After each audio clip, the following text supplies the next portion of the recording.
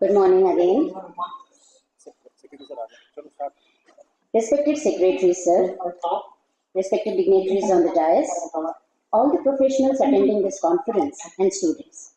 I, Kirti Sudha, extend a warm welcome to all of you to this national conference. I am glad to mention that National Institute for the Empowerment of Persons with Intellectual Disabilities, Divyangjan, is conducting this national conference on Techno-Pedagogic approach in rehabilitation of children with special needs. This 2 days conference is funded by the National Fund of Department of Empowerment of Persons with Disabilities, Divyangjan, Ministry of Social Justice and Empowerment, Government of India. For the inaugural program of the conference, we are honored to have respected Shri Rajesh Agarwalji, Secretary, DPWD, as a chief guest of the inaugural function. We also have Professor Rajesh Kumarji, Dean of Education, Osmania University, as a guest of honor for this inaugural function. And we also have two keynote speakers for this conference, Professor Rishikesh Senapati sir and Dr. K. Thiagu sir. Now, we will start the program with invocation song Vande Mataram. I request our students from Special Education Center, Ms. Varsha, Ms. Dakshayani, Ms. Kavya, and Ms. Durgaya to join us on the stage for the song.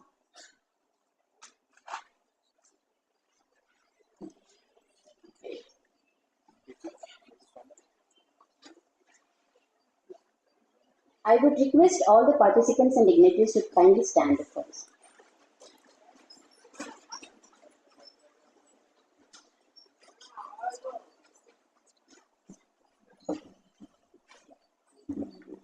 Vande Mataram, Vande Mataram, Sujalam, Sujalam, Malaya Shikalam, Sasya Shamayam Mataram, Vande Mataram, Rajosna Puragitayamini, Pulla Kusumita Drumadara Shobhini, Suasini, Sumadura Vashini, Sukadam Varandam Mataram, Vande Mataram, Vande Mataram.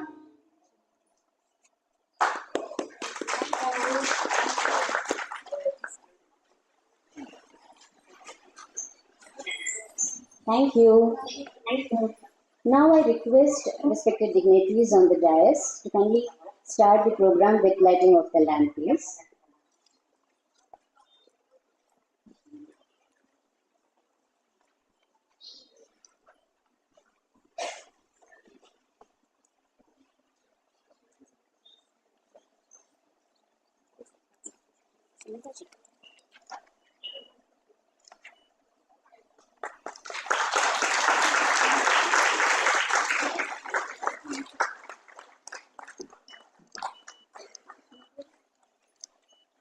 Shubham Gurutvam Kalyanam Arogyam Balasampadaha Shatru Buddhi Vinashaya Deepam Jyoti Namostute Shubham Gurutvam Kalyanam Arogyam Balasampadaha Shatru Buddhi Vinashaya Deepam Jyoti Namostute. Thank you.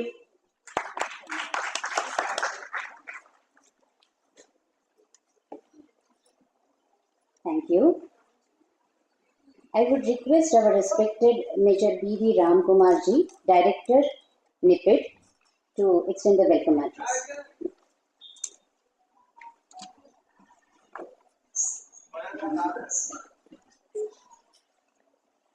A very good morning, ladies and gentlemen. It's indeed a moment of pride and honor for me welcoming you all people here to this national conference on Techno-Pedagogic approach. and Rehabilitation 2.0. At the outset, I would like to welcome our esteemed chief guest, Sri Rajesh Agarwal sir, Secretary DPWD, to this as the chief guest for this conference. Sir, thank you so much, sir. We understand that you have been so busy, and in spite of that, you have actually agreed to take out time and be with us. Your presence is a source of inspiration and motivation for all of us. And here I would like to tell all the delegates here. In fact, for the last 1.5 year, 2 years, NIEPID has actually made a paradigm shift in actually trying to leverage and explore the technology in rehabilitation of person with intellectual disabilities. And this all was actually a guidance, and the course change was given by our respected secretary sir, who always insisted for us to leverage technology for reaching the unreached, because India is such a huge population, and the only way we can reach to the last mile is through technology. And thank you so much, sir, for your directions, and we are very sure that we would be working towards that. And as part of this, already we have had partnerships with a lot of non-governmental organizations and organizations working for the disabilities. And I'm very happy that 7 of those organizations are present here who would be making a presentation during this conference. I would also like to invite our guest of honor for the day, Professor Rajesh Kumarji, Dean of Education, Osmania University. Rajesh Kumarji has always been a source of support for us in the Osmania University, and all our long-term courses in NIEPID are actually affiliated to Osmania University, and he has always been a source of support for us. Thank you very much and welcome, sir. And I would like to invite the keynote speakers and very eminent experts in the field. Professor Rishikesh Senapati ji is the former director of NCERT, and in fact we are all very blessed to have sir with us here, and I'm very sure we all would be going much more experienced and better at our understanding of aspects by listening to sir here. Thank you very much, sir, for accepting our invitation and welcome you here. We also have with us Dr. K. Tiagu, Department of Education, Central University of Kerala. And I would like to mention here, Central University of Kerala has been doing very, very path-breaking work in the area of disabilities, and we have actually earlier had a lot of collaborations with them. And I'm very sure we all would gain from your presence here, sir. Thank you so much and welcome you here. I take this opportunity to welcome all our invited speakers. As I said earlier, the 7 organizations which we are presently working on, trying to leverage technology and develop a lot of aspects, right from maybe online screening apps, digital individualized education programs with organizations, and various other aspects. And I'm very sure this will also give us a lot of ideas and to take this, the use of technology forward from here. And I invite all our delegates, all our paper presenters here. In fact, we have received a lot of overwhelming response to that, and we had to sort of cut short the number of papers what we could actually accept for this conference because of time constraints. Notwithstanding, we also thought that all the people across the country should actually be using this opportunity. So we are live streaming this conference through YouTube, and this is live going on across on our YouTube channel of NIEPID. And we have actually informed all the NGOs, all the stakeholders, all the professionals working in this area, and I'm very sure lot many people, not just the people who are here, about 250 professionals, apart from these professionals across the country, all would be able to use this. And last but not the least, actually, I invite all other our students who are pre-CRE participants in this conference. And this again is a very wonderful initiative by our secretary, sir. He said that the students should be actually, attending the conferences and trying to understand the larger aspects of the rehabilitation or whatever the area in which the conferences are held. And Secretary Sir, as RCA chairperson, has approved this concept of pre-CRE points for our students. And I'm very happy many students, young minds, have actually registered for this conference and are present here. I welcome all of you people. And about this conference, you all have got actually the schedule of the program, and if you see, the conference actually ranges in different areas. In teaching pedagogy and leveraging technology for that. And I'm very sure with this wide scope of topics what would be discussed in the course of 2 days, I'm very sure we all would be going back from here enriched. Apart from this, as usual, any conference aims at helping people develop networks, and trying to learn from each other. And I'm very sure this will be a wonderful platform for that. Thank you once again. And once again, thank our respected Secretary, sir, for kindly accepting our request and being part with us in spite of his busy schedule. Thank you so much, sir. And once again, welcome all the esteemed dignitaries and all the delegates and participants. Thank you very much. Jai Hind. Thank you so much for your welcoming words, sir. Now we would like to extend the floral welcome to the dignitaries. I would request respected Major B.V. Ramkumar, sir, along with our students from Special Education Center, to welcome Professor Rajesh Kumar, sir, guest of honor of this program. He is the Dean of Education from Osmania University. A warm welcome to you,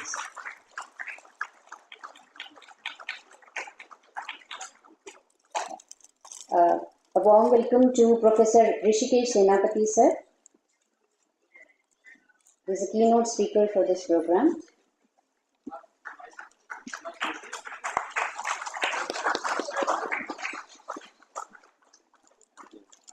And now I would request our team to welcome Dr. K. Thiagu, sir. He is also a keynote speaker for this program.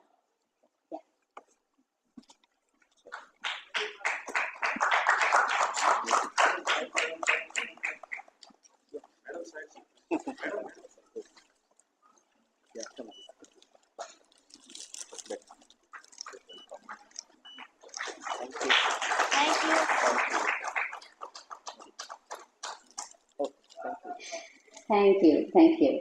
As I have mentioned, we have as a guest of honor Professor Rajesh Kumarji, Dean of Education, Osmania University.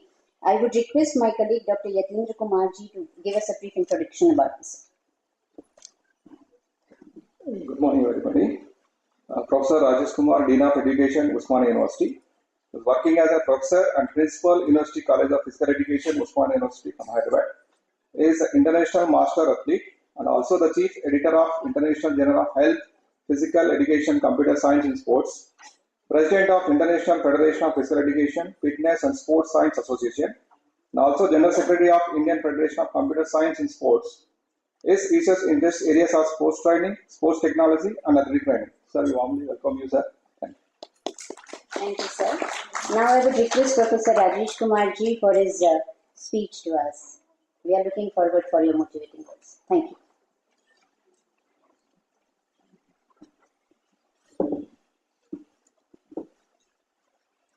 Good morning, delegates from all over the India. Speakers from different universities and organizers from NIMH. Before that is NIMH, now it is called as National Institute for Improvement of Persons with Intellectual Disabilities. First of all, I am very happy to associate with this organization because in last 30 years back, I used to work for these NIMH people for the Special Olympic Games. Already we organized the Special Olympics 30 years back at Hyderabad also. I feel very happy to associate anytime when they call for this type of activity for intellectual disability persons. Then the conference, the national conference, Techno-Pedagogic approach in rehabilitation of children will give a platform for the delegates to learn many things how to improve the intellectual disabilities like autism and other disabilities. And it also help the speakers to share their views so that the delegates will learn and teach the students.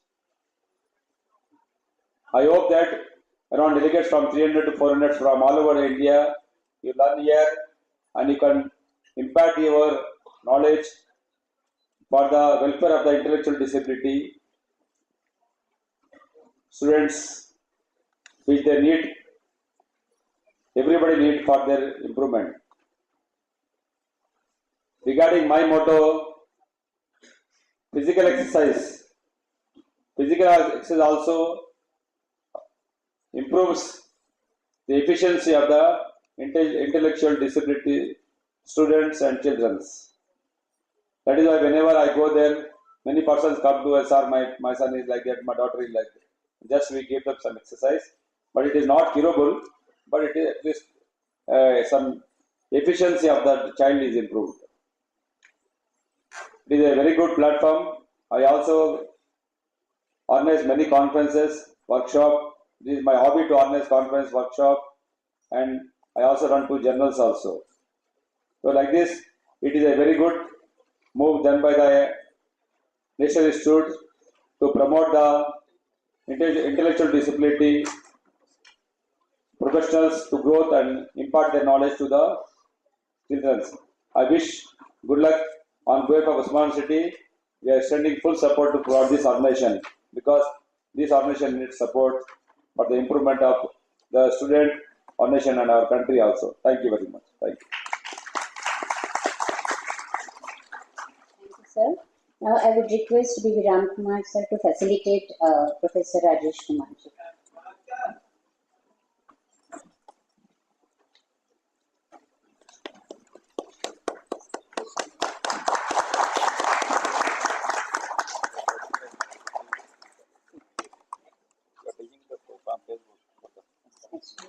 Yeah.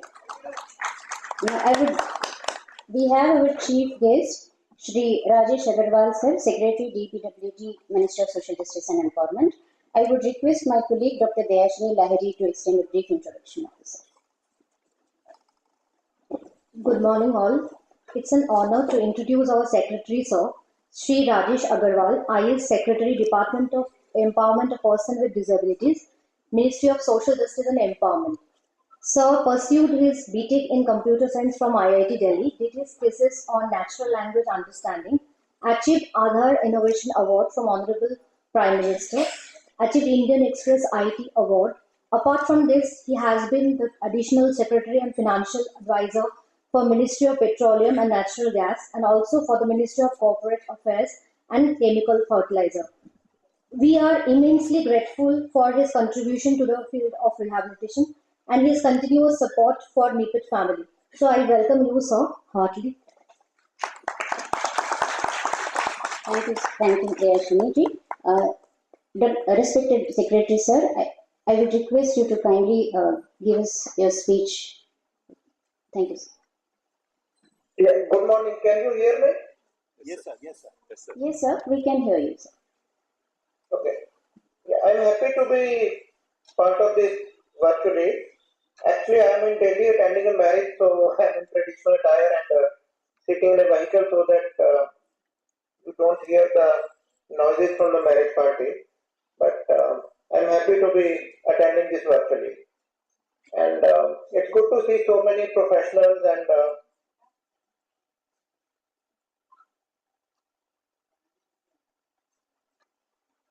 also the budding professionals and ones who are still doing their courses attending this seminar.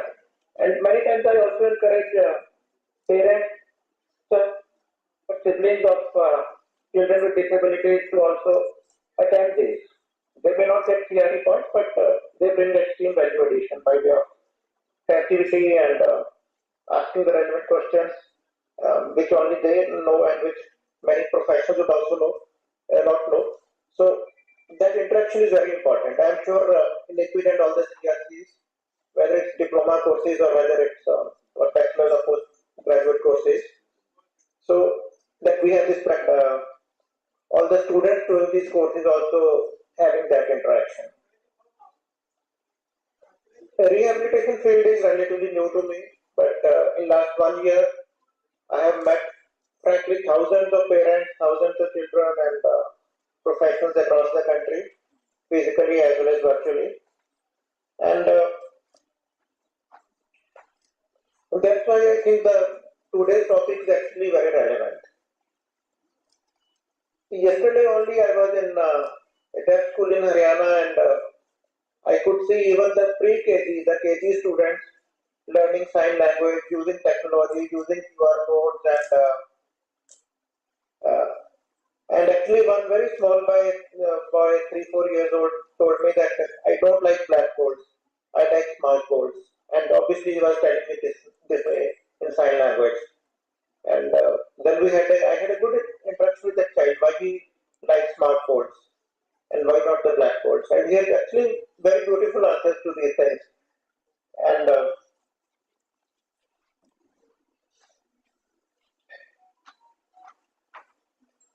I was going through the agenda, so basically, actually, women getting pregnant, basically all the prenatal advice about food, about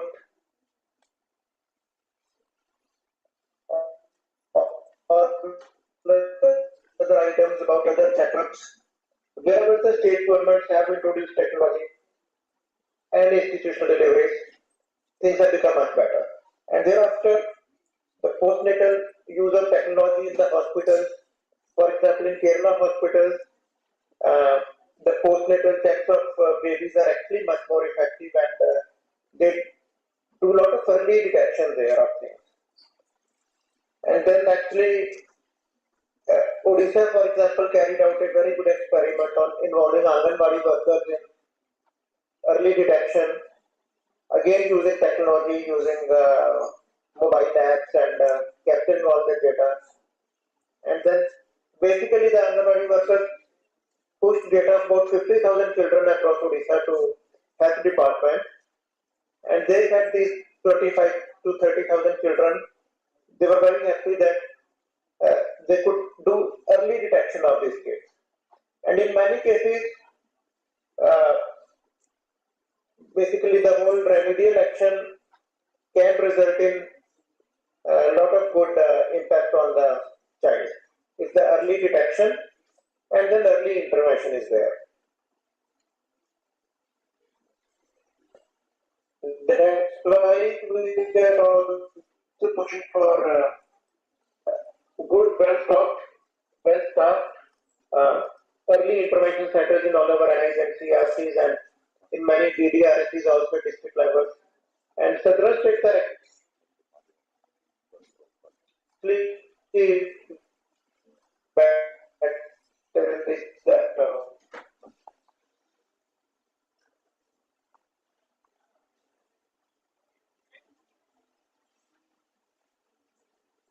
many state governments are also set up early intervention centers, early diagnosis and early intervention centers.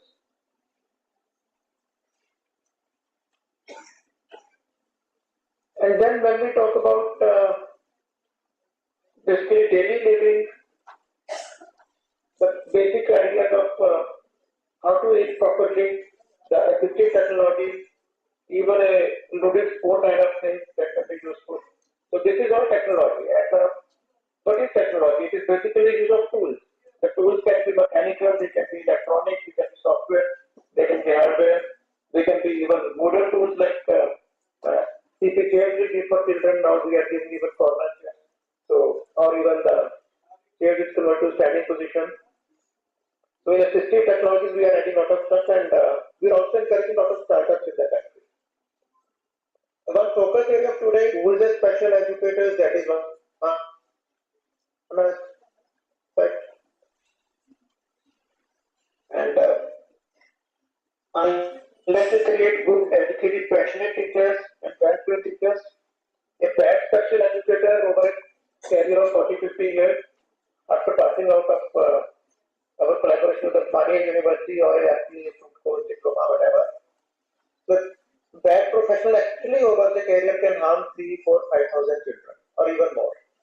While a well-trained professional and a passionate professional can change so many lives of so many families. So, better syllabi, better equipment in all our training institutes, and then creating better professionals. So one line of professionals is better teachers.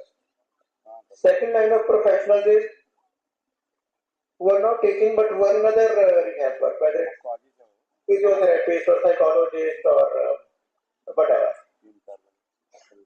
So to create those also we need to have technological interventions in which result in better teaching. So books with QR codes, books with a hybrid kind of teaching methodology, involving people from outside the country also. So I am very happy when I see our many national institutes actually doing international conferences, getting best of professionals from across the globe to talk to our students and faculty and improve basically the standards all around. And then how do we teach our professionals and teachers and special educators to teach the technology to the children and their parents? That's very, very important. For example, a special educator in VI, they must be able to teach the use of smartphones and keyboards and lot of other stuff, or even smart home speakers to the students, to the children and their parents. And then in many of our courses, we do have labs which do need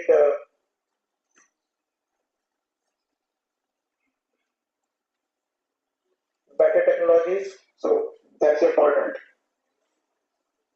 So I'm attending this conference in between the sessions, and I've requested the director also to basically send me, because I will not be attending fully attending the YouTube session also, but later on I will go through the sessions and learn also, because as I said that I'm in this field for only 1 year, but every day I learn new things, and in the ministry we try to do a lot of new things. We are trying to think out the box. One is thinking outside the box, doing new stuff. Second, involving a lot of persons with disabilities themselves and their parents.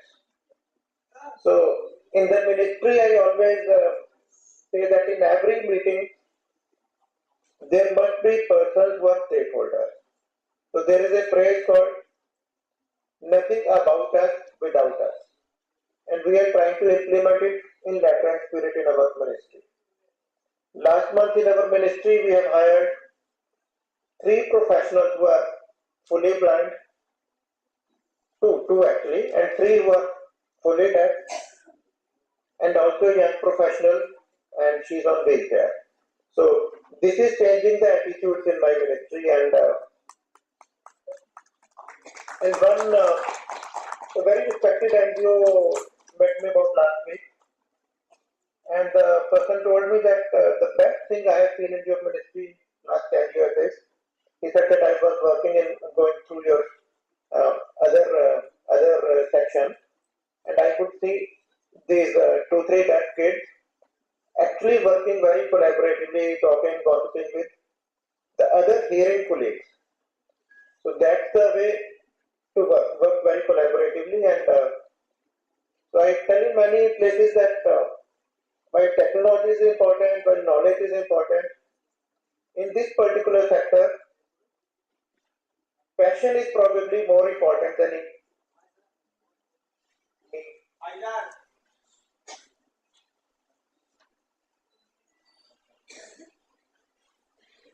Even these 2 aspects.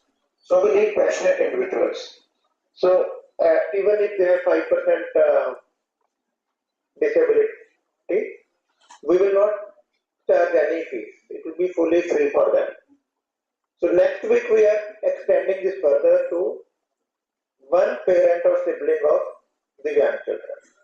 So if anyone wants to join our course, whether diploma or bachelor's or postgrad, etc., in any of our NI or CRCs, and there is a Divyang person in that family, the student joining or the parent joining may not be Divyang, we will make it free education for them, because we need, they will be the best persons, they will be the best professionals in a sense, because they have lived that life and they have seen all those challenges. And this is especially true in the field in which NIEPID specializes, in the field of autism, and all the related other disabilities. And many of these are hidden disabilities, also SLDs, which are not really visible. So the challenges of these are actually quite different from other disability challenges. And this is where basically the family role, the society role is much more important. And I think I should stop here and also in between listen to stuff so that whatever to discuss today, any new things which come out, we'll try to scale them up to other NICRCs and other institutes of RCI. And once again, I'm very happy that our young students are joining this course, and they will be earning CRE points also. Again, one more idea that we have 30,000 plus students, both diploma and bachelor students across our system of RCI. I would love to use all these students and expose all these students to various schemes of the government. And for example, if all these 30,000 students, they help 100 people each to get the UDID card, to then fill up their UDID forms and upload their disability certificates. So this student force can actually help 30 lakh people in our country get the UDID cards. And so on, the same for EDIC scheme, the same for distribution of TLM kits, or even improving on the TLM kits. And that's also in a sense technology, there's a lot of stuff in that. So again, once again, good to see these kind of conferences take place, and which promote the use of technology and new techniques in pedagogy and other assistive living. Thank you so much and best wishes. Thank you so much, sir. Thank you. Now I would request my colleague, Dr. Sunita Devi, to extend vote of thanks. Excuse me, please. Before the vote of thanks, thank you so much, sir. In fact, we have noted the points what you have actually directed us here. And certainly, sir, we will work on those. And sir, I have shared the link of the today's conference on your WhatsApp, sir. And we'll value your actually, all your suggestions and directions given, and we will certainly work on that. Thank you so much, sir. And thank you again, once again, for actually being part of us in spite of your busy schedule. You have a very private ceremony, but still you made it. And you have actually made your presence and motivated us. Thank you so much, sir.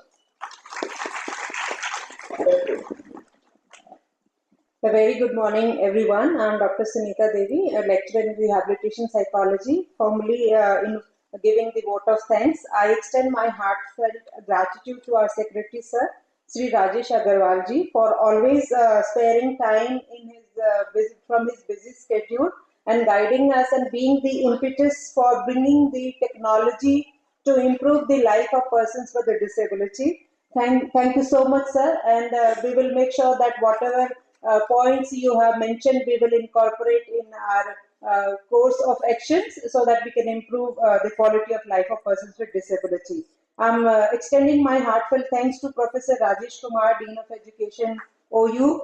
Thank you, sir, for sparing time, and thank you for helping us to create a good human resource to help persons with a disability. I extend my gratitude towards Rishikesh Senapati sir and K. Tiago sir for sparing time, and I'm sure that your valuable inputs and your experience will help all the participants to get insight into their work and bring the best whatever they are doing in this field of disability. I thank you all the rehabilitation professionals, participants, students, and everyone who are being present here.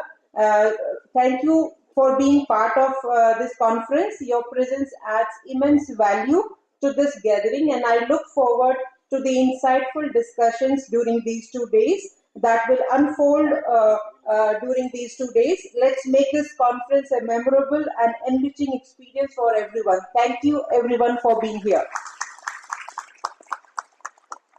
Now we will have a break for the tea, and after that we will start the session with the first keynote speaker, Professor Senapati sir. Thank you everyone. You will join us for the tea.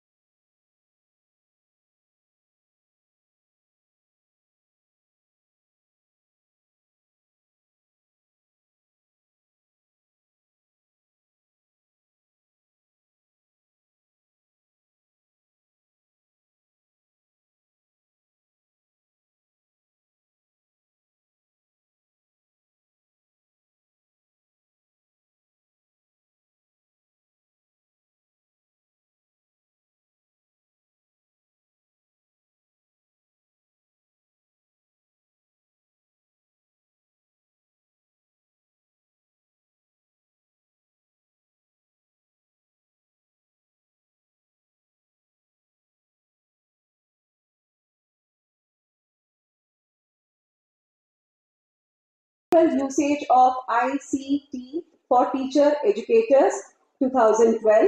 Implications of emerging pedagogy in reference to NCF 2005 for teacher educators 2012. Professional development for teachers educators 2011. Package on ICT mediated constructivist learning for the professional development of teacher educators 2010, and many more. His major book of publications includes Piaget Teaching Model for Cognitive Development, National Psychological Corporation ARCRA as co-author.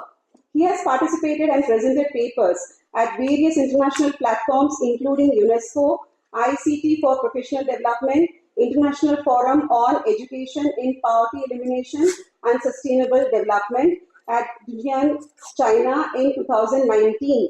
2018 Asia Pacific Regional Global Citizenship Education Network meeting in Jakarta, Indonesia, International High Level Conference Achieving Education 2030 on Quality Education held at Met Mashau Educational Training Center, Jerusalem in 2016. We welcome you, sir.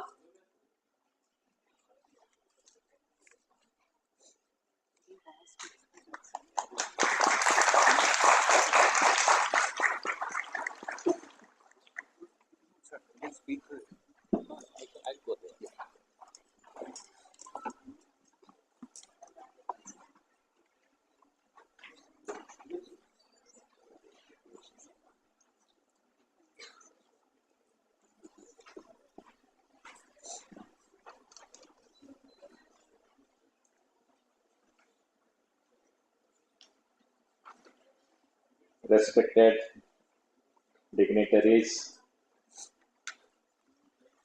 Director, NIEPID, all other faculty members, some of my old colleagues from NCRT present here.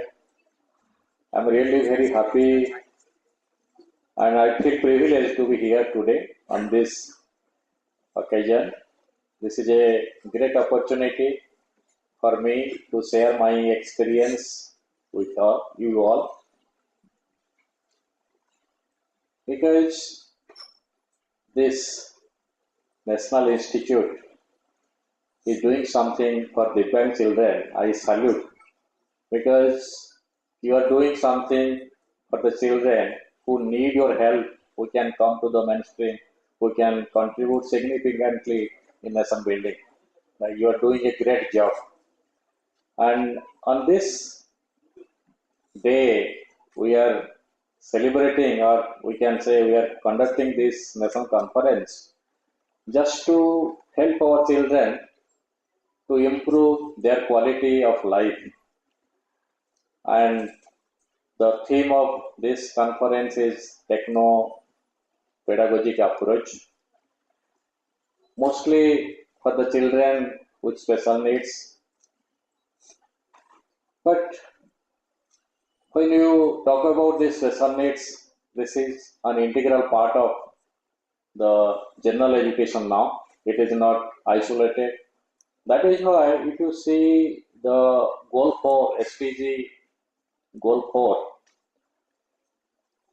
it is talking about inclusive and equitable quality education and lifelong learning. We have to ensure inclusive and equitable quality education and promote lifelong learning for all. This is the agenda, 2030 agenda, and India has signed in 2015. We have accepted this, and we have to ensure inclusive, equitable, and quality education for all. This is a great challenge before us. And we all know in 2020, we have come out with National Education Policy, NIEPID 2020, and it was released on 29 July 2020. And NIEPID 2020 is also talking about the same thing. If you look at the vision of NIEPID 2020, NIEPID is talking about the system of education based on Indian ethos, so that we can make Indian society a knowledge superpower. And to achieve that, there is need of providing education to all, high quality education for all. NEP 2020 is also talking about equitable, vibrant knowledge society. That means we are going to create a system of education based on Indian ethos, which will help us in creating an equitable, vibrant knowledge society, so that we can really contribute in nation building. We can take our country to a new height, and we can make our country a knowledge superpower. And India is progressing, no doubt about that.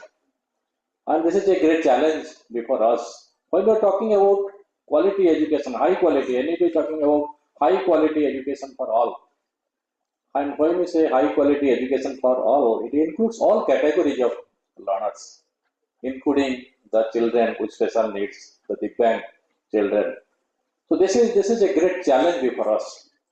How can we provide equitable, quality education to all, so that we can make our country a knowledge superpower? Because NEP, if you see the vision of NEP is also talking about fundamental duties. Because this is a very challenge for us. Because when we are talking about children with special needs, it is our job is not just to help them by providing assistive devices or assistive technology. Our job is to create a very positive attitude among other students towards these children. That is a big challenge, because everybody should accept, everybody should feel comfortable, because they are also an integral part of the society, and we have to provide quality education to them. And that is why in NEP is talking about these fundamental duties. While it is not our rights, we should fight for our rights, we should be conscious of our duties and responsibilities. And our curriculum and pedagogy, it has been mentioned in NEP, the curriculum and pedagogy of our institutions must develop a sense of respect towards fundamental duties and constitutional values. Because that is there in the vision of the policy. Constitutional value, we have to take care of constitutional value. When we are talking about constitutional values, constitutional obligations, all are equal in the eyes of law. And we are talking about the fundamental duties. We should feel for others. We should feel for all the children, because they are our children. So that is there in NEP 2020. And NEP is also talking about human rights. NEP is talking about sustainable development. NEP is talking about global citizenship education. That is our culture, because we all the time say Vasudhaiva Kutumbakam, which has been highlighted in G20. And we say Sarve Bhavantu Sukhina. That means we are actually living in an inclusive society. Our society is inclusive in nature. Now we are talking about inclusive education. That is why in NEP it has been mentioned.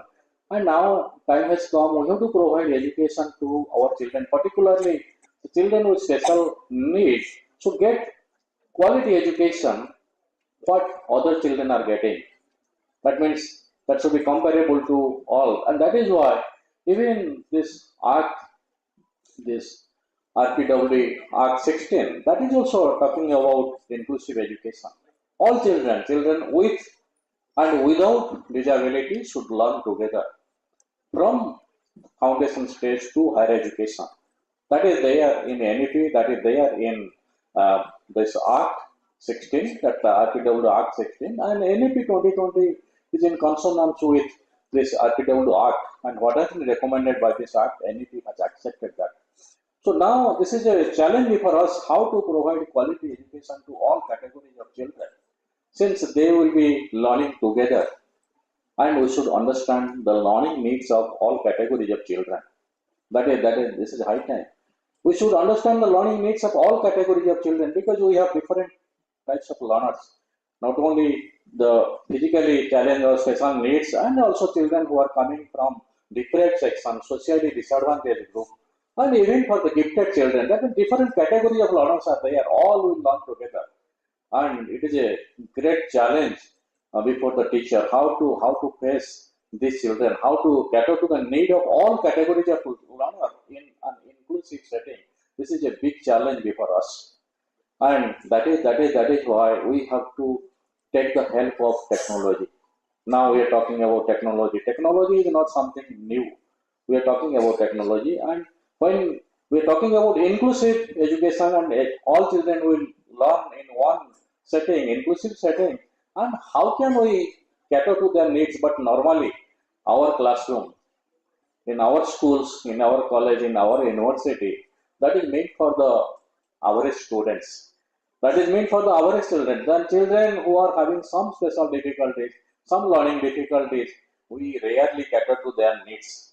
But now NIEPID 2020 has highlighted on this. And the education what we are going to provide, that should cater to the need of each and every learner. And unique potentiality of each and every learner should develop. That is the time now. Time has come. We have to take care of that. That is why we are talking about assistive technology. Assistive technology will definitely help, because what research shows that assistive technology is helping us to catering to the need of these special children, and that we can take advantage of that. And it is technology. We all know that technology is a tool. Technology is a tool. Technology is a means. Technology is not an end. And we can use technology as a means, and we should not use technology as an end. Technology cannot bring about any change. The question is how we are using technology. That is why you will find the pedagogy all the time. Pedagogy dominates technology, because I have attended many programs conducted by UNESCO in different part of the world. And what we have seen that the focus is on now technology pedagogy integration. We are talking about techno-pedagogic skill. Why? Because technology is a means, technology is not an end. And to take advantage of technology, we have to make use of pedagogy. We should understand pedagogy, and we should have a thorough understanding of pedagogy. Then only we can take maximum advantage of technology. Because all the time, if you see the history, you will find all the time pedagogy dominates technology. Whenever there is change in pedagogy, you will find a corresponding change in the use of technology. What history shows. Because when we are talking about, I will give you that background, because when we are talking about pedagogy, you see, now we are in 21st century, and now we have NCF, NEP 2020, we had NCF 2005. If you go through the documents, what type of learning environment we are talking about? We are talking about very learner-centered learning environment. Learner-centered learning environment. We are talking about our children should construct their own knowledge. And if we go back to history, till 1950, the first half of the 20th century, learning was defined as response learning, because it is based on the findings of research conducted on animals. It may be cat, it may be rat, it may be dog, whatever it may be, Pavlov, Thorndike, Skinner, and they have conducted good number of experiments on the basis of the findings of that research, and it was observed that if there is more drill, more practice, then there is better learning, and learning was defined as response learning. And this is the development till 1950. Then during 50, 60 and 70, you will find there is a definition of learning has changed. I am talking about the pedagogy, because without understanding pedagogy, we cannot integrate technology with pedagogy. And during 50s, 60s, 70s, the definition of learning has changed. And learning was defined as knowledge acquisition. If you see history, learning was defined as knowledge acquisition during 50, 60 and 70. Why? Because it was in our mind, our impression was that our children do not know anything, their mind is blank slate, and they are tabula rasa, empty vessel. We have to provide all sort of information so that they can acquire mastery over the knowledge what is available. That is why we made our curriculum overloaded. In our school, curriculum is overloaded. And we wanted to put everything in the curriculum, because our impression was that children do not know anything. We have to provide all sort of information what is available in the world, all over the world. That was the development, and learning was defined as knowledge acquisition. And you see, what was the focus? Focus was on product. Focus was on product, and in this product-oriented approach, By any means, we have to get correct answer what our children are doing. If they are unable to comprehend, unable to understand what they are doing, they are acquiring mastery through rote learning, because we need correct answer. It is a product oriented approach. And teacher's job was just to facilitate, just to transmit the knowledge. That means knowledge was considered as a commodity, and that was being transmitted from teacher to learner. Because mind is empty vessel, we have to provide all sort of information. Teacher was the only source of knowledge. But gone are those days. We are in 21st century. That is why in 80s was the last part of 20th century. During 80s and 90s, learning was defined as knowledge construction. You see how pedagogy is changing. Learning was defined as knowledge construction. Mind is not a blank slate, it is not tabula rasa. When children are coming to school, they are coming with some sort of experiences. And we have to provide whatever information we are providing that should match to their cognitive level. If it will match, then they can integrate it into their cognitive structure. That learning will be meaningful. They will never forget that. That will be a permanent part of their cognitive structure. Based on that, we came out with National Curriculum Framework 2005. NCERT came out with the National Curriculum Framework 2005. If you see the guiding principle, if you see the recommendation of NCERT, you will find NCERT has recommended for a learner-centered pedagogy. Learner-centered pedagogy. That means learner. That means whatever we do, say at the center, our child will be there and should be there. That was the recommendation. That is why, if you see, when we are talking about pedagogy, that means there is a shift, there is a paradigm shift in learning. And initially it was defined as response learning, mainly based on Pavlov's theory. And then behavioristic approach, cognitivist approach, then constructive, then learning acquisition, then knowledge construction. And when we are talking about this, that means what is that you will find the corresponding change in the role of teacher, corresponding change in the nature of classroom, corresponding change in the process of assessment, corresponding change in the use of technology. Use of technology. Why? Because earlier, when we were talking about this product oriented approach, product, that means one is product oriented, another is process oriented. In this product oriented approach, our students are learning from technology. But in process oriented approach, our students are learning with technology. That is why when we are talking about technology, use of technology with regard to pedagogy, you will find that means what we say that when behavioristic approach, in product based approach, we are talking about this the technology that is known as full technology. We call it full, F-U-L-L, full technology or application one. That means everything is prescribed, everything is prefixed. And what the learner will do, that is already decided. They have to press which key and ultimately which result. Example is computer assisted learning. It is based on program learning, and the theory is program learning. That means in a mechanical way, we are helping our student to acquire mastery over the content, because that focus is on product. And by giving some remedial measures and feedback, that means we divide the content into small part. Then we give a small part to the student, then they go through it, then we ask some question. If correct answer is given, then we allow the learner to go to the next.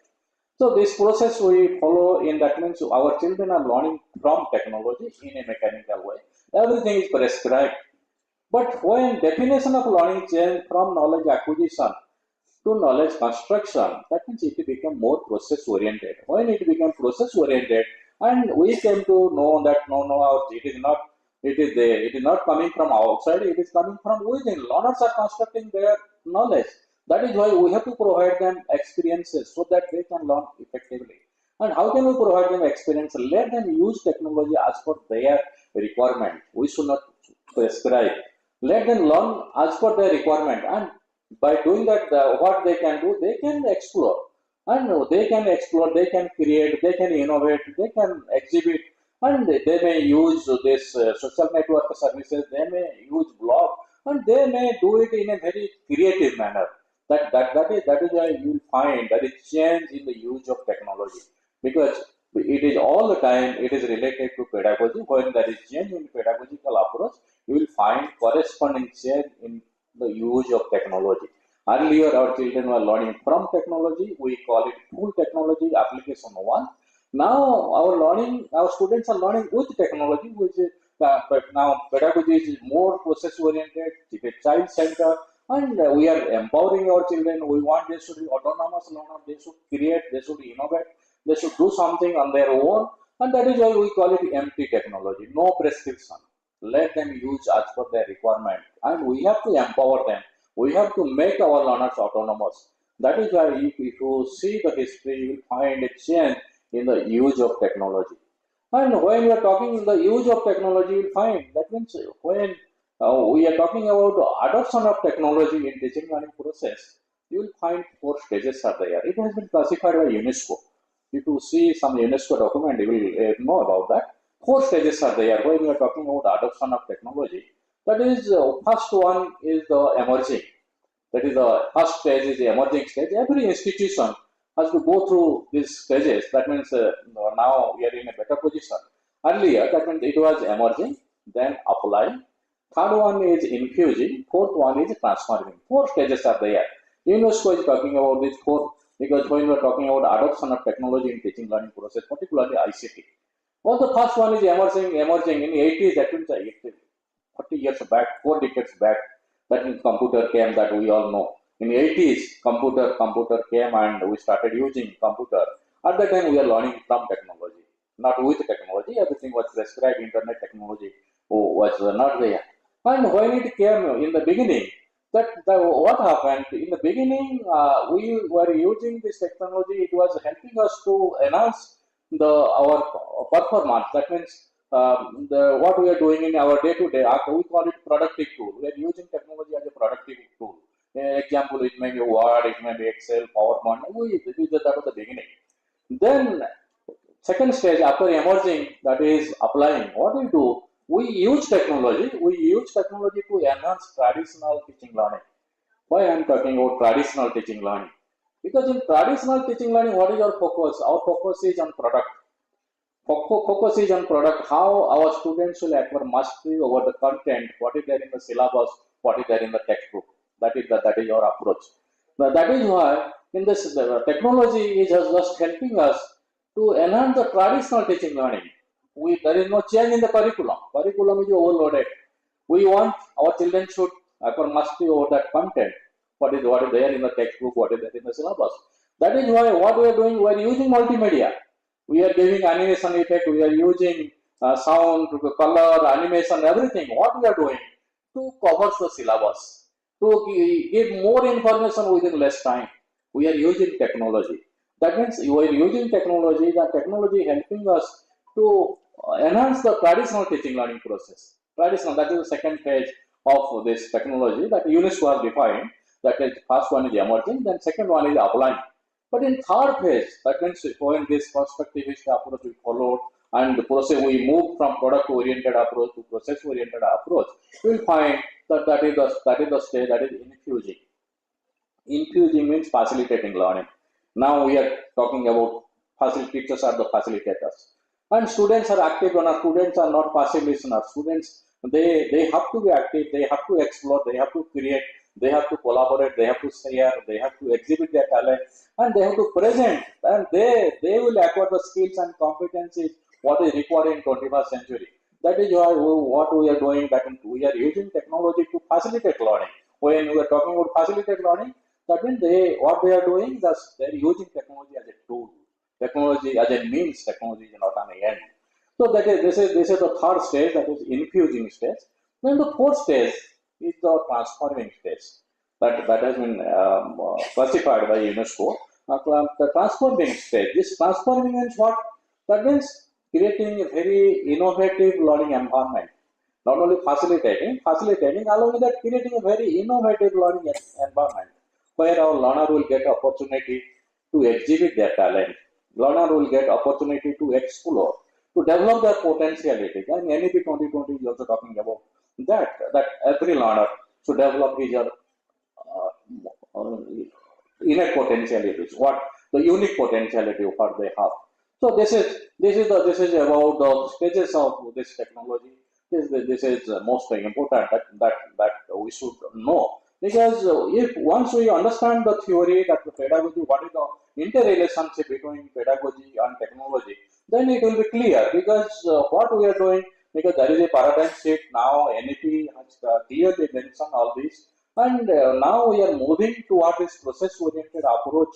We are talking about skills and competencies. We are talking about 21st century learning skills, and we are talking about holistic education, and we are talking about inclusive education. All children will sit together, learn together, share their experiences. That is why it is high time we should understand what is the need, what is the requirement of our children, and then along with that, what technological tool we should use, and what pedagogy we should use to take advantage of these technological tools. That is why we're talking about assistive technology. That is, and based on this, now we have come to this techno-pedagogic approach, because only technology is not going to serve the purpose. To take maximum advantage of technology, we have to integrate technology with pedagogy. That is the need of our. That is why we are talking about this techno-pedagogic approach. And in this techno-pedagogic approach, what is more important? Three things are there. Some models are available. Three things are there, because from a layman point of view, that we could see that in techno-pedagogical approach, what is the first one is content. We are teachers, teacher educators, students sitting here. Content is more important, no doubt about that, because it is there in our syllabus, it is there in the textbook. We have to acquire mastery over the content, because and we have to pass the exam. That is one component of this. Then the second approach, so second component, what is second component is pedagogy. Second, how to transact that content, and what content and how to transact that content. That is talking about pedagogy. Then the third thing is about the technology, because now we are in 21st century, and we have moved from that wave 1, wave 2, wave 3 like this, and a lot of changes have taken place. Because in the beginning, I have told you that we are using as a productive tool. Then we developed self-instructional materials. We developed that we use this multimodal instruction. Then now we are using this web-based web management system, web-based learning management system. Then now we are talking about artificial intelligence, the generative artificial intelligence, and chat GPT, and it is going to influence the entire teaching learning system. And because this generative intelligence is going to, it may negative, it may be positive, but we have to see from positive point of view.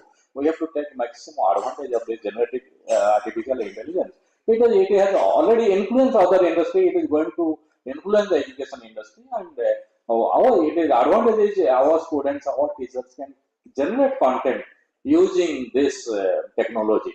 So that is the latest development. And now NEP is one example I would like to give you, because NEP is talking about local content.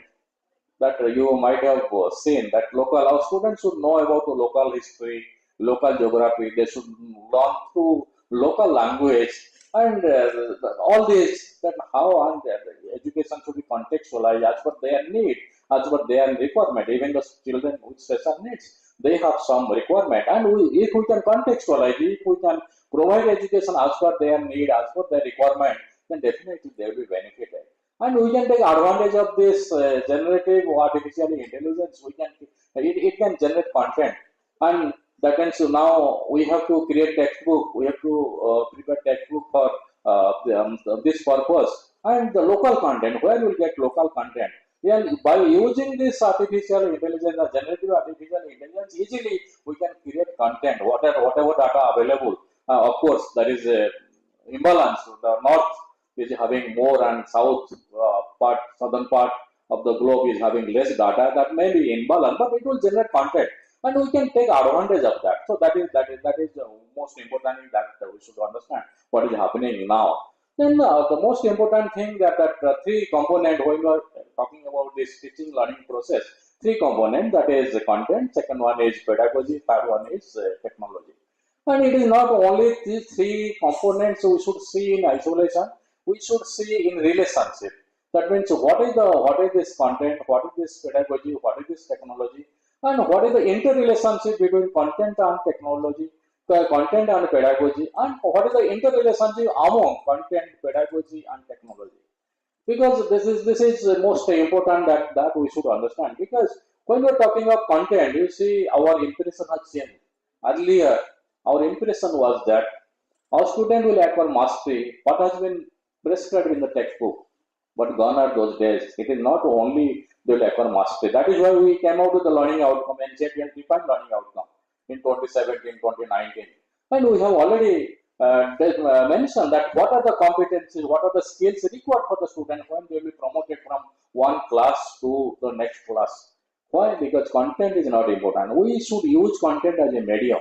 Using content as a medium, we should help our student to develop the skills and competencies what is required in 21st century. So from that point of view, there is change in our impression, in our approach to content. It is not that good content, the content piece of content is very good, that should be included in the curriculum. No. So we should see what skills and competencies this particular content is going to develop. That keeping in view that we should select that content in our curriculum. We should include that. Now NCF has come and we are going to develop new textbook, new syllabus, new curriculum. So all this will be taken care of. So that is why that when there is change in the nature of content, focus has been changed. Focus has been shifted from content mastery to competency mastery.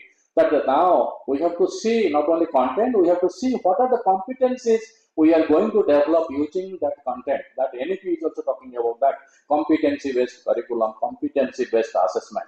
That is the need of our. That is number one. Then when you're talking about pedagogy, that means it is not in isolation. Because you see in NEP, that in chapter 4, you find that curriculum and pedagogy. When you're talking about pedagogy, that means assessment is also an integral part of this pedagogy. Earlier, in product-oriented approach in behavioristic model, assessment was something separate from teaching learning. And now assessment is an integral part of teaching learning. If you go through this constructivist model, constructivist approach, that means now our vision and our impression has changed. So when you are talking about pedagogy, it is not only the teaching method we are going to use, how to transact, how our students are learning, whether they are learning or not. That is most important. That is your assessment. It is not assessment of learning, what we do at the end. Assessment for learning, what we are doing in between, and assessment as learning. And students are going to be involved in the process of assessment. We are talking about holistic progress card, and here technology is going to play a very significant role. We can take the help of this artificial intelligence to maintain this holistic progress card, because India is a huge country, and it will be very difficult to do it manually, and artificial intelligence will help us to manage. We are coming out with this holistic progress card, and it will be integrated in our schools. And when it will be used in our school, it will be used for all categories of learners, and technology is going to play a very significant role. So that is why now we should understand pedagogy. It is not only a teaching method, it is also assessment is also an integral part of pedagogy. And curriculum is also integral part. Curriculum, pedagogy, assessment, all the three are integrated, interdependent. And we should understand our pedagogy from that perspective. That will help us to understand the relationship between content and pedagogy. Then the third thing, technology. And technology, earlier in the beginning, when we were using as a productive tool, and that one-way transaction, or that wave 1, we're talking about wave 1. Now wave 2, wave 3, that means that scope for interaction. Simultaneously we can interact, we can share, and we can do many things using technology. And this during COVID period, we have acquired mastery over the technology on our own, because that was the need, that was the requirement when we came out with the alternative academic calendar. Because at that time, ministry asked us that you have to do something, NCRT have to do something. Then what we thought, we have to do something. We came out with alternative learning alternative calendar. Then what we did, learning outcomes are there. And we took the advantage of the portal, what we have, it may be ePathshala, NROER, Disha, and we took advantage of that. Keeping in view learning outcome, we prepared the mapping, and then we prepared the guideline, and we empowered our teachers. Teachers who through using this, through mobile, through this internet, what they can do, they can guide the parents. Parents can create different learning environment inside the home, inside using the available materials available at home. So that was the approach, and all the CBSE schools followed that approach, and some states also adopted that. There also we try to integrate technology, and ultimately our teachers became master, and they have acquired mastery over the technology, use of technology. All are familiar with that online teaching, etc. That so now time with time everything is changing, and now that is why when we are talking about technology, we should not talk about technology in isolation. Technology in relation to pedagogy, technology in relation to content. Content means it is not only content mastery, the competencies, skills, what we expect our student should acquire, particularly the children with special needs, what skills, competency they should acquire. We should identify accordingly. We should redesign our learning environment, and we should make use of assistive technology so that it will be very effective, and it will help us in bringing out change in teaching learning process, because it is the interrelationship between content, pedagogy and technology, and among content, pedagogy and technology, that is really going to bring about a significant change in our teaching learning process, and we can take advantage of technology. And when we are talking about these children with special needs, they can learn, every child can learn, that we all know. Only the difference is they may take more time to learn, and they should learn as per their space, that means as per their need, as per their requirement. If we can make use of technology, keeping in view the pedagogical aspect, then definitely we can bring about change, bring about a significant change in our inclusive classroom. That we all know they can learn, no doubt about that. That is why NIEPID has recommended that means we should not compromise the quality. That opportunities what we are providing to our any other children, that opportunity should be provided to the children with special needs. That then only we can reach parity. And even NEP is not only talking about that, NEP is also talking about the flexibility. Flexibility, it may be curriculum, it may be pedagogy, it may be assessment, because we have to make it that means the agencies who are issuing certificate. Even now, POROC has come now, it has been set up in NCERT as per the recommendation of NEP 2020. And POROC will take care of this assessment, and the POROC also should take care of that in future. That how they will be assessed and how we can make learning more friendly. That means they user friendly, so that they can take maximum advantage of that. And NEP is also talking about the home-based education for the severe children. So that means most important thing what I would like to present before you, that is that it is not only technology that we are going to use. That means it is really pedagogy that is going to play a very significant role in the emerging scenario. In the emerging, why I say emerging scenario, because NEP has been released. We have completed 3 years, and we are in the process of preparing the syllabus and textbooks, because curriculum framework for foundation stage, curriculum framework for this school education have been released. The school education was released in August 23, and now we are in the process of developing textbook. So that from that point of view, now time has come, and what type of environment we can create for our children, particularly children with special needs, so that they will be actually they will take advantage of that environment. That is the most important.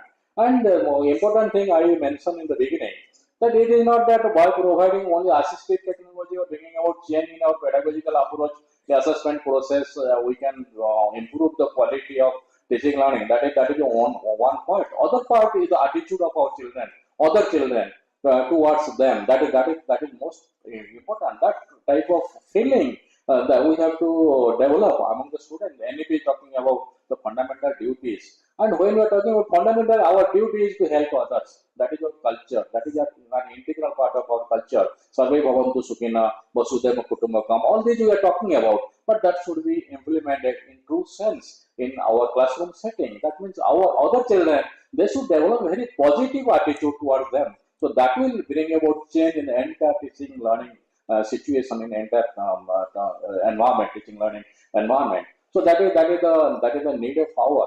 So that is why what I wanted to mention, that keeping in view this SDG goal 4, keeping in view the recommendation of NEP 2020, even keeping in view the recommendation of this ARC, the ARC, RPW ARC, but you will see that when now time has come, we have to take care of all our children, because the grandchildren, they are our children, and we have to take care of them so that they can take advantage of the situation. It may be technology, it may be pedagogy, it may be environment, whatever it may be, they should take advantage of the situation, and we should contextualize our learning, keeping in view their need and requirement, so that we can give justice. We can contribute something significantly in nation building. We can take our country to a new height if all categories of children will be benefited out of that.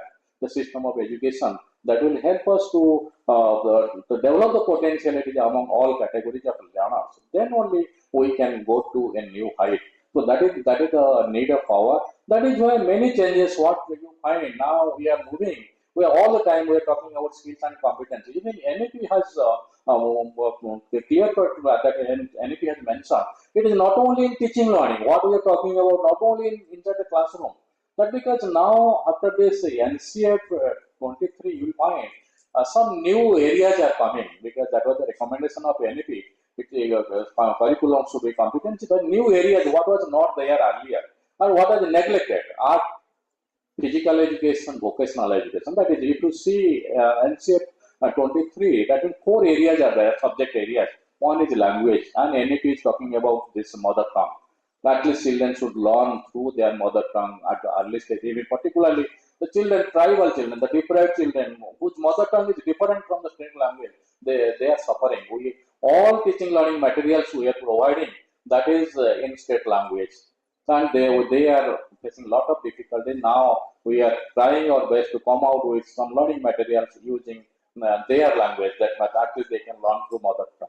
And now you see we are talking about this talking books in sign language. NCERT has signed MOU with Minister of Social Justice in 19. We signed that MOU, and there also we are trying to develop textbook using sign language.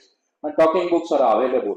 That means we should think from this perspective, so that really we can contribute significantly in nation building. That is the need of power. So what I feel that NEP has recommended, it is not only in teaching learning process we should help our children with special needs. They should participate in art, they should participate in physical education, they should participate in vocational education. Most important thing, vocational education is going to be an integral part of general education. It is going to be introduced from class 6 onwards. And when it will be introduced in class 6 onwards, that will be no separate vocational stream. Now we are not going to have separate vocational stream. It will be an integral part of general education. Every student, before completion of school education, has to acquire mastery over the content, at least one vocation before completion of school education. That is the recommendation of NEP. So that is the children with special needs also should take advantage of this, that in art, physical education, vocational education, which is going to be mandatory, compulsory and integral part of this curriculum, and they should be exposed to that, and also they should take advantage of that, because they have different potentialities, and we should provide opportunity for them to develop their potentiality, that we can do.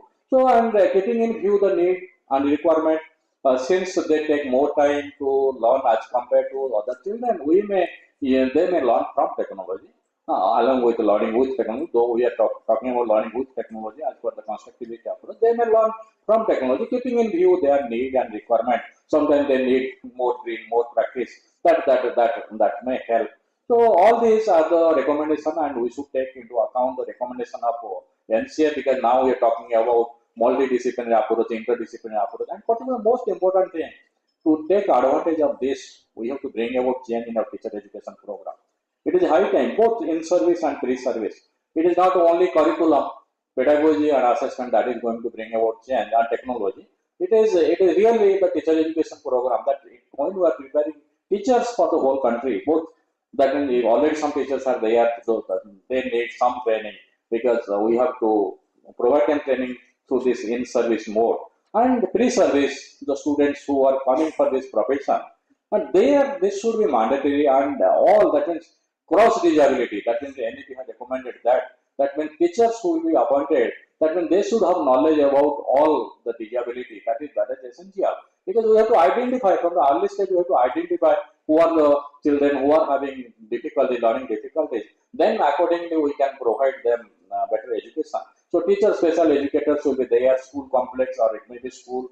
They will be equipped with all these resources, facilities and technology, and teachers will be trained, and ultimately we have to bring out change in our teacher education program so that we can take advantage of this pedagogy technology, and really we can help our different children and they can contribute significantly for their own development and for the betterment of our society, because they are an integral part of our society.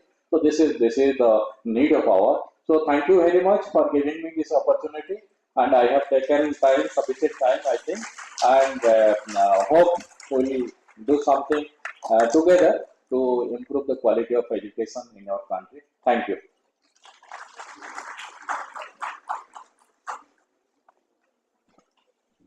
Thank you so much, sir, for your valuable inputs that has given a good understanding regarding the inclusive education, new education policy, technology-pedagogy combination, and changes in the field of education, special education, learner-centered pedagogy, and how pedagogy is changing. And I now request Mrs. VRP Shailaja Rao ma'am, former faculty at NIEPID Secunderabad, to do the felicitation of Professor Rishikesh Senapati, sir.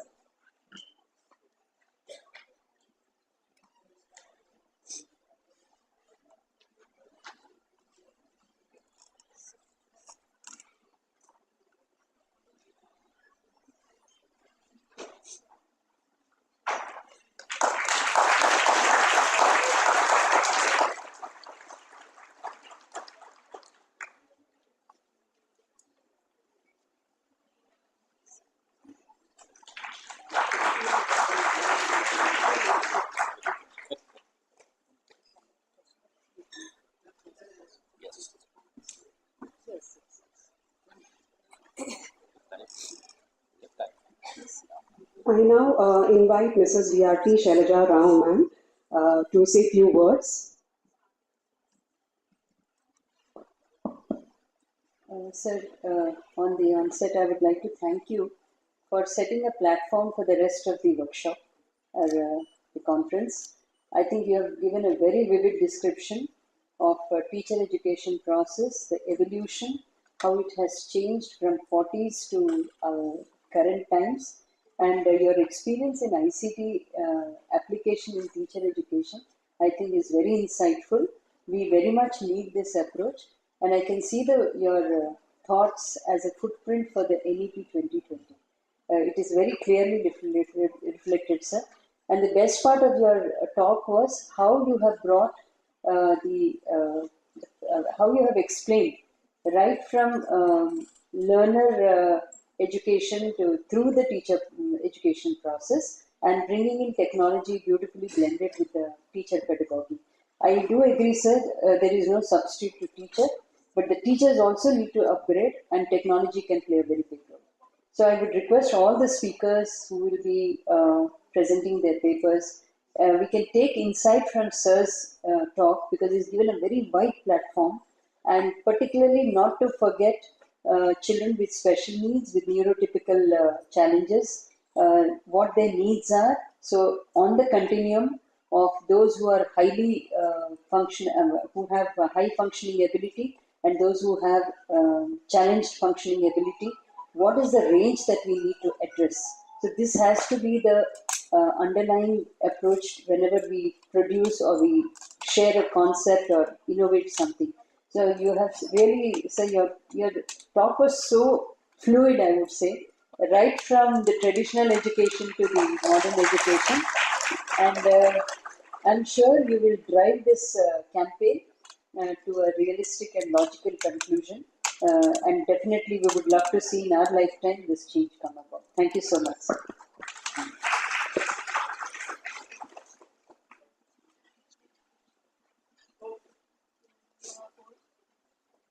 The forum is now open for discussions.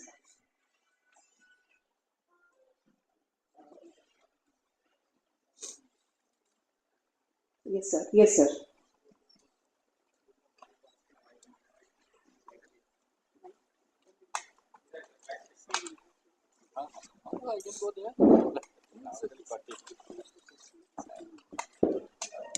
First of all, I'm sharing with the board director, sir, as well my colleague.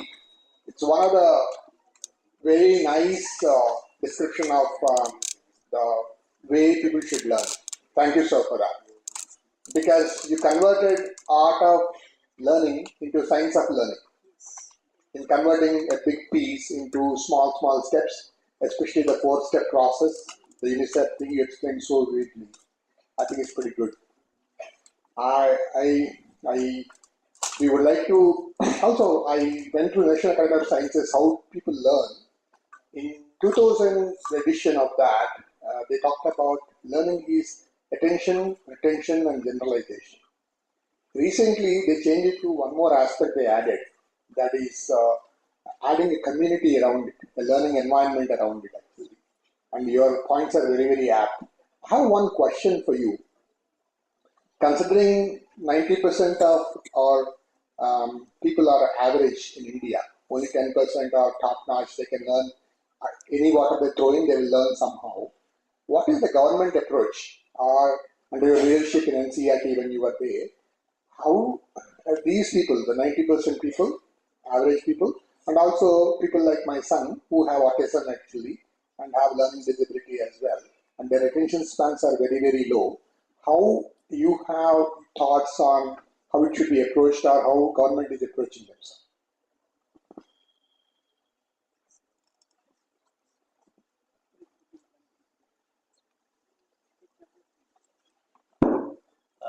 Thank you, sir, for raising very nice question. Really, I'm very happy to be here, and this is a very pertinent question what you have asked, because we all know we have maximum average children in our classroom. What you said, 90%. That we now what we are doing, we are that means doing something that will be suitable for all. That approach we are following in our teaching learning process. But now, if you see this National Curriculum Framework 2005, there we are talking about contextualization. Because what is learning? Learning means we have to now, it is not the content, what is there in the text that will be transacted, and what is happening in our society, what is happening outside the classroom. That is most important. Now time has come, we should have a link between what is happening outside and what is happening inside. If there is no link between the two, then the very purpose of education is defeated. Because ultimately we are preparing our children for the society. If our children are not connected to our society, not connected to our community, then the very purpose of education is defeated. That we are doing now. Because we are preparing our children for exam, they are securing very good mark in exam. 90%, 95%, 100%. But when we talk about the competency is very low.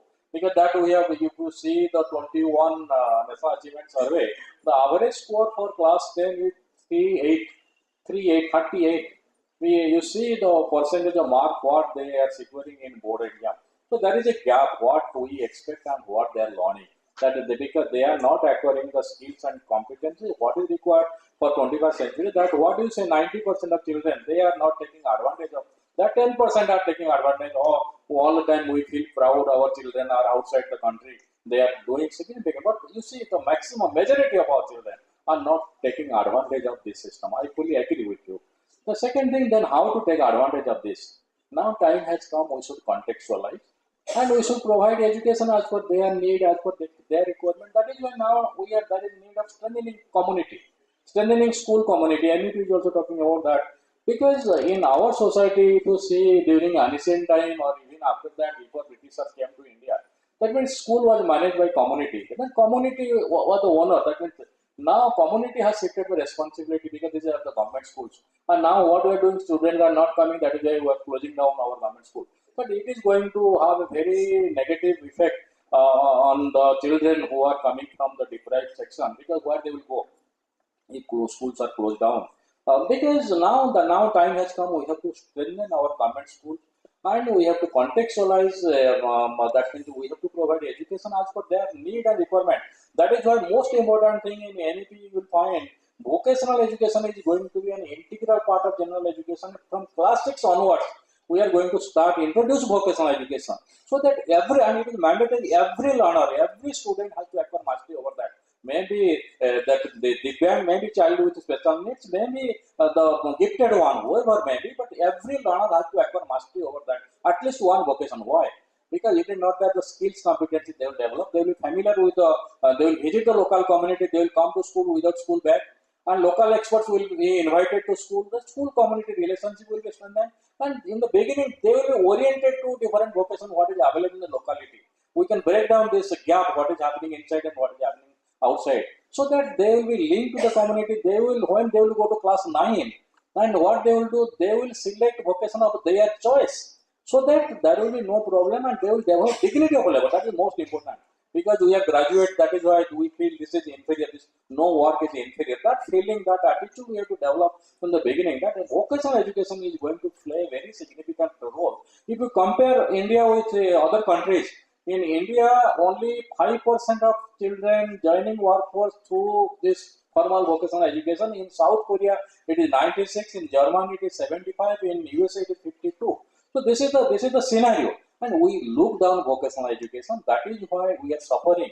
It may be art, it may be, that is why what we are talking now. We are talking about interdisciplinary approach. We are talking about multidisciplinary approach, because that is the need of our. Because even if once we visited Russia, that is a gifted center. We thought only that means of the education will be as per their need. That means which will suit their. No, it was that means everything was there. Art, music, dance, theater, everything was there. That is when what NEP is talking about multidisciplinary approach, interdisciplinary, even our NCF multidisciplinary areas are going to be introduced. It will really help in the holistic development of the personality. If attitude is not there, if our children are not emotional stable, then they will commit suicide. What is happening in Kota? That is why holistic education is the need of our, and that is why it should be integrated with our community. Community should play a major role, and we should contextualize. That is why we initiated NISTA program in that means before this COVID period through face-to-face, because ultimately teachers are the implementer of this policy. If we can empower them, we can make them professionally sound. If the disability we are talking about, that cross disability, that they should have knowledge, basic knowledge about all. Then only we can really bring about change in the system. This is high time, and we should take advantage, and we should come forward. School, community, everybody should join hands together, and we can bring about change in the system. Thank you, sir. Thank you so much, sir. Requesting participants for more questions.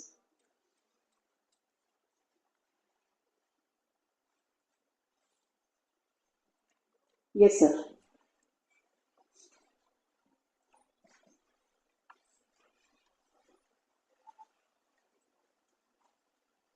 Good morning, sir. I'm Dr. Sudeep from Royal College. I've been teaching psychology for students for the last 5 years. I also taught students in the school about 10 years back, and I am very much dismayed to say that students these days lack critical thinking completely. They can do many mathematical tasks, abstract tasks, but with regard to critical thinking questions, they're very, very poor. I would like to ask you on part of NCRT, what is being done to actually inculcate this in them at this juncture? Thank you so much. Thank you, sir. You have also raised a very relevant point. Not only critical thinking or whatever, that is problem solving. Please sit down. Problem solving ability, creativity, all these are neglected. Because why? Because we all know what we, as parents, what we are doing, as teachers, what we are doing. We are all the time asking our children, you go through the content, what is there in the syllabus. We are not going beyond the syllabus, beyond the textbook. Though NCF 2005 has recommended that now time has come, we should go beyond textbook. And if we will go beyond textbook, then definitely we can think differently. That is why in this NCF and what has been recommended by NEP, why NEP is talking about competency-based curriculum, competency-based assessment. That's the most important, because it is purely we are assessing content. That is why students are securing 95%, 100% in board exam. But when we were conducting this national achievement test, even PISA, we conducted in 2009 in Tamil Nadu and Himachal. You know, India position was last but one, 723. So, and similarly, because this national achievement survey is also talking about the skills and competency. When we develop learning outcome, we define the skills and what skills and competency we expect from our students when they will be promoted to the next class. So that is missing. That is why what we are doing when we come out with this new curriculum, new textbook, new syllabus. Then it will be competency based. That has been recommended. Once we make it competency based, and we give intervention how to develop these competencies and skills, problem solving ability, this collaboration, cooperation, creativity, communication, all these, because this is the, we do not know what type of job will be available in future because of this industrial revolution 4, and in future, because now the jobs are available that we were not aware of that, and similarly in future. So if we can develop the skills and competency, maybe critical thinking, creativity, problem solving ability, definitely student can face any situation, any challenge, they can convert the challenges into opportunities. That is why curriculum is going to be competency based, and our transaction approach also will be help in the development of this competence and assessment. Particularly students will be assessed, and holistic progress card, holistic development will take place when we will assess our students holistically, their affective domain, their psychomotor domain, along with cognitive domain. Then all these will happen. Then definitely there will be change, and this is that we hope for the best. We should be optimistic because after the implementation of this new curriculum, new textbook, definitely there will be change in our teaching learning process. Thank you, sir. Thank you so much, sir. We can take one more question. Yes, sir.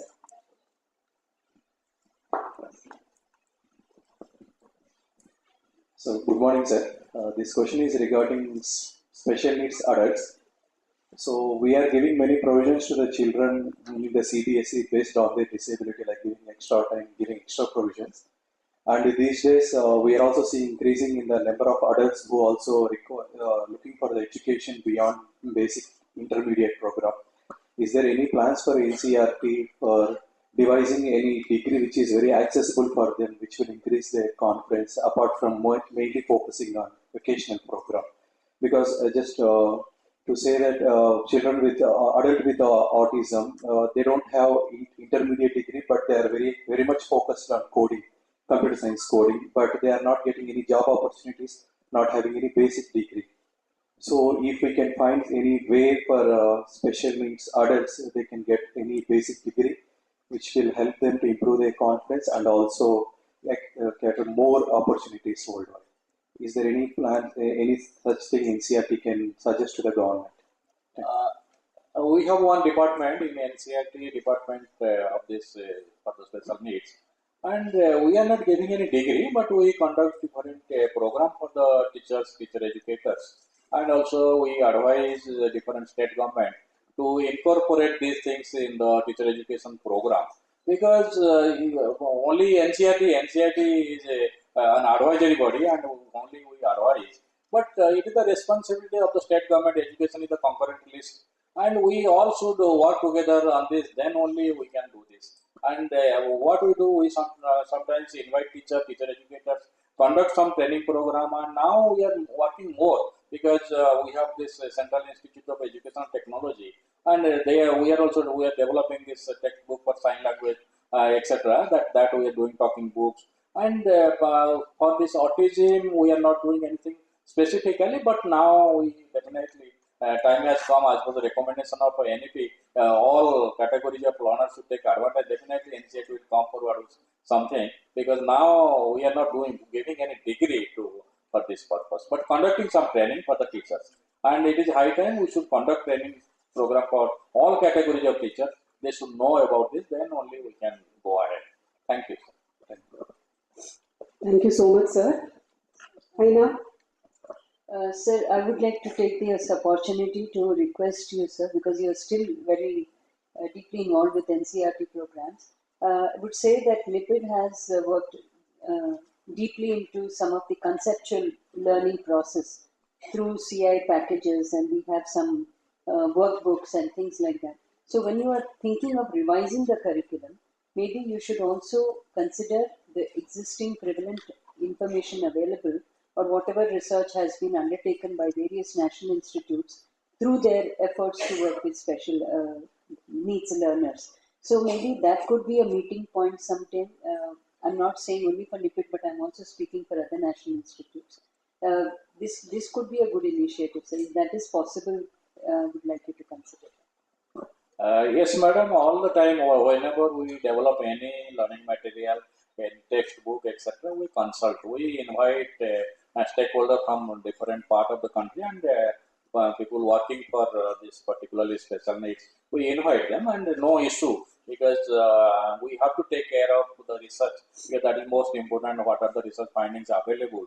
Based on that, we can go ahead. Now, definitely, NCERT will take care of that, and whenever we develop something, we put it in public domain and we take the opinion of the people and we invite experts from different organizations. So that will be there, no issue about it. I would just like to clarify, ma'am, actually we have been closely working with NCERT. We have been, in fact, NCERT has constructed a lot of companies and Disha will also, like what the CIA packages and RM packages and all. We actually shared them because during the COVID, especially when they wanted free source learning materials, we have shared all of them.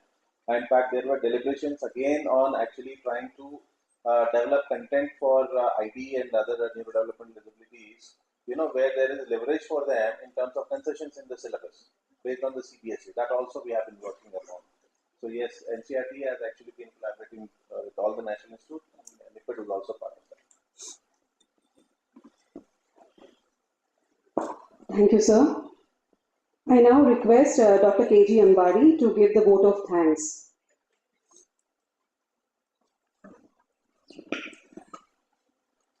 Respected dignitaries and my dear participants over here, the thankful moment for me that Senator sir has agreed to be a part of our conference. So, on behalf of NIEPID team, on behalf of all the participants over here, I convey my heartfelt gratitude to Professor Rishikesh Senavar sir for being here. Thank you so much, sir. Because just with a call, like with a phone call, sir agreed. Sir told, okay, buddy, I come. And for each and every aspect, whenever I call sir, sir used to say, give me 1 hour or some time, I will get back to you. So thank you so much for so kind to me, and I'm very happy to share that also. When sir was NCERT director, I was also part of NCERT for quite some time, like as a ad hoc faculty over there in RI Mysore. So thank you so much, sir, for coming here. Once again, heartfelt thanks, sir. I am conveying my gratitude on behalf of NIEPID and all the participants here to Miss V.R.P. Shailaja Rao ma'am. It's part of NIEPID. Ma'am is like a family member of NIEPID. And thank you so much, ma'am, for sharing your thoughts as well as chairing this session. Thank you so much, ma'am. So I thank all the participants over here for being a part of this session and giving their own views as well as making the session so interactive. Thank you so much. We'll have the next session soon. Thank you.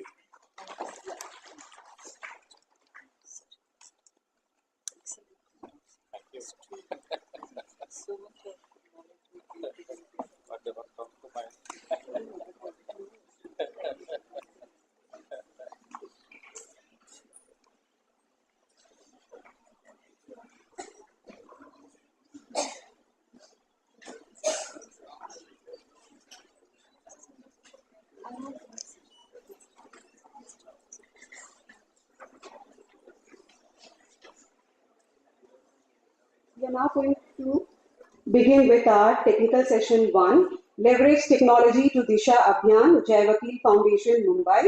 And I request our chairperson, Dr. Sunita Devi, to honor the,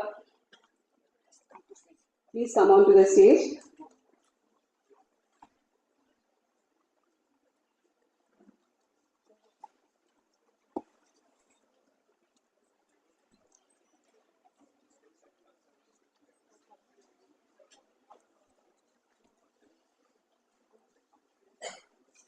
Jayavakil Foundation was founded by Mr. and Mrs. Homusi Vakil in 1944. It was their dream to provide their child Dina, who was born with Down syndrome, a place to thrive and be happy in, compelled them to start Jayavakil as no such establishment existed. It started from their home educating and providing therapy to a few children to now a 2-acre campus in Sivri, Mumbai, along with two rural branches in Pune and Nashik district. Their vision is to strive for the inclusion of all individuals with intellectual disability by maximizing their potential. Project Disha has been formed to initiate the much required systemic change. They believe that each child is unique and every child learns differently, that they learn at different paces and have different styles, but they all, without a doubt, have a capability to learn. The goal of Project Disha is to build and disseminate an assessment checklist for IEP and a uniform curriculum in special schools to transform education for children with intellectual and developmental disabilities and provide training for the implementation of the same. The assessment checklist for IEP and the curriculum for the age group 3 to 14 years and 14 to 18 years are certified by National Institute for the Empowerment of Person with Intellectual Disability. In 2019, Jayavakil partnered with the Department of Social Justice and Special Assistance Commissioner of PWD, Government of Maharashtra, in order to roll this out in all special schools in Maharashtra. We invite Ms. Shubhangi Desai, Head of Disha Abhiyan, and Ms. Deepthi Gubbi, Head of Training and Content, to share with us their experience on Project Disha. We welcome you both.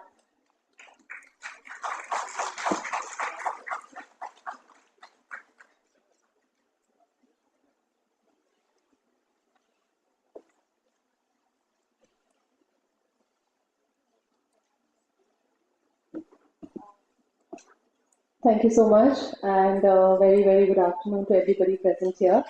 Uh, I'm Deepthi. As mentioned, I head content and training at Jayavakil. Hello, I'm Shubhangi Desai and I head Disha Abhiyan. We are very happy to be here today. Thank you so much, sir, for your talk. High quality education and equitable education is the need for the hour. And the integration of pedagogy and technology is something that even we are striving for. So today we're here to present how we've leveraged technology and used it to benefit each of the stakeholders that we work with at Disha and at Jayavakil. Give us a minute. Before we start, we have a small video. Once you look at it, then we will move forward. Thank you.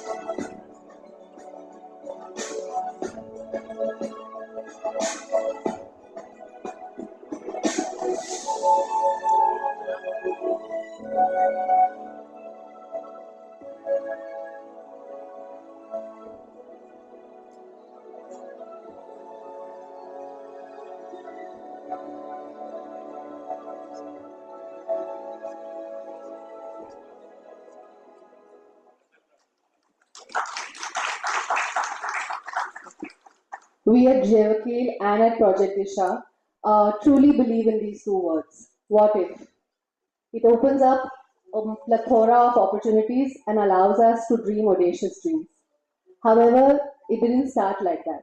Jayavakil was started, as mentioned, for one child with a very small and simple dream to provide education for this girl called Dina.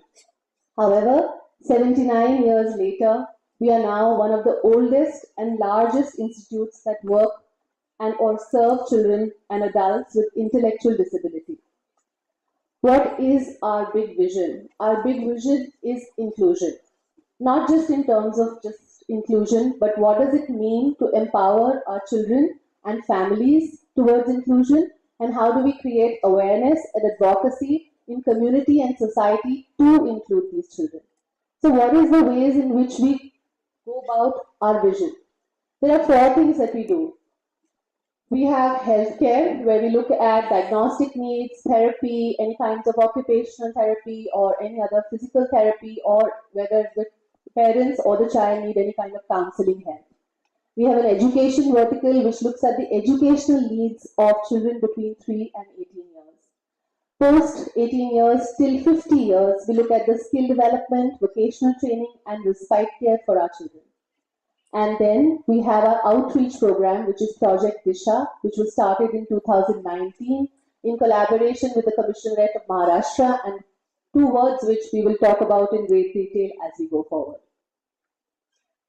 While we kept our focus on inclusion, we realized we wanted to dig deeper on what are the challenges that were being faced in the sector. After speaking to many teachers, having many focus group discussions and workshops, we realized and came zeroed in on four major challenges that our teachers were facing. One was there was an absence of uniform assessment which was digitalized. There was an absence of uniform curriculum, by which I mean that great work was happening, but a lot of the work was happening in silos. And each teacher was reinventing the wheel almost on an everyday basis. Each of our children are unique and we are very aware of that. But what that leads to is multiple learning levels in a classroom, and that's challenging. Also, their teachers have varying levels of ability, but though we felt that none of these was being leveraged in a classroom. So try and bring a solution or a sustainable solution to all of these challenges, we came up with certain resolutions. One was we developed a curricular content.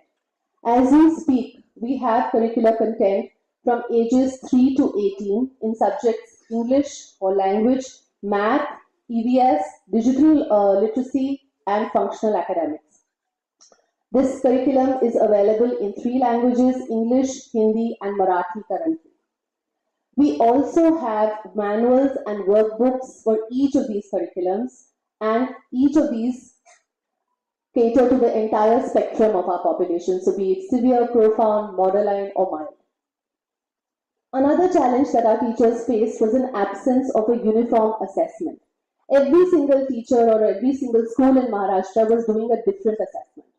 They didn't understand the scoring. Sometimes the parameters were jargonistic. Sometimes the understanding was not cultural.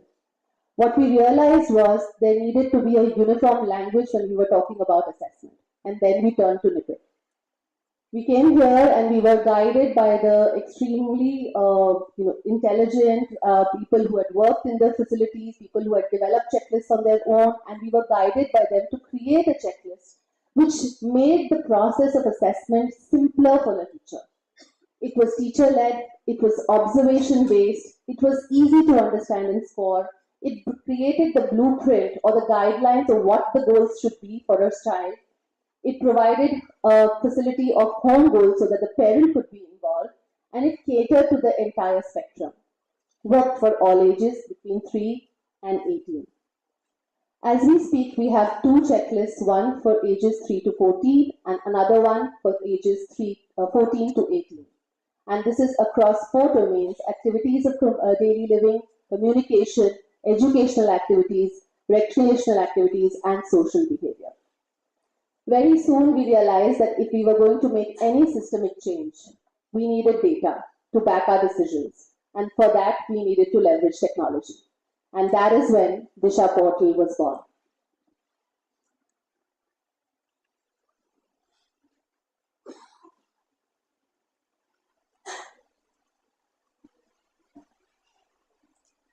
Disha portal, we've leveraged technology to Disha web portal.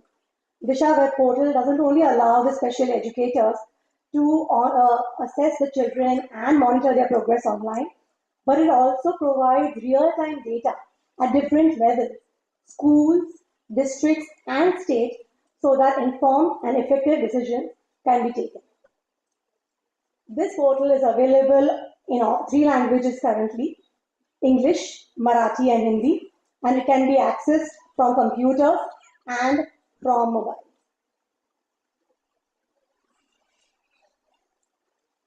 We talk about how the portal affects the different stakeholders now. The first one and the primary one is, of course, our children, because they are our primary stakeholders. Once the teacher fills an assessment checklist on the portal, the entire goals of the child, the entire baseline assessment of the child is accessible to the teacher on the press of a button. So 200 points, 5 domains, everything comes on the portal and the teacher can look at the baseline. Secondly, all of us know that the teacher-student ratio when our teachers work with students is very high. So if a teacher is filling a data for 7, 8, 10, sometimes 12 children and they are across 200 or 300 parameters, this becomes really tough to understand what were the goals of every single child.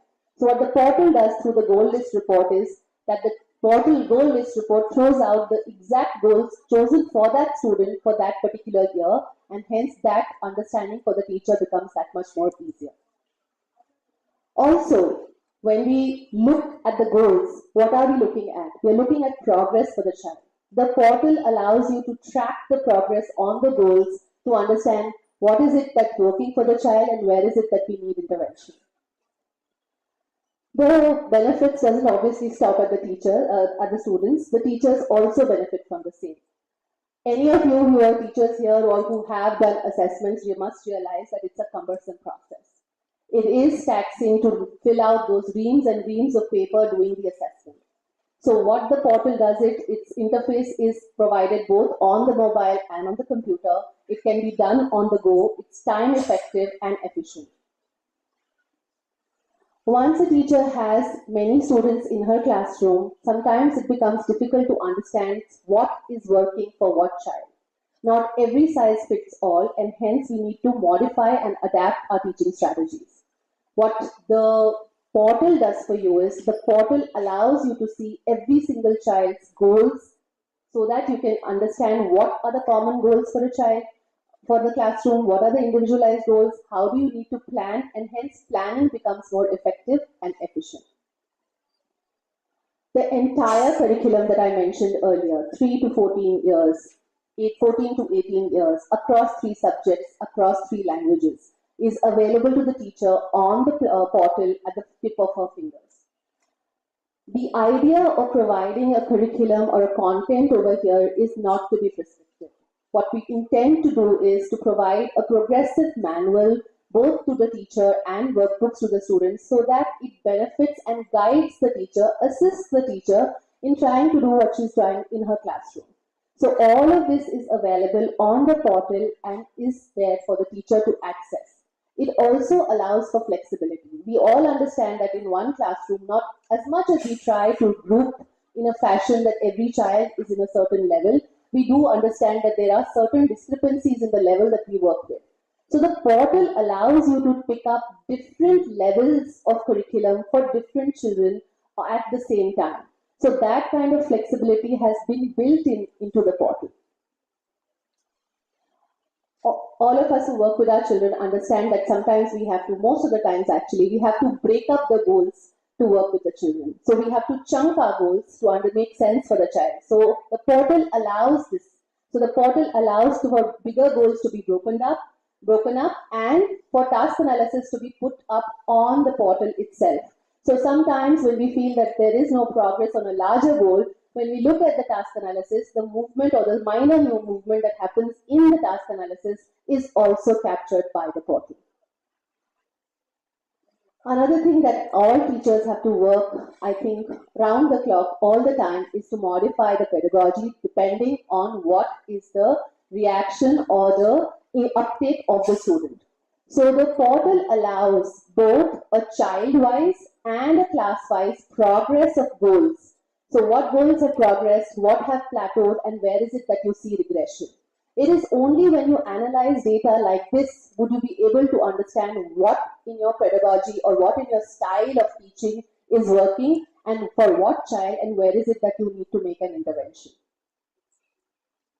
Also, standardized reporting to parents. So the portal has formats for report cards. So the teacher's cumbersome job of filling out each report card, putting out the comments for every single child is taken away. So the portal itself calculates what is the progress of child across the domains, and it generates the report card, and the teacher just prints the report card, and the method or the standardization of reporting to the parents is something that we have understood is something that the parents value a lot. Moving on to the parents. A lot of parents felt a little bit isolated and alienated from what was happening in the classroom before the curriculum was brought in. Many parents have come to us and said that this is the first time they saw workbooks or worksheets in the bags of the students, and there was the first time when something specifically designed for their child was being given to them. Another thing is that through this process, the parent really becomes a partner in what we are working towards. So the goals for the students, the assessment of the students are shared with the parents at the beginning of the year, and their buy-in is sought, their consent is sought, and if they have any thoughts or ideas into what they think is the goal for the child is also taken into account and incorporated. Clear documentation of home goals. So the portal provides or has a provision for parents to also be given home goals. So all our parents obviously work with the students, but what we intend to do is to have home goals and school goals in synchronization with each other, and also to make the parent an active and involved partner in the progress of their child. And another thing is that the whole of Maharashtra, all special ID schools in Maharashtra are using this checklist. So if there is a parent who is moving from one district to another, the transfer of students become that much easier for parents as well as for schools. Now moving on to a slightly more macro level, what are the benefits for schools? So we've looked at the benefits for the child, for the parent, and for the teachers. How does the school benefit from this portal and this data? So anybody in technology would understand, and all of you here, that the maker-checker process is a foolproof process to get something right. So when a teacher does the baseline for the students and selects the goal for the year, the school administration or the headmaster or the principal is the checker.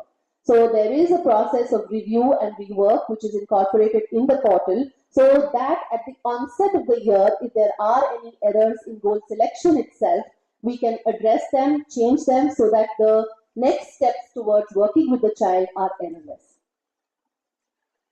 Also, the school at a macro level can also see a cross section of data about what their students' ages are, what are their disabilities, what are the conditions that they are working with, what is the level of intellectual disability, and what kind of goals should be taken for them. Also, as a school, the portal generates information like what are the top goals for the school, what are the most selected goals for the schools, what are the goals which have not been taken at all. So if you want to make any school level changes, what kind of goals, if these are the top 5 goals that my teachers have selected, what is it that I can change at my school level so that I ensure that these goals are met. So all this data is also generated by the portal. Also, similarly, what happens is that almost all our schools, when we take students, we have lateral admissions, right?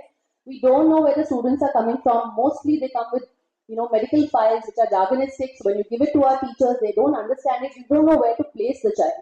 So a lot of time is lost because you're trying to understand what is the level of the child and which classroom in your school is the best fit for the child. But what happens when you have a uniform checklist and you have a uniform report card and uniform way to represent that data, everybody is speaking the same language, and hence the time of the child, which is very precious, gets saved, and the child gets grouped in a classroom which is exactly to his level. And also, as a school, when you take into account this triad and you work in tandem with each other, whether it is the student, the teacher, and the parent, it is only then that we will move towards working towards holistic development of every single child. I will now pass it on to Shubhangi to discuss how we take it to districts, states, and forward. At the macro level, the portal helps the district level officials to get on one page the information of all the schools in the district. They get granular data of all schools and how many teachers and students all the schools in the districts have and how they have progressed on the IEP. This information also enables the district officials to have customized and relevant conversations with different schools. You can discuss with the schools why they haven't progressed, what is the issues that they are facing, give them relevant support, and also follow up and take relevant action. At the state level, for the secretary and the commissionerate, they get data of all the special ID schools of all the districts in the state at one glance. It's all there on one dashboard.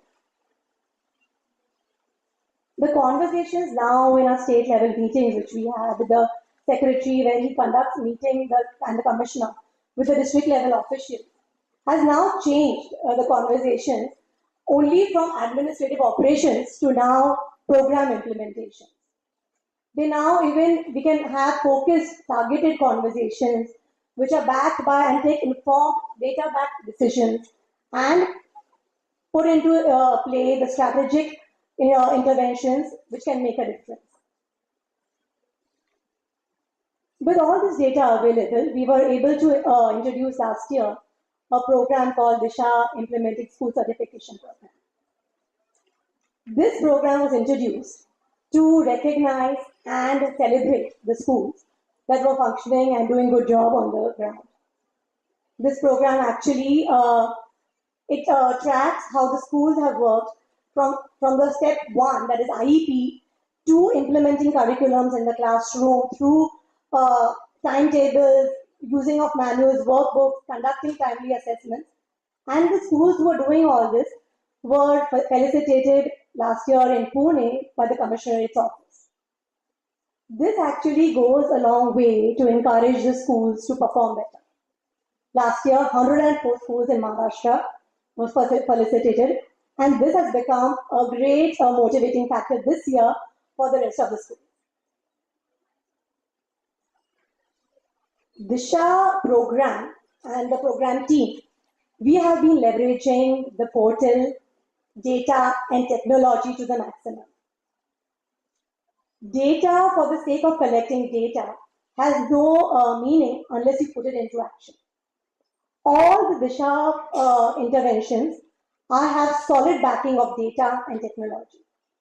Every plan that we do for the current and the next academic year is based on clear direction that we get from the data. We choose from which districts have been performing poorly last year, so what interventions need to be changed and modified in that district, to which training modules which we need to offer to the schools, to which visits should be conducted, which schools should be visited first. Everything comes from the portal and our web forms which we use for leveraging technology too, and helps us to move forward. In trainings, we've used technology to a great extent. COVID has actually in a way helped us to realize the benefits of technology. We went online completely, Disha, in 2020, and we trained over 1,500 teachers through different web-based modules. It was a complete combination of online training and YouTube videos and sending messages so that the teachers could come online and not lose out on that year. We also introduced a new curriculum that year called Ghari Shikha Pragati Kara in Marathi, which means stay at home and progress. This, which we learned in COVID, we have taken forward. All the trainings which happen in Disha, be it physical, are always complemented with online refresher trainings, YouTube videos, and bite-sized trainings are sent on WhatsApp. So we use technology to the maximum and use different mediums to do any trainings for all our stakeholders, from teachers, schools, district officials, and our Disha coordinators. All the work that we do in far as portal, trainings, content is all done for the magic that happens on the ground. And how do we see this? We see this through on-ground visits. At Disha, we have a strong on-ground support team in form of our Disha state and district coordinators who visit all the schools to check on how the implementation is progressing. This also enables us to conduct, we have a Disha classroom observation form which gets filled at every visit. All the data from the web form gets onto a dashboard which the schools, which later is shared with the state and the district officials, so they know how the districts are working in their schools, and they get to know how every school is functioning, not only for filling up the portal, but also what the work is happening in the classrooms.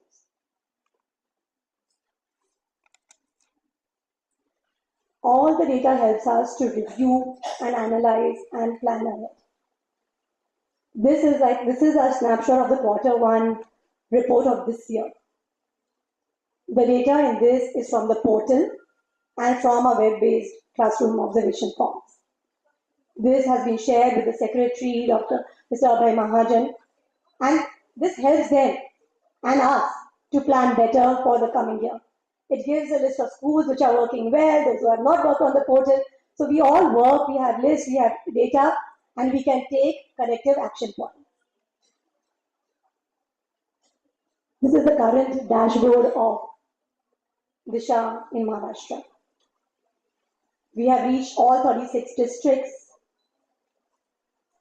covered all 475 schools, trained over 2,700 teachers, who in turn are impacting over 19,000 students. What started as a project Disha has now become a movement and is now Disha Abhiyan. We have come this far. However, 2% of India's population, that is 1 in 50 individuals, has intellectual disability.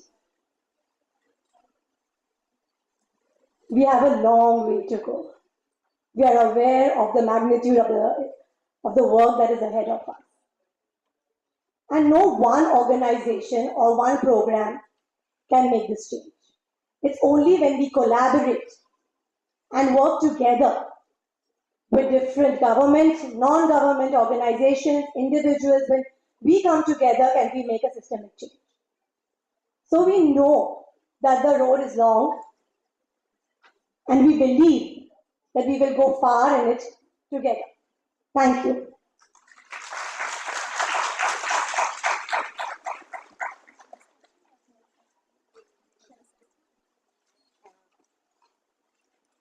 Thank you, Ms. Deepthi and Ms. Shubhangi for a wonderful, insightful presentation. And now I would like you to take the seat and then we'll continue the. So we would like to facilitate. Please start. Check. I'd like to request Dr. Sunita Devi to felicitate both Ms. Shubhangi Desai and Ms. Deepthi Gobi.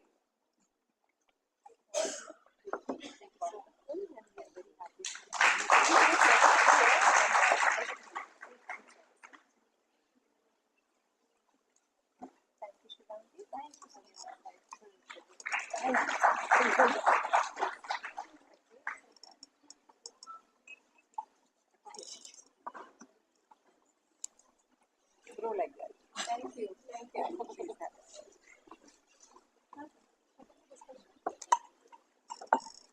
Now the forum is open for discussion. So when Deepthi and Shubhangi were giving their presentation, it was so beautifully coming. The first presentation where Professor Senapati was talking about NCF and the NEP, how it has to be contextual. And when we were seeing that Disha presentation, how beautiful it is in alignment with the NEP. So it has to be contextual, and we have to take care of different stakeholders, because alone we cannot make a difference. So being at National Institute and in governmental institution, we are very open and happy to collaborate, and we are happy to see that our collaboration under the able guidance of our director sir has come out with this beautiful Disha Abhiyan, and together we can make a difference. and how different stakeholders will help to help the child. We cannot work in isolation with the child. We have to work with teachers, we have to work with the parents, we have to work with the district policy makers, and then planning policy and making a progress will help, and how technology is helping us to get all these details and quantify the qualitative work which you people are doing. So it was wonderful to be part of this presentation. Thank you so much. Now we would request the participants to have the question answers, and as the question answers comes, I still relate when Dr. Sudeep was asking the critical thinking. So there was one point in the presentation where they are asking why. Whenever you start anything, ask the question why you are part of that. You know, what makes you that, and that makes the children learn critical thinking. When Mr. Uday was asking how we can help these children, you know, with the uniform, although these two terms are very, opposite when we say uniform and individualized, right? We have the basic format where we can have the uniformity, but we have to individualize, make the plan for education so that each and every child's need can be catered. So whether 5% of the lower end of NFPC or higher end side of the NPC, that is national, that is normal probability curve, which we fall the extreme population, that we can take care of.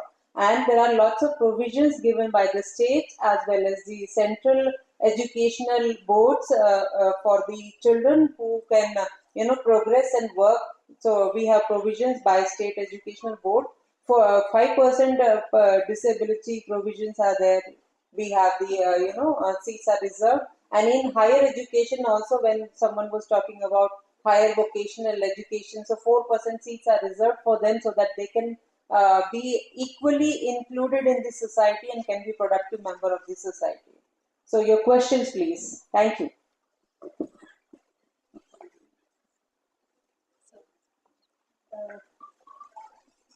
Preeti and Shubhangi, congratulations to Jayavakil for doing this wonderful work. I have 3 questions. You can answer them in parts. First, when you take the 3 to 14 years, how do you subgroup them? What is the criteria? Second, how do you assess a child who may have more than one disability? What is the assessment tools that you have incorporated or you have developed on your own? And the third one, when you come to a promotion of a child from one level to the other, what is the criteria? Thank you, ma'am. So the first question is that how is it that we work with 3 to 14 and 14 to 18? So the checklist, yeah, so 3 to 14, the checklist is the same for all children. We don't have any differentiated checklist for children who are mild, moderate, severe, or profile.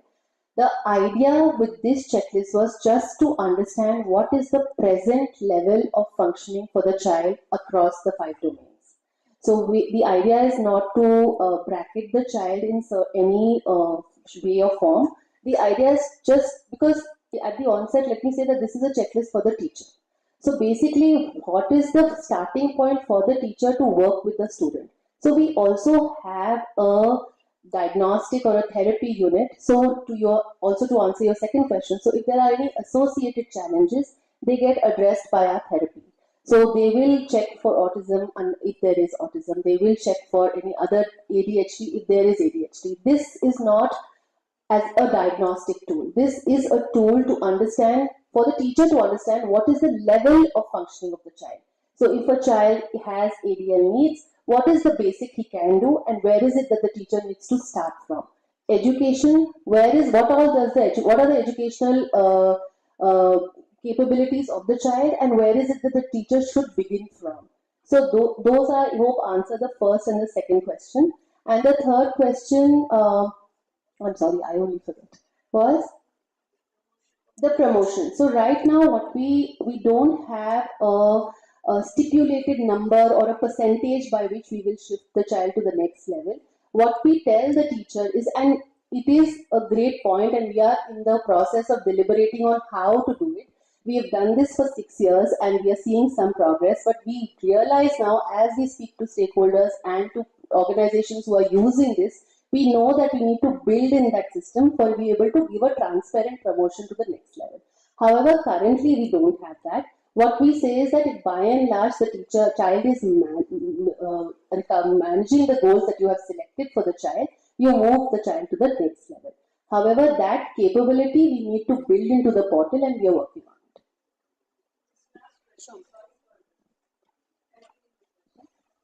it. See, in special needs, we consider the child's body size as a major criteria when you take up the contextualization of the training of any kind, whether it is cognitive or self-help or language, whatever you may take. So how do you take that into account? How are you dealing with that? Are you not facing any difficulty there? Ma'am, we are facing. So we are an organization, we work with 350 students. So, and every child is unique. So, and we are a school. So we have the paradoxicity of working, like ma'am said, having an individual setup, however, having classrooms. So we try and use age and ability both as a criteria to group students and use the IEP checklist to ensure that we are ensuring that we are picking up the right goals and relevant goals for the child. Thank you.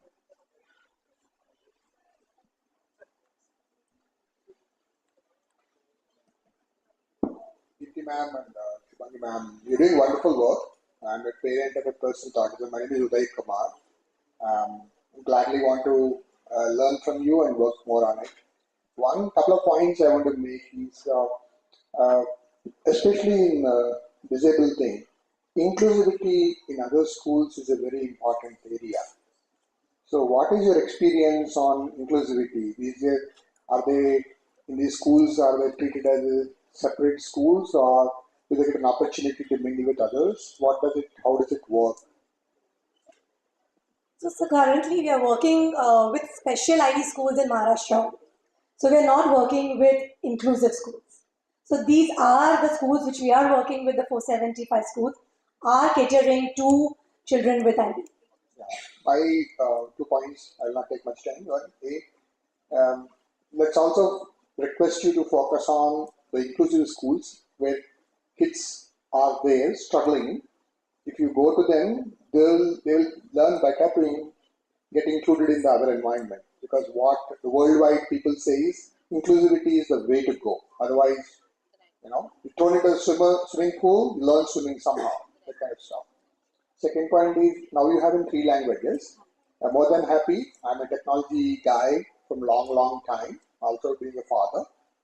We can work with you on how we can teach multiple languages around the globe with little effort. Zero effort.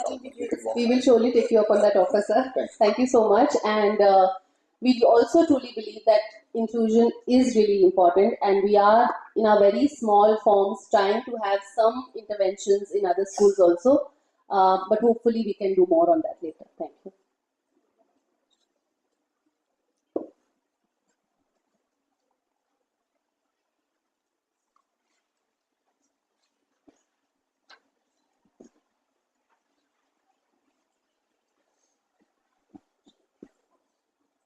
Good afternoon, Ananda.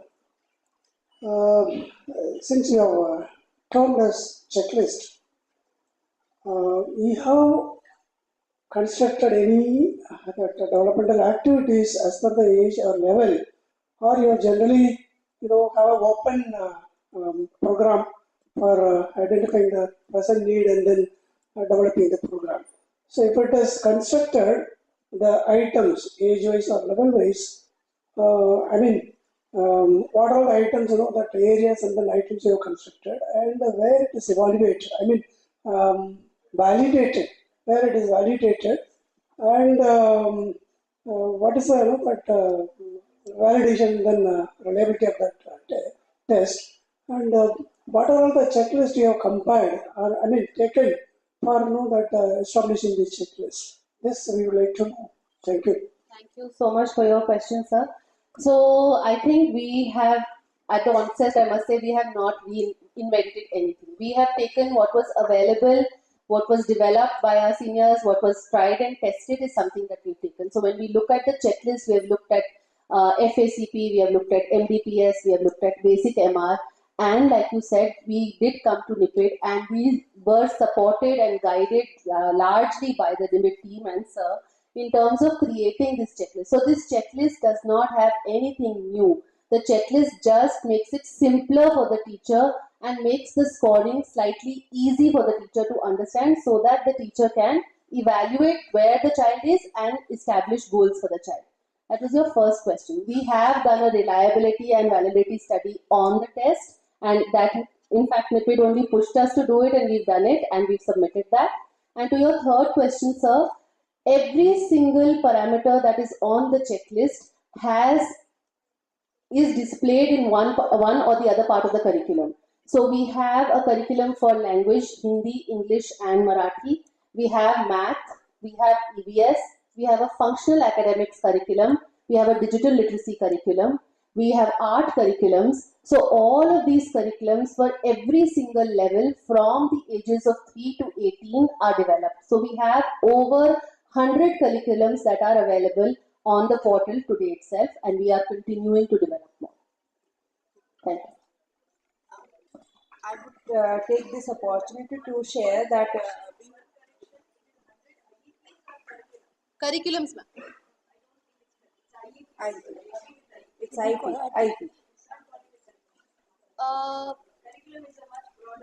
Yeah, so ma'am, content, we can say, can we confirm to content? Yes. Correct. I would agree. I would like to take this opportunity that we have a wonderful library and publication house where all these checklists are available. So being professionals, content is available. So you can go and visit our library and publication department after the conference, and it is open till 9 o'clock.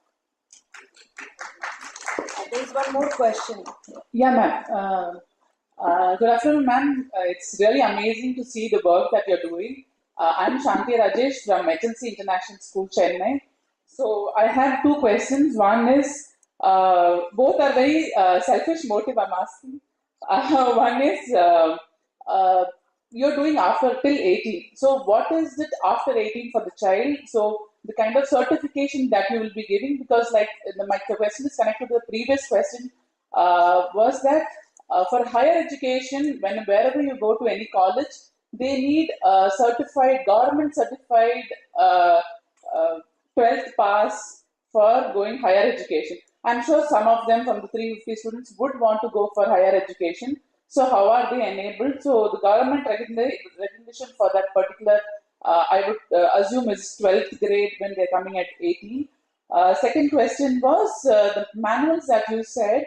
I'm sure, like you said, your future, you want to go to other states also. So please do think about sharing with Chennai.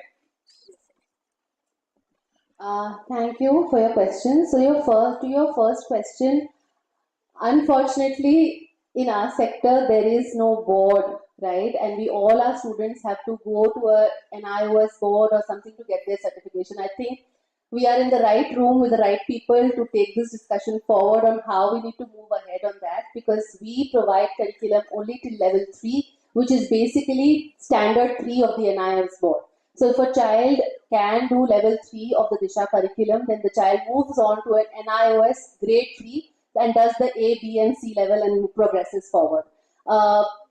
It is difficult for our children to make that transition because that curriculum is not tailor-made for our students. So I think greater and longer and more concerted discussion on that is need of the hour, and we'll be happy to collaborate on that.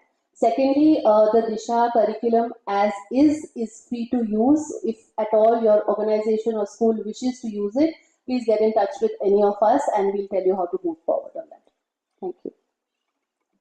And we do have Department of Adult Independent Living, where the children from after 18 years, we give them their vocational skills so that they can be independent and they can earn their living. So you can also visit our department, and this is the model, because as being an apex body, we cannot have everywhere, right? So this is the people you are invited. That's why this kind of conference where it will give you the platform to go and visit the model and replicate that model with the contextual touch and the modification in your state and in your places. So please visit our vocational center as well. One more question. Thank you. I'm Dr. Harini Apturu. I'm a consultant psychiatrist, child and adolescent. My question is, it was very nice, very thoughtful. At practical level, when you start dealing with special needs children, we know each child is unique. So when the questions, the goals come, you mentioned somewhere 200. Is 200 enough for all these children? Once once the special educator or whoever is involved, they start doing. For one child, they may have to stop because that's enough. For other one, they have to continue. So does it guide where to stop? Or every child has to go through all the 200? So the actual into it. Thank you. So the checklist has 200 parameters across 5 domains.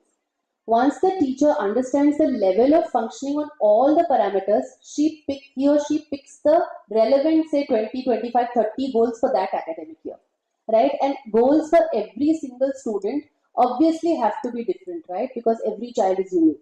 We hope, and the way we guide our schools that we work with is that if we do the right grouping, if all the children in the class are by and large in the same level, then there might be a possibility that there will be some common goals that can be taught together, versus we also guide the schools on having their timetables structured in such a way that there is time for individualized goals and there is time for common goals, right? Because unfortunately we live, in a space where the need of the hour is individualized, but the reality is that we are in a classroom. So we would like to have individual therapy for every single one of our children, but the problem with that is that I have only that many teachers and only that much time. So what we try and do is the best way forward is that the guidance or the training that is provided to the teachers through the Disha program. So none of this curriculum is, content is given out without any training. So all of the content is given with training, with stuff like this. So if you are in a class with 6 students and you are going to teach a concept which is way beyond the level of a particular child, obviously he's going to have behavioral issues, right? Obviously there is going to be a classroom which is not understanding anything. So how is it that you manage both?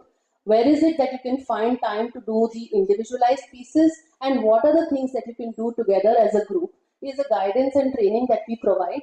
And we hope that through this combination, we are able to address the issues that we have at hand.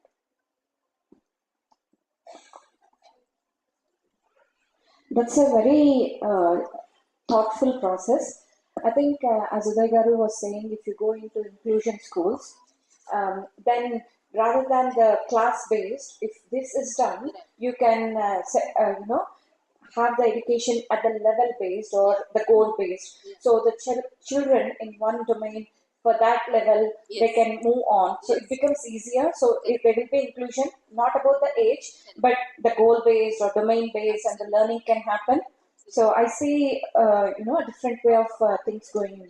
So we try and have that pull-out, push-in method, wherein we have some classes which everybody does together, and there are some which the children might be wanting to pull out because they need intervention or assistance in that. Thank you. Sorry, we are running out of time. We'll just take one last question, and I'm so happy to have so many questions, because questions bring clarity. Right, so our experts are here. You can, discuss during lunchtime as well. So we'll just take one last question, Dr. Wasim. Congratulate you for the wonderful presentation. So rather question, it is, yes, it is question. This is with regard to the selection of goals. What is the provision of selection of goals in terms of numbers, that is minimum numbers or maximum numbers? So how many goals can be selected at a time? So that I like to know. So I think we've learned all this by working with a large number of teachers in Maharashtra. So initially we did not put a number of goals, a maximum number of goals, and we realized that the teachers had picked up almost out of 200, 165 goals. At that point, we realized that we had to intervene. So now we have a upper limit of 60 goals, beyond which the portal cuts off and you can't select. However, we haven't put a minimum. Yeah, we have put a minimum of 5 goals for children who are very severe and profound.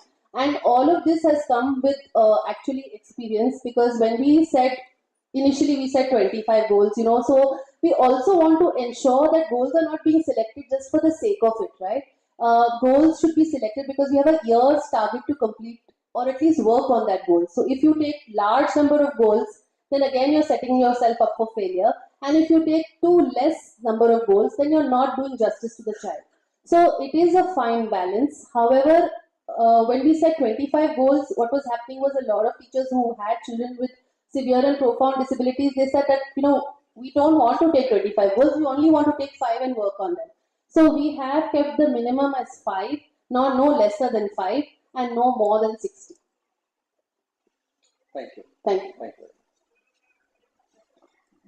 And with that, we'll be closing this session. Thank you, speakers, for your insights and the questions asked and on the session. And thank you to our chairperson as well. We will be breaking for lunch now, which is being served outside the auditorium. And the sessions will resume at 2 p.m. again. Thank you, everyone. Thank you.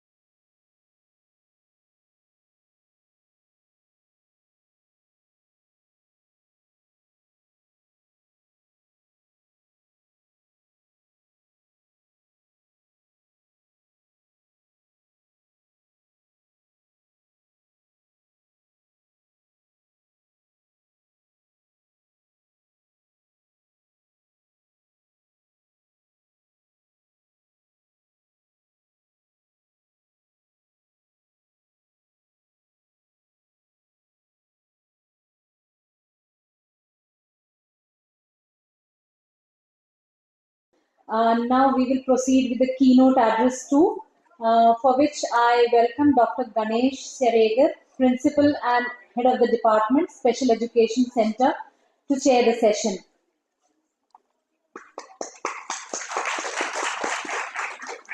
Welcome, sir.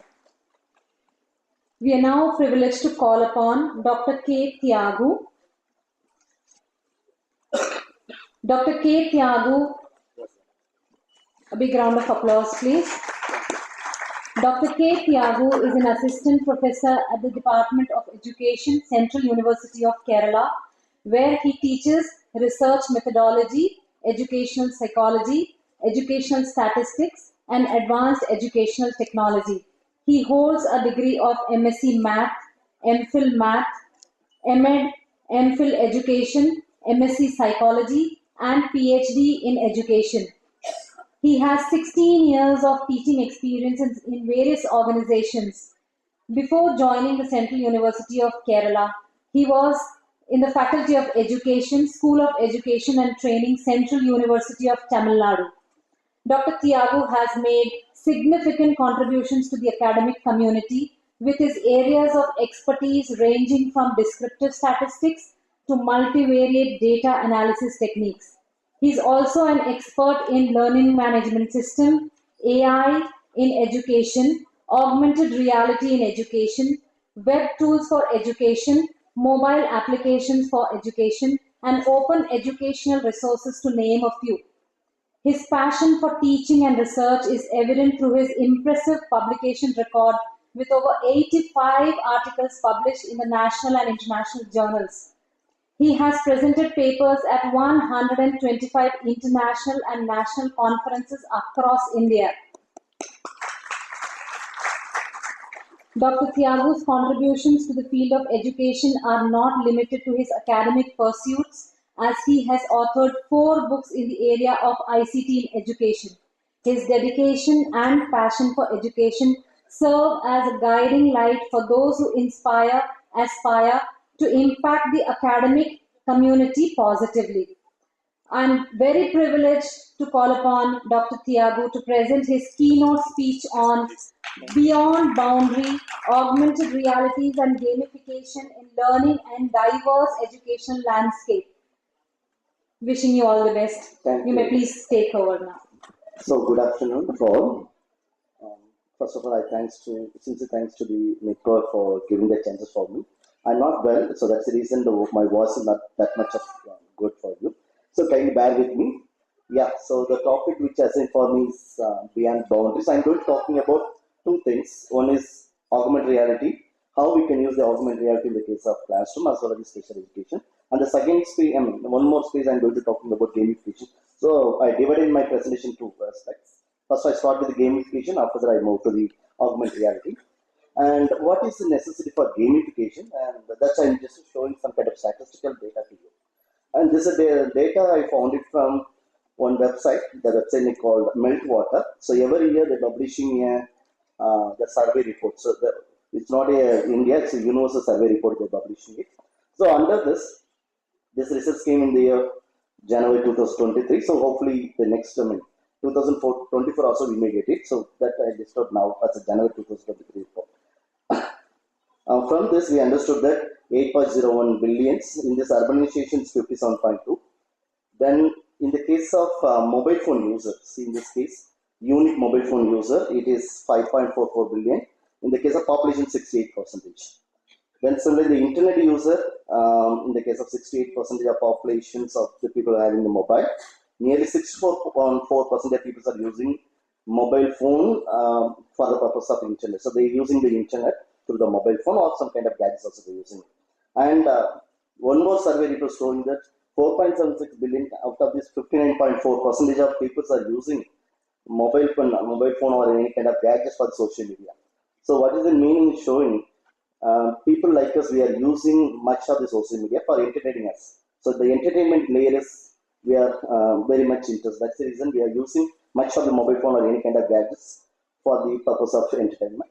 And see, there's other survey reports showing about the time spent using the social media app, and particularly is talking about per month how long the people depends on the social media. This is a YouTube. Here the YouTube nearly 23 hour 9 minutes in a month. So we are spending, it's like average, I'm talking about average statistics only. So 23 point, it seems that the whole day, the entire month, the whole day we are using it. Whole day means like 24 hours we may be using this kind of YouTube. Similarly Facebook, 19 hours 43. Then WhatsApp, 17 hours 20 minutes. And Instagram, hopefully in the case of user generations, they may use Instagram much. Hopefully in the next year it may be changed their data. Because now the Facebook usage is very less compared to the Instagram or a Snapchat. So there will be chances to be changed this data. So why I'm showing this, once again I point out that the people like us, we are using mobile phone, particularly for the case of entertainment aspects. And the top websites visited and apps used. This is also the same websites I got this information. And the first question go to chat and messaging. Chat and messaging is not education purpose. That also we are entertainment purpose only. We are using a mobile phone. And the social networks, search engine. At least the search engine is somewhat related to education. So it's either the third questions only go to the education aspects. The first two are things talking about the social media and social networking. So why I'm talking here? Still the people are depends on the gadgets for the entertainment. And another survey report, the world most used social platform, the Facebook first, YouTube second, WhatsApp, Instagram. See, none of the education application you cannot find from the social platform, but still it's going to Facebook only. Even there is a platform we are using the social network like a LinkedIn. LinkedIn is not come under the picture. So LinkedIn is a profile and social media platform for the professional networking we are using it, but the people is not using much. And see the other reports is talking about mobile apps top categories by App Store. So from this, the Google Play Store download ratio, the first question go to the games application. It's not an education application, it's a games application. And the second question, some other tools like a productive tools. And third is entertainment.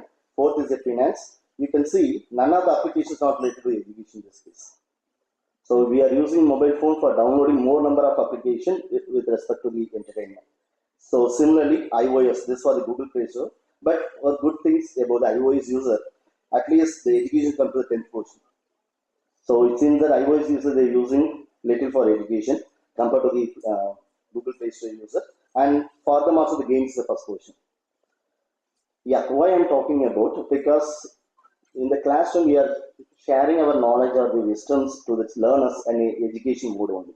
We are not thinking about to entertain the audience. So that is the reason we have to think about the entertainment. So we have to be share our idea or thoughts through the entertainment mode. The education, instead of sharing the education in education mode, we have to think about sharing the education in entertainment mode. That's the reason I use the term edutainment. Edutainment mode, it's part of the gamification. And these are three E's is very much important in the case of fruitful learning. Because the engagement is the main role in the case of gamification. So the engagement, because most challenge to engage the audience. So here also I'm going to make to be engaged. So I'm going to give some tasks for you. So be ready to use your mobile. So you are going to experience what is the gamification. So I'm going to give some tasks for you. And because I'm going to engage, because the main important elements in the case of gamification is called engagement and encourage. So even in the case of gamification, that's called reward. That kind of encouragement is that. Then e-learning tools, it leads to a fruitful learning. And just this is one of my favorite definition about the teaching. Actually, teaching is the reaching. If the content does not reach the audience, the teaching is zero only. So this is a famous quote: "Teach is to be reached." So if you want to reach the audience, we have to use the entertainment. Yeah. Now, I'm going to explain the definition of gamification with three questions. So this is the gamification definitions. Under this, the first one: why we need to gamification? So the answer for this, to increase the target behavior. So for the classroom, our main thing is that our students only, we have to increase the target behavior and engagement of the learners. So that is the reason we need a gamification. And how we are going to use, or where we can go to use. So yeah. So the second questions related to where. So if you like to use the gamification, where we have to use it. So here in a non-game environment, because some of subject is not be merged with the gamification. Some people have the confusion. Gamification is called game-based learning. It's not like this. Gamifications differ. Game-based learning is different. Game-based means we have to integrate the games. But gamification means we have to integrate the game elements only. So just I'm going to discuss one by one. And next, use of game and how we can going to use this gamification, use of game elements and game thinking. So this is the definition. So if you connect with the three questions, we may get the answer. Use of game element, game thinking in a non-game environment to increase the target behavior and engagement. This is the definition of gamification. And directly moving to the main part of my presentation. This is called game features. So here I'm not using the game, please. Game features differ, game is differ. So here we are going to use some of game elements or game features in the case of classroom transaction. For example, just I'm going to compare with the cricket. So because now recently we know the World Cup match and all, just I'm going to compare with classroom along with cricket. Just I made a small, so CRI cricket, it's called classroom. So just I made this like this. Yes, in the case of cricket, we are treating every individual as a player, right? You can take any game, right? I'm not talking about the game, I'm talking about the elements of the game. In the case of cricket, if you're thinking about the India and Australia, there is a players. Each individual we may treat as players. Therefore, the individual here treated as a player. Similarly, in the case of classroom, we are treating the student as a student. But in the case of gamification, we cannot treat as a student. We can treat as a player only. So therefore, in the classroom also, the students are players. This is the first element. We can teach only, we can treat them as a player, not a student. Right. The second, in the case of cricket, there is a toss. What is a toss? Those are getting a more score or more wicket, they will win. But similarly, the toss is not that much easy in the case of cricket. Similarly, when you like to give a toss to the classroom, the classroom task is not like a paper and base, right? It will be some kind of activity that will be engage the audience. So that task will be challenge based. We have to think about to provide a challenge based task to the learners.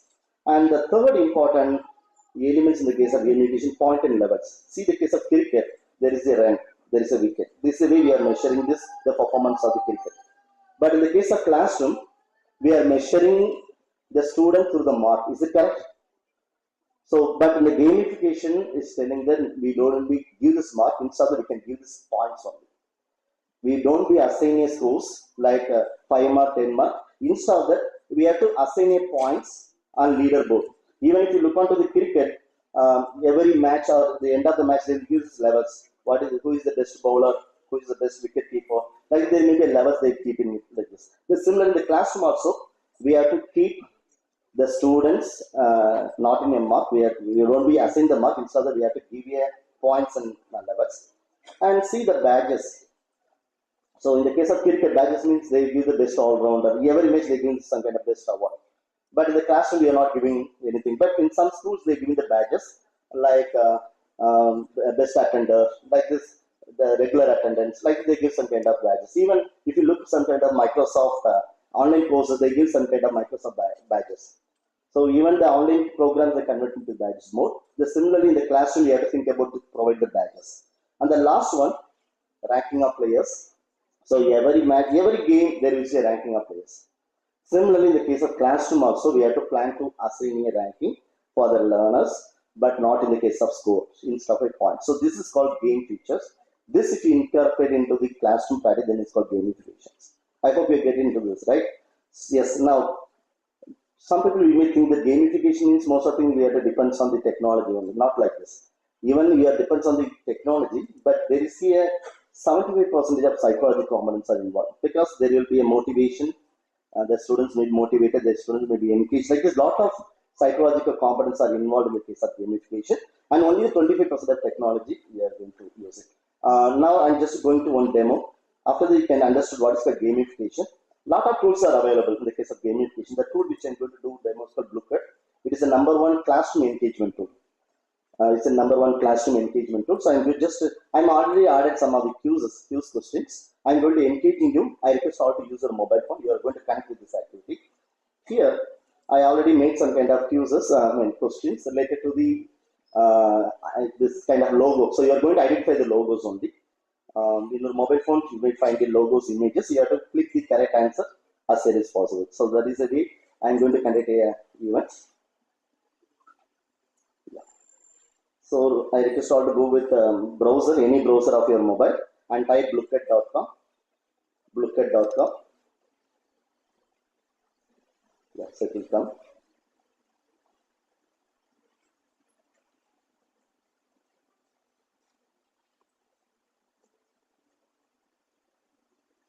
Yes. So here they're using some kind of game mode. It is not a game kind of thing. So in this tool, they given a lot of game elements like the crypto hacks, then tower defense, monster crowd. These are the normally the children are playing with some kind of mobile gaming, the similar kind of game only. But here I'm just going to be demo with the one tools and one of the game elements called Battle Royale. So just I'm selecting the Battle Royale. This tools the free versions available for 60 members, maximum 60 members only can participate with this. If I click the host, there will be a code. There will be a code. The participants or the learners, they have to control the code. So here I'm just giving a 1 point. So for all those who are people joined in this game, wait, just I'm going to create a code. Then after this, okay. So there is a start energy. So I'm giving a 1 point for all the people. It is not a score. Listen. It is not a score. I am giving you points. See this starting energy of each player. So here we can treat a student as a player. It's not a student here. They use the term as a player only. And just clicking 1 point and just doing the solo activity and click host now. When I click the host now, there is a code maybe generated. I request all to go with the play.bluecat.com. This is a code. So go with the play.bluecat.com. Play.bluecat. If you want, just I'm doing the demo with my mobile. So in the case of mobile, what you have to do? Yeah. So you can just sharing my mobile screen also. Go with the play.bluecat.com. So here you are going to understand the importance of gamification. So you are going to get some kind of game elements also in this. So you have to go with play.bluecat.com. Those are sitting near to the system. You can scan the QR code also. Now the 3 participants are joined. So K, Ram, so you can join with some kind of your name, nickname. So there is a 5 participants, 5 players are joined. For the mobile phone user, just do the demo how to connect with this. The code 1975221, play.bluecat.com. Yeah, so now you can see this. So in my mobile, if you like to go any browser and type play.bluecat.com. Play.bluecat. So once you type play.bluecat, it goes to the home page of the play.bluecat. Here it asking me a code. Here you have to give this code, game code 1975221. Listen, the students are participating in game code. And after this, click and here one more options available. That is called avatar. So like virtual avatar. So one of the main important elements in the case of mobile game is called virtual avatar. Here participants give the name. Then after giving the name, they have to select an avatar. Instead of joining with their profile photo, they can join with this avatar. You can see main components of the mobile phone game is called avatar. You can select any kind of avatar from here. So the avatar is representing you. So this was one of the elements in the case of game. I hope now the 42 participants. Can I start this event? So listen, here it's looking at tennis match. So I'm just introducing the game elements. It's like a tennis. Each round, you may participate for each round. Each round, you may get one of the opponent from the 43 members. There is a 43 players. Each round, you may get one opponent. You are going to play with this opponent only. You got it? So you can find out the opponent in the mobile. You're going to play with the people only. If you give the answer fastly and correctly, you are the winner. Right? And you may keep the 1 point because I am already given 1 point. So you are going to play with the 1 point. Suppose you lost the game. Your score might be 0. You cannot participate in the next level game. Like this, going to different level. Like in the case of cricket, there is this, what is the preliminary, semi-final, like this, there is a levels. Similarly, there is a levels here. I'm going to start. All the best to all of you. Yeah, so your screen might change now. Kindly see your mobile phone. And these are the opponent. So you are getting opponent of your mobile. So you can see who is opponent in your mobile. And there's a first question. So you have to give the response fastly. Based on the speed and accuracy only, your scores might be taken into this. What is this? LinkedIn. Fine. Okay, fine. So now, out of 50, 45 are responded. 46. In your mobile phone, there is a responses now. You may see this whether you attempt correctly or not. Even you attempt correctly, based on the speed, you may be sometime you may lose the game. Now this results, the first match results, because every match there is a result, winner or loser. Now you can see, now this white color people are winner, right? The white color people are winner. Now, see the first round, 50 members. Now, the second round, you can see only 26 players in the game. So it's reduced into 26 players. The second level, only 26 players. Now the second level game. Yeah, so these are the opponent, Anu with Varshini, PJ with Snega. Yeah, it is an AA tools because the morning also are talking about a lot of AA. So it is an AA. Can you give the answer? ChatGPT, no. It is a Google. It is one of the AI chatbot. ChatGPT is a different symbol.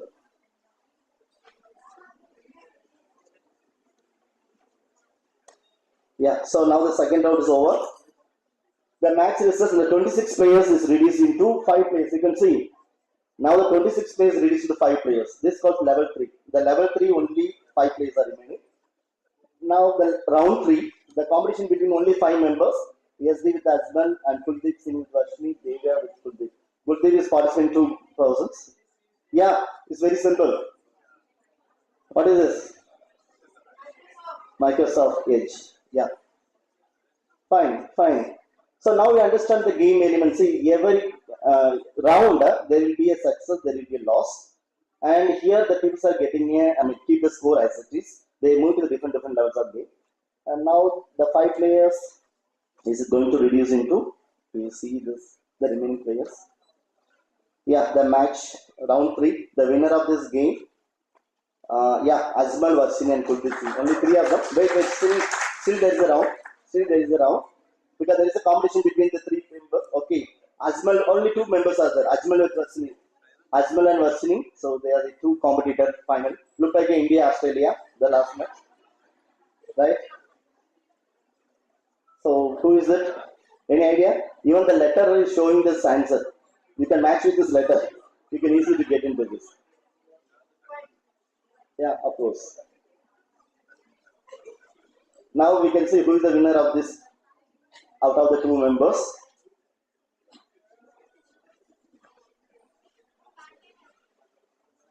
Yeah, the match results.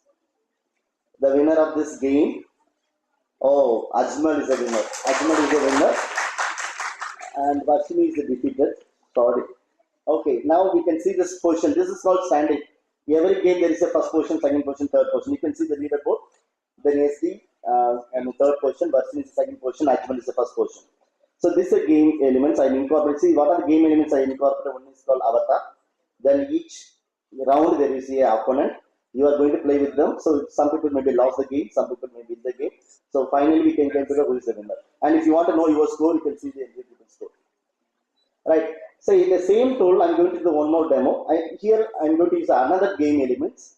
For example, in some kind of game we are giving the virtual coin, like virtual coin. We are not giving the gold coin. Here I'm going to use the virtual coin. Virtual coin is one of the elements of mobile gaming. I'm just going to this is called gold guest. The game elements called gold guest. The questions are same. The questions you are going to find the same kind of questions only. What is the advantages? You can use the same question, but you can use any kind of game elements in this. I'm going to the gold guest and host. When I click the host, you may get one more code. So each game there will be a different code. Here I'm giving a time 2 minutes, maximum 2 minutes is only the game. So we can change this time. So whether you let it give the 5 minutes or 10 minutes. Here the game elements totally change. The previous games look like an opponent. Each time you make different opponent, but here this game is totally different. I'm just going with host. Yeah, so you may get a code now. I request all to join with this code. Go to play.look@. Questions are same, but here when you give this, each time you may get a question. Listen, each time you are going to get a question.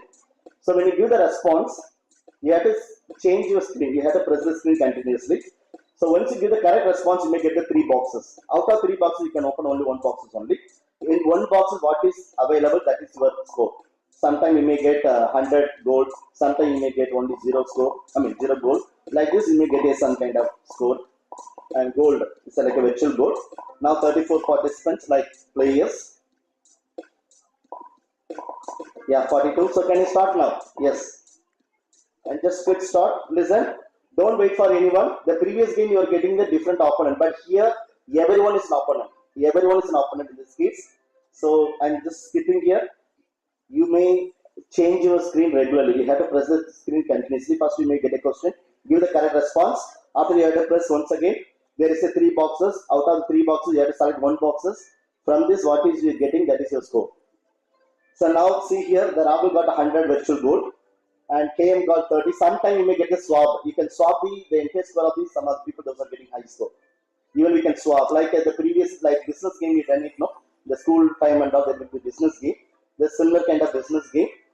Now see here, HA saw the gold from Rahul. He took the gold from the Rahul. And K just took a 13 gold from Rahul. And yeah, Sarah just took 31 gold from Rahul. Look like a business game. We can take some gold from some other people also. Finally, those who are getting a more gold, they are the winner. This is the way the game is designed. So here also we are not giving a point score. We are giving is a gold, virtual gold. This is another game elements. Like this, we can incorporate this kind of game elements in the classroom to engage the audience. So this is meant for the engaging. Yeah, now we have 52 seconds remaining. So Rousey's just swapped the gold with H. So now the K is leading 930 gold, virtual gold. So once again K is leading. Madhi just took 227 gold from Aishwarya. Maya, oh, now Anu is leading. So you cannot predict who is the winner because each time the score might be changed. Each time the scores might be changed. Each time the scores might be changed. Now the 90 seconds remain. Now the Dinesh is leading. Now here also you can see the Dinesh is in a different avatar. Each will join with their avatar. They are not joined with the profile photo. The avatar is another element in the case of games. Now the K is leading 2118. Clara is leading now. Once again, the time up, the game is over. The standing position, Razi is the third position. K is the second position. Clara is here. Only virtual gold, you cannot keep it in the bank, okay? It's only the virtual gold. So this is another game elements which I demonstrated now. Yeah, now we can see this. Now we can understood this, the important, even I'm using one tool, but most of the things related to psychology. So you may get some kind of motivation. The internal motivation leads to get the success. You are knowingly, unknowingly, you are giving this responses and you are get some kind of motivation, right, to get the success. And see, the games give you a purpose. The real game is to find a purpose. And fun is here just another word of learning that you know. So the learning it starts from the fun. So that is the things I'm talking here. These are the gamification concept. So every events there is a goal. So here I conduct 2 events, 2 activities. Everything is a goal. What is the goal? Those are getting a highest virtual goal, they are the winner. Otherwise, those are keeping the score as it is in the first game, they are the winner. Like this, there will be a goal-based game and learning. Default is learning happen because I conduct some kind of quizzes. It's related to the subjects. Normally, it's not directly linked with the subjects, but you can connect with your subjects questions. And skill based, automatically the students have to get some kind of technical skill when like to use this. And the achievement based, automatically the achievement is leading them to get the achievement. And challenge based task, reward. So here the kids are getting a reward as a case of points. And competition spirit is developed. And user engagement is the main component. This is the things I just highlighted here. And in what way the gamification may be helping for special education. So the reward system, it stimulate the people's interest to learn much. And it's automatically talking about personalized progress tracking.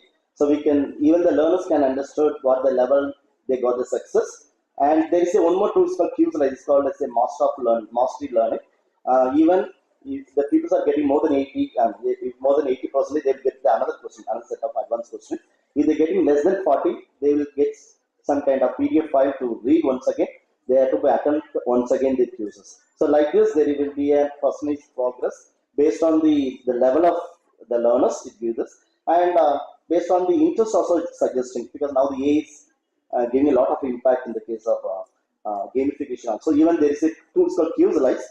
Instead of developing a question by your end, just you can give the key term like a prompting, automatically the cues is developed. So then you can incorporate the cues into the this kind of platform. Then collaborative games, adaptive difficulty where we need to identify, and continuous assessment is good for this. Customized avatar and immediate feedback is the main important things in the case of because immediately we got the feedback. And the next one is the multi-sensory activities. The students getting a lot of multi-sensory activities. Therefore, it's automatically giving this engagement. And I hope you have the experience of this. The first mobile 1100. You are using 1100, right? That mobile still we can recollect. That's a game is called Apple, Snake Apple. But now it's moved to the collaborative world. Okay, collaborative base. So because the children's now, they addicted use this kind of mobile game. So what we have to do? We have to change the thoughts to addict this kind of game. We can use this kind of gamification tool. So they may what is that? They will secret that kind of addiction to this kind of learning purpose. And you have experience of the Angry Bird, right? It's a game we cannot be play easily. We need to know the speed, accuracy, like some kind of velocity. These are some physical thoughts here. Must have know this. And there is a game. Even our school days, we played with our group of people like snack leaders. Just I recollect the way we played the previous days. And now the people are addicted with use this kind of Ludo game, right? So this is not gamification. Just I'm telling you which are the games the children are addicted. And the last game you know that's PUBG. So the PUBG game where the children are addicted means there is avatars, lot of avatars. Instead of using their profile photo, they're using their avatar. The avatar is going to participate. Similarly, in this gamification demo, you selected some avatar, right? And so gamification learning of diverse education landscapes. Just I'm telling some strategy how we can incorporate the gamification in the classroom, even it will be special education or normal classroom. We have to determine the learner characteristics. First, we should identify the learner characteristics. Based on the learner characteristics, only we have to design a content like other uses or some kind of activity, and define a learning objectives. After design determining a learner's characteristic, we have to define a objectives based on the content, and creation of education content activity with the use of the gamification tools like multi-performance based, feasibility based, and increase the difficulty level. We cannot give this only simple task. We can assign some kind of challenge based task and multiple path and adding a game elements. Finally, we can add even after developing a content also. We should add some kind of game elements and mechanism like points, boards, and leaderboards. So there is a very important two things that I'm just introducing. That is called BBM. So it's not a project-based learning. So previously we call it problem-based learning. But in the case of gamification, P for points, B for badges or board, or L for leaderboard. So these are the main elements we can use in the case of gamification. So these are the tools. Suppose you want to experience how the gamification is going to happen. Just I'm listed some of tools name like a class graph, nearpod, uses. In the nearpod, there is only one features related to the gamification. And look at just a thing that just done a demo. And Qslet and Flip Qs and Duolingo, Class Dojo, Slido. These are the tools we are using for engage the audience. Yes, even if you look onto some of the LMS platform, the LMS platform also they're using some kind of game elements. So, for example, if you are using the Moodle, the elements like the students maybe use the avatar. Instead of the profile photo, they're using the avatars and visibility of the student progress, because one of the components of the gamification, the children might know the progress and display the cues results immediately. The students might know the levels, feedback the students will get immediately. There's a badges system in the case of the LMS platform and leaderboard also immediately. So like this, already Moodle incorporates some of the gamified elements in the case of Moodle platform. Yeah, just I'm moving to the second phase of my presentation. Here I'm talking about augmented reality. So yes, I'm moving to the other slide. Yes, so here I use the term as immersive technology. Yes. So here immersive technology, I'm focusing only the augmented reality. What is called augmented reality? How it's going to help into the learners? Right. So here you can see this is simple question for you. Our sixth sense, we have a lot of answers like intuition, lot of answer mechanisms. But in the current context, our sixth sense might be a mobile phone camera, because most of the augmented reality applications working with the mobile phone camera. When you scan it, you may get this wonderful output and all. So that's the reason just connected with our sixth sense might be a mobile phone camera, because a lot of purpose we are using for mobile phone camera. But normally the youngsters are using only for taking a photo and sharing this for Instagram or some kind of thing. But we have to think how we can effectively use mobile phone camera for this kind of augmented reality features. Yeah, what is called immersive technology. So here the term immersive represents. So the term immersive means there is an integration of virtual content as well as the physical content. There will be two content. For example, this is a floor, this is a physical environment. Suppose I'm generating some kind of virtual experiences above the floor. That is called as a augmented reality. So in this case, there is a two combination of the environment. One is called virtual environment. I use the term VE. VE means virtual environment. But virtual environment, how it's possible? When you scan with a mobile phone of the physical environment only, you may get it. So therefore, physical environment is called PE. And when you scan the physical environment to the mobile phone, you may feel some kind of digital environment or virtual environment. So there will be a combination of the two environment. That is called augmented reality. Virtual reality is different. So you cannot get this physical environment, you cannot experience this physical environment. You can see only the virtual environment. So I'm just doing a small demo with the use of my mobile.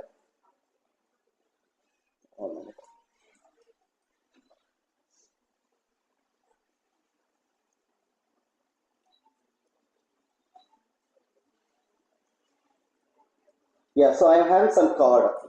So I'm having some card. Suppose you want to teach anatomy concept to the children. How the augmented reality is going to help you? So hope you are seeing my screen now. Yes. So here the card is a physical environment. The card is a physical environment. When you're going to scan the card with mobile phone, so I have the tool. The name is called Anatomy AR. Anatomy AR. I'm just scanning the tool with the card. Right. So just I'm clicking this. So now you can see this. I'm just scanning. That's the card, but you are getting some kind of 3D effect, right? So you're getting the 3D effect. So you can see this. When you scan a card, the participants, they may be experienced, learners. Like it also leads a person to learn, because the young students, they can use their mobile phone, they can get the experience personally. And now you can see this. Suppose I'm going to the other card. Like if you want to talking about digest system, the people may be see about digest system in this card. It's a digest system. And see, this is another one. I'm going with this intestinal villi. Now you can see this. For entire anatomic concept, you can teach with this. So it gives some kind of conceptual understanding, because most of the cases in the science, most of things are concept thing. But the problem with the teachers, we are always using a blackboard to explain the things. But instead of that, if you're using this kind of technology, the learners can understand how the exact concept of the anatomy and all. Yeah, you can see here this rib cage, this in lungs. So when you scan a card, automatically there is a virtual objects coming, like a digital objects. I'm just going with this urinary system, then spinal cord. It's a spinal cord. Then gallbladder. So this was kidney. So the entire anatomic concept we can teach very easily. So the students may get some kind of concept to understand it clearly. And it also creates engagement also, because the students are learning by themselves in a personalized learning approach. And pancreas. Sometimes the display might be a little delayed. So like this, we can explain all the, we have this much of card. So the entire things we can explain to the learners with the use of this tool. And generally in the case of augmented reality, there's two kinds of augmented reality. Just I'm explaining these types. One is called marker based. General concept I'm talking. Marker based means we need this kind of trigger. We need this kind of physical card is needed. When we scan this card only, we can see this experiences, right? So therefore, this the first type called marker based. We need some kind of physical card, like some kind of paper layer is needed. When you scan this card only, you can get this experience of the augmented reality. Okay, so there's a second type is called markerless. So here, without any kind of trigger, we can keep any places as a trigger, and we can generate an experience of augmented reality. Just because one of the best tool in the case of augmented reality is called AR Lupa. Hope you know the tool name is called AR Lupa. They give a lot of free features also. See here, I'm just showing this. The second type of augmented reality is called markerless. It is a markerless.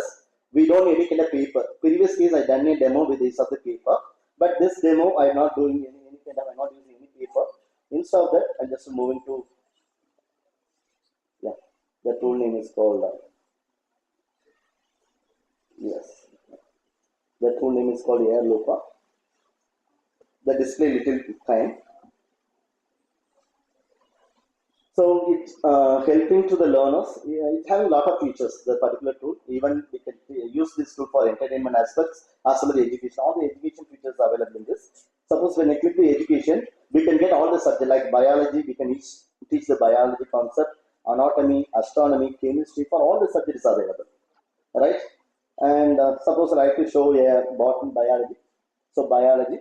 So in this, I want to show the John Deere. So when I click John Deere and click view, it open my camera. It's detecting the places. You can see the places is scanning now. So now when I scan this place, so it takes time to be. We have to keep it 45 degrees. Yeah. Now you can see this.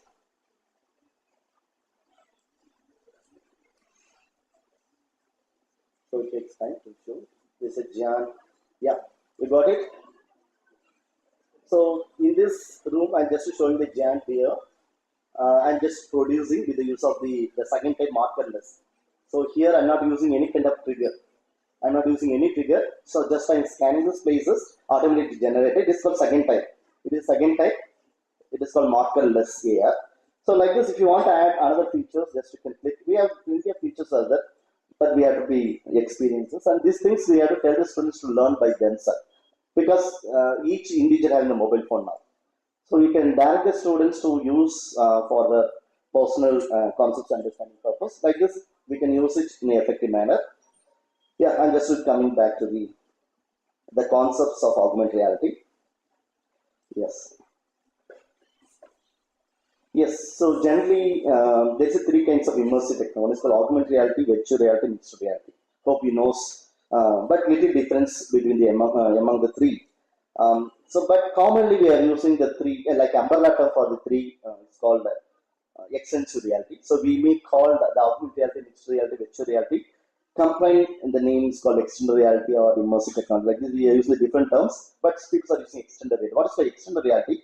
We are extending the reality approach. When we scan the spaces, you may get some kind of virtual objects or digital objects. It creates some kind of impact in the case of learning, right? And just I'm showing in what way the augmented reality already create impact with the different sectors. In the case of business sectors, already there. Previously, if you want to buy this kind of furniture, we can go to the furniture showroom and we can select. But nowadays, it's not needed. The people may become directly the people of the particular furniture showroom. They will come to our home. They will scan.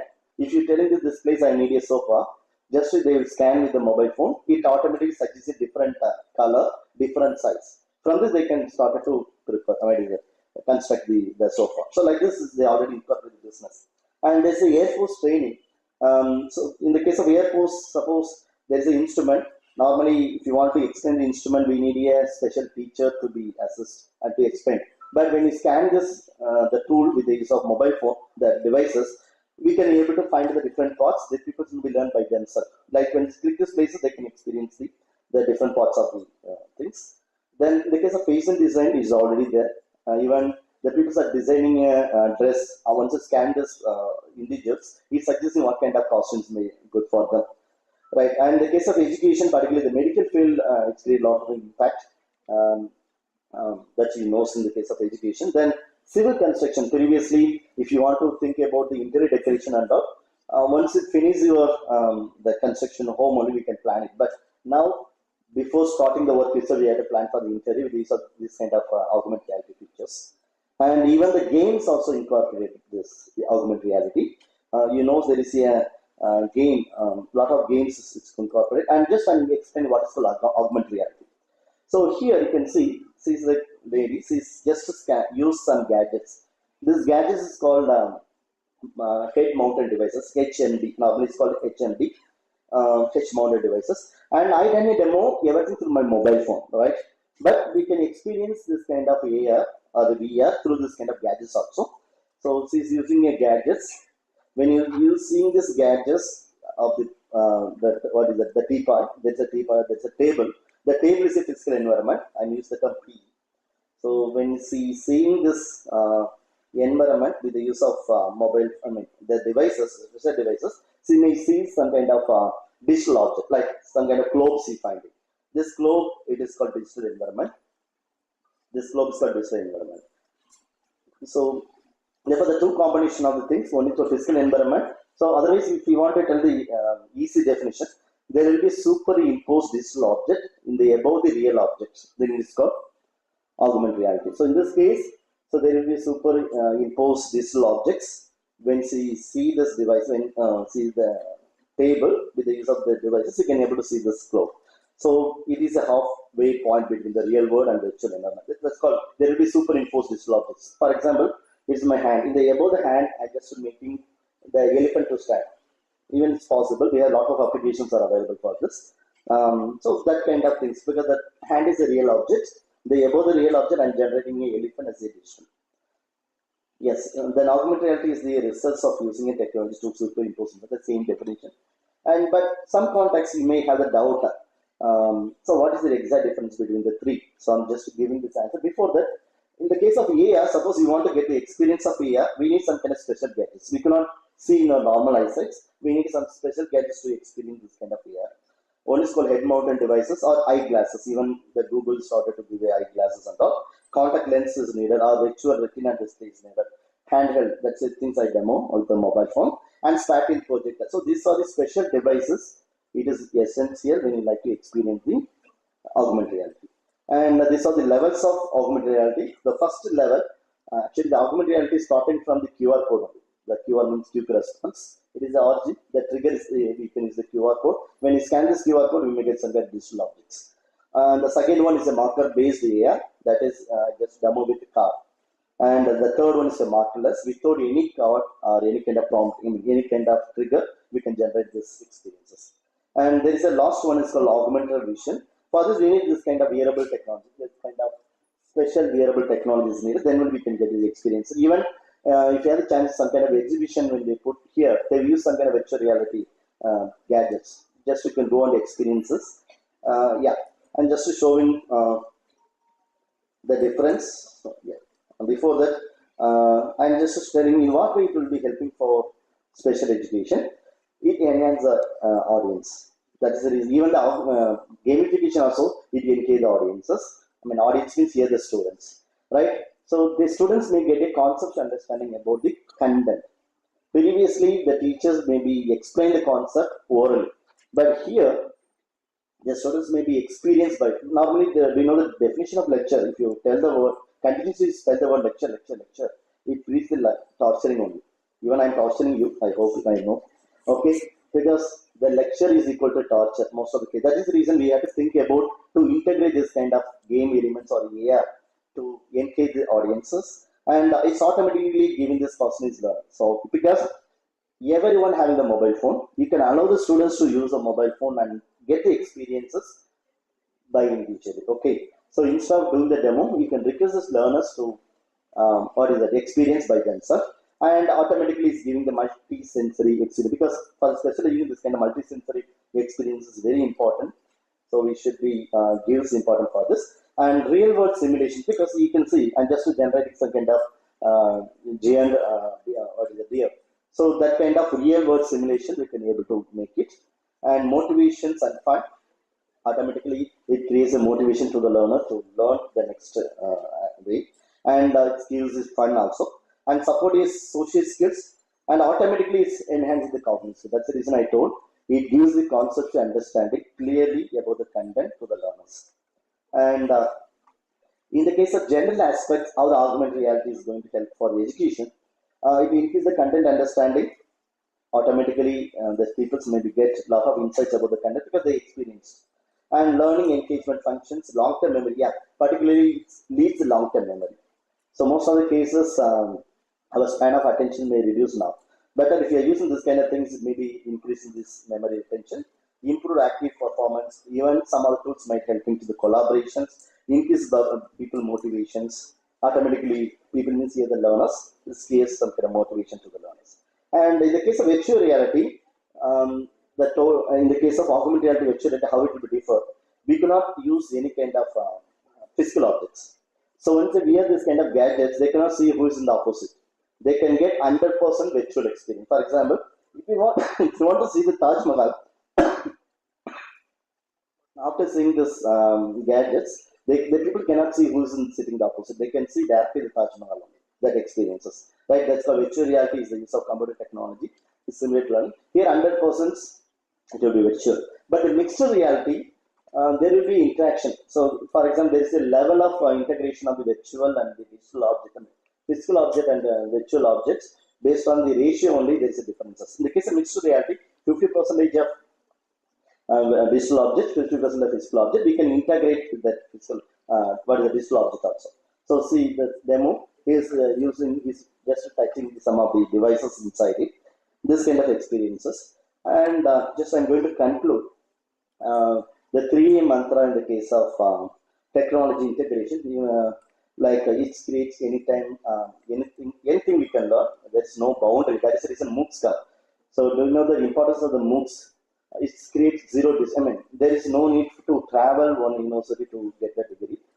The distance only zero. Even if you want to get a degree, Stanford University, distance zero. Within a place you may get a degree. And also, therefore, we have to think about anything we can learn, anytime learning, anywhere learning. It's possible through this. And AR gives a better knowledge about the reality.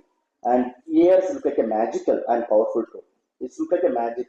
But when you see this, it's a powerful tool in the case of teaching learning, and the learning is easily when using the AR. Or the learning might be fun when using this kind of AR. And special thanks to the Ambadisas to give the chances for me. And yesterday night we came, my flight was delayed, so I made a trouble for our Zenabadi sir. He waited more than 1 hour, 1.5 hours in the airport. Sorry for this. Okay, so thank you so much for your caring and affection. And the morning I'm not well. There's a lot of students and supported for my. I went to the the hospital and I checked these things. Thank you so much to make all the arrangements. Special thanks to the entire NIEPID faculty as well as the director, sir. Thank you. If you have any queries, please.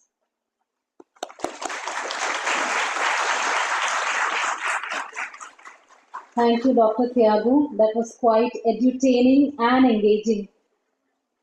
I now would like to say that the floor is open for discussion. Over to you, Ganesh sir and Dr. Thiagu. Good afternoon, everybody. First of all, one more round of applause, please. I'm sure all of us have learned a new thing of, there is one thing we all talk about, artificial intelligence and all, particularly gamification is, we are trying to use in all our day-to-day activities, specifically persons with intellectual and developmental disabilities. They enjoy gamification, and when we say gamification, even if the profoundly difficult child also uses mobile phone, makes some movements in the mobile, you might have observed that. So if you have any part of using the mobile phone and all, even our children's parents, what they do is most of the time, for your information, sir, to keep them engaged, to keep them always to make not a difficulty for other part of the life, they keep a mobile phone in their hand. Maybe there are problems inbuilt in that, but however, the gamification is really very useful for the children, the developmental and intellectual disability. Another important thing, sir, that argumentative reality. We are always thinking about in our interactive classroom with the digital and all. We try to give a lot of picturized things which they may not have seen or experienced. It basically get it the beautiful teaching system, which really helps us in our classrooms also. It's a wonderful thing. You have given us a great clarification. And after lunch, with the involving with some games and all, I think everybody enjoyed and everybody appreciated. By say we all after lunch we have to have nap, but by making it actively participate, I hope you all be active in the total session. Now I request any questions, please.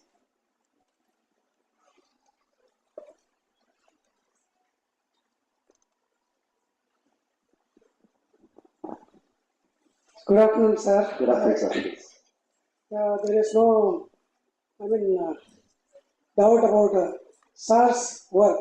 Sir is his contribution is a lot in the field of teaching and learning. We started with that lesson plan, that technology technology in the lesson plan. It is Digital lesson plan. yeah, digital lesson plan, and continuously is contributing, and now he is into this gamification, and this work is very he is dedicating only for that. And my concern is that yes, education is embedded with the technology. Yes, it is understood and it is well taken and it is implemented. But our concern is that the children are now becoming addictive, and it is very difficult for the parents to handle, and it is difficult for the teachers, even for the teachers to handle. And the secondary issue is they undergo certain health issues. Education has to be integrated with all these aspects, has to take care of all these aspects, take care of the health, take care of that well-being, that social aspect, everything education has to take care of. But this, I feel, this part is ignored, and we, the educator or the service provider, what is the effort we are making towards the safety of the children in terms of that health and other management? Okay, thank you, sir. So we know there is a 3 Qs. One is called IQ, intelligent quotient. Then second one is called EQ, emotion quotient. But in the current generation, we need a DQ also, digital quotient. So we should be increase this digital quotient. Digital quotient means how we are effectively using this tool, how we are control this. So we have to reduce the screen timing. And the screen timing means only for entertainment. I'm talking about entertainment aspects. So generally what happens, that parents only, making the people to be addicted. So we should be cautious. We won't give this mobile phone to the children, because the real fact, a lot of children are affected by eye cancer because they're using mobile phone very near to this. Therefore, we should, as a parent, as a teacher, we should direct them how we can effectively control the screen time. That we can add, we have called as a digital, etiquettes. We should follow some kind of digital etiquettes in the case of teaching, learning, even for the personal purpose. Then it's an issue.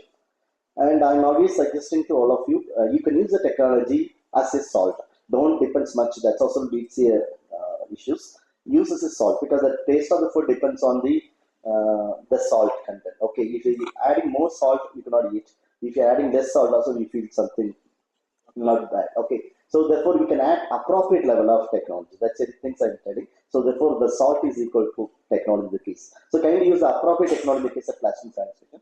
Then the students won't be worry about this kind of addiction and also. And we can, the students those who are addicted in the case of mobile phone, we can direct them to use this kind of gamification tools. It's better. Yeah.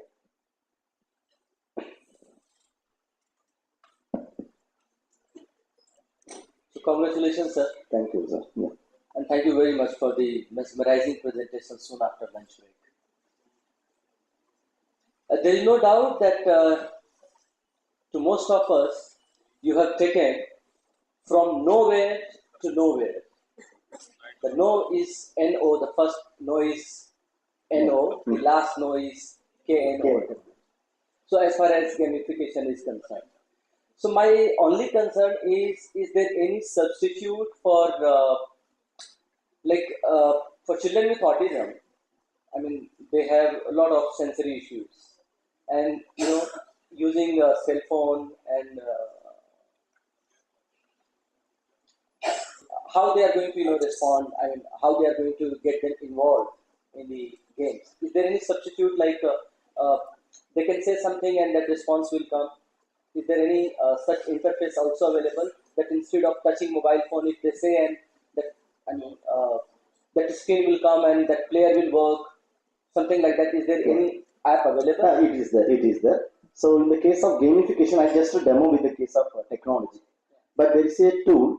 I'm going to share later. We can give this paper to the learners. For example, there is a 4 sides of paper. You can show us only the teacher need a display screen. When you show this question, when the student feels that the option A correct, they can show this paper like this. When you scan with the mobile phone, only the teachers need a mobile phone. When you scan it, automatically is detected who are given the correct responses. It will display here. Suppose the answers B, they can show like this. A single, paper itself, there is a 4 end. From this, we can easily access. A lot of tools are available. There is no need for the technology base. Even the gamification, a lot of people are doing the research with the use of offline. So here, there is no need for only the online based game. We can incorporate game elements. Even we can give this some kind of task, assign a task, and give this badges, give this points in the offline mode. There is no compulsion, so you can use only technology. And just using some game tools, but there is no compulsion. You can go with gamification only with the technology.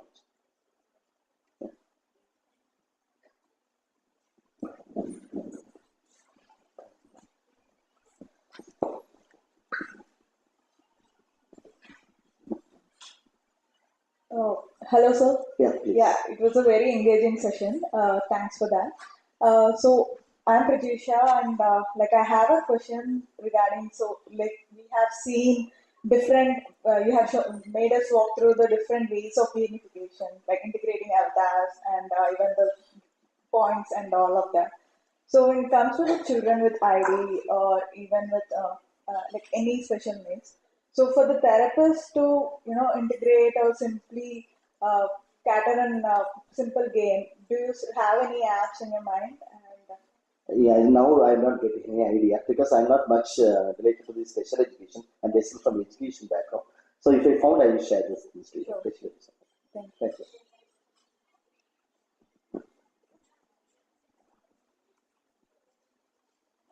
Shall I add? In fact, for the developmental disabilities, learning disabilities, the EdQuare has made some of the gamified things which can be made as like games with the learning of the numbers, learning of the subjects, all have been included in that. It's available in the market also.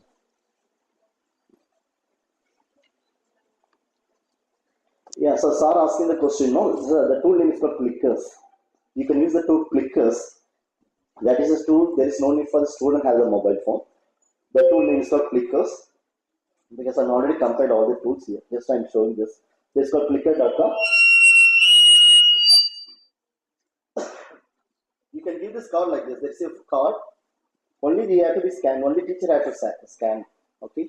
And all other things the student can use only the card. They can show the card in a different angle. When you scan it, it automatically shows this whether how the students are giving the correct response or not. So the tool name is called clickers.com. It is for the formative assessment. It's a free code activity. Your students see the Clickers is a free code activity. Your students will love.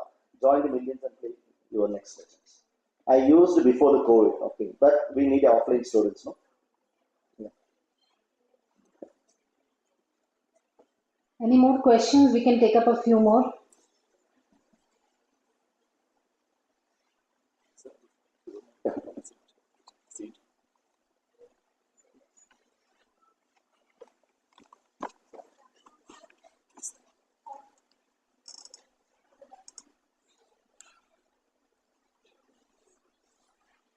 Sir, well, the presentation was really very good. I have one question, that is this artificial intelligence and combined with gaming, this is actually making the students away from reality, or it is engaging them more into virtual reality? Because if you talk about autistic students especially, they are not so much social. So if they are actually very much into games, they are not coming with the socialization part and all that. So the social portion will not be any more active actually. So maybe the digital portion will be active, but what about the social portion? They will be very much into virtual reality, the virtual world. What about the other parts? I got it. Thank Madam, the things which I demo, no, it is only for the solo game I conducted. But there's a team mode game also there. We have a lot of game, team-based game. That is maybe helping to social skill and all. Even the school days, we divided the group into collaborative and cooperative learning. No? The similar way we can conduct any kind of game elements, a game activity with the people's, for the people those are having the special needs. Okay.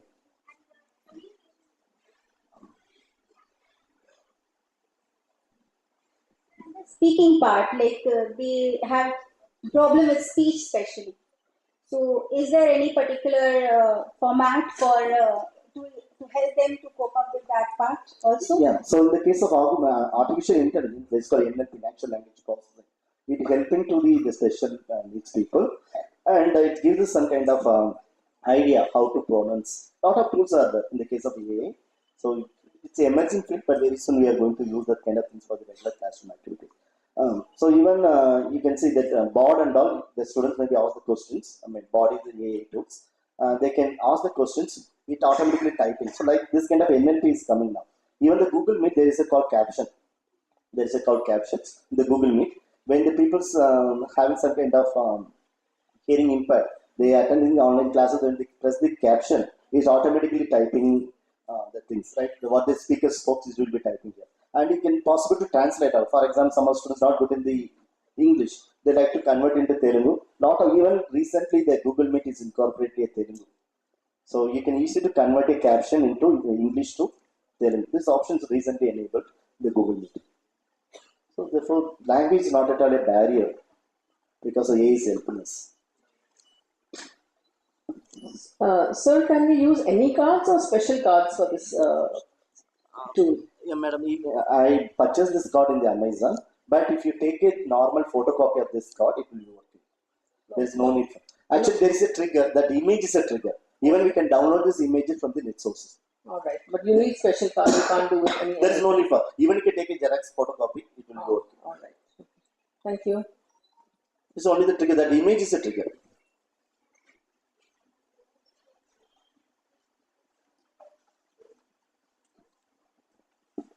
How did it name on the images? They were just plain images. When you showed it, it was marking and naming as well. Yeah. So you're talking about when you scan this, you are getting different parts, no? Yeah. Yeah. So in the case of augmented reality, in the case of digital layer, it will be multimedia. It will be a text, it will be audio, it will be a video, it will be animation. So that is the reason it comes with 3D along with the text. So there's a multimedia content. That is a digital layer. The cards which you were showing, sorry, the cards which you were holding, the anatomy ones, it just had an image, or I couldn't say, I don't know, but the parts were named when it stood Yeah, up. yeah. When you scan is automatically the parts comes. That is the way they develop it. So it has learned already. Yes, already they develop like this one. When they scan these images, automatically displaying this 3D along with this text details. Okay, it itself prompts. Yes, like yeah. So that's the reason I told the digital layer, it will be multimedia layer. It will be images, it will be a text. So any kind of things it will be good.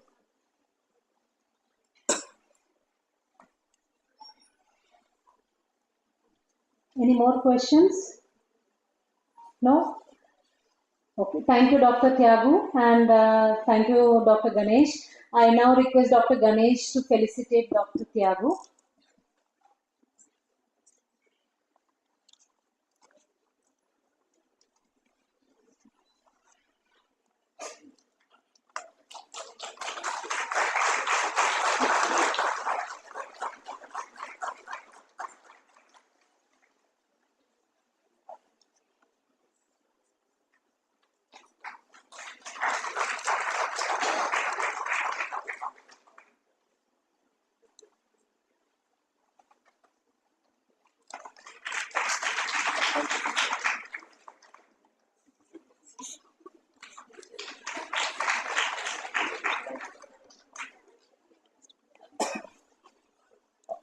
It's a very wonderful session. I really congratulate sir.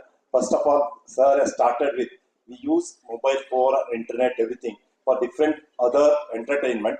But the sir major intention and the idea is that it can also be best way to use for learning by gamification and augmentative reality. These are the two things sir want to stress here.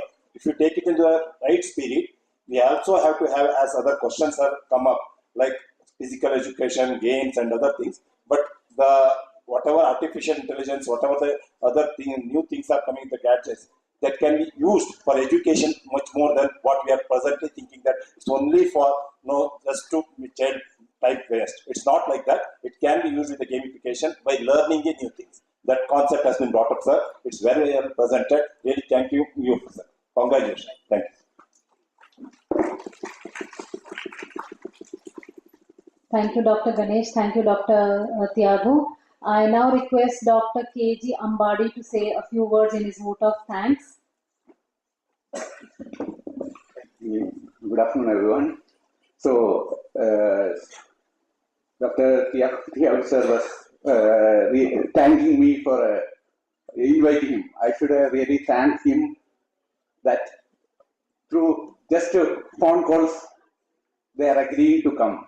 That's all the way the way they are communicating with us, and I'm really happy that you accepted our invitation and you are here and you have given a wonderful insight to our professionals over here how to use integrate technology in the teaching. So on behalf of NIEPID, on behalf of all the participants and on behalf of all the conference organizers, my heartfelt gratitude to you, sir. Thank you so much. Thank you, Dr. Ambari. Before we break for high tea, I would request all the participants to place a signature on the register outside the auditorium. And now we break for tea. Thank you.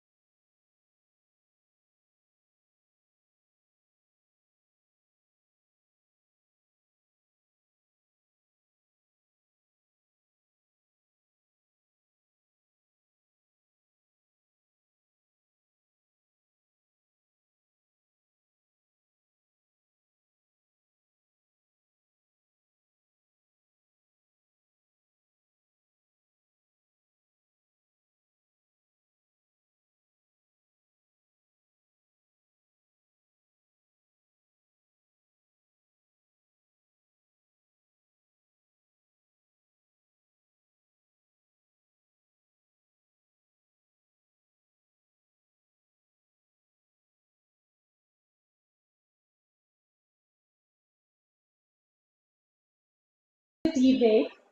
We will now continue with the technical session 2. The chairperson for today's evening is Tashat Sir, Head of the Department, Rehabilitation Psychology.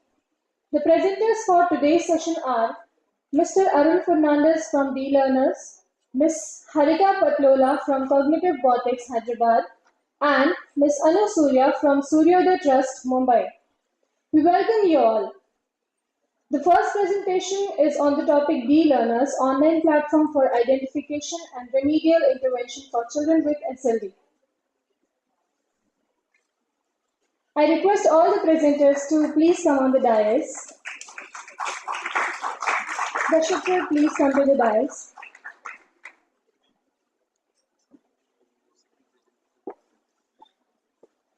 I request the members of Cognitive Botics also to come on the stage. And also Anu Surya from Suryodaya Trust.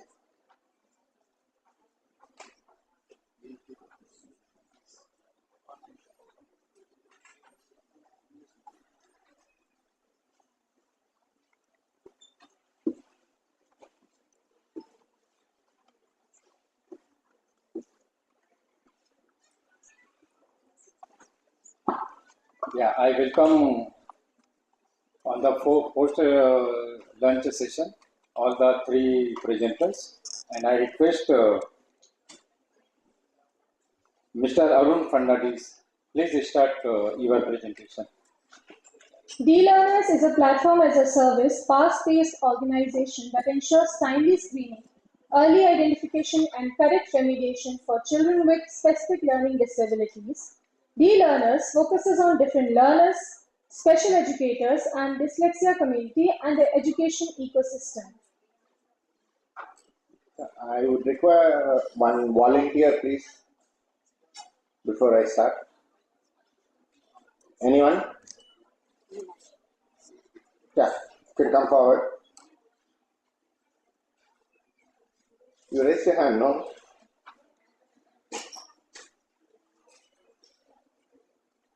Yeah, can you give them a mic, sir?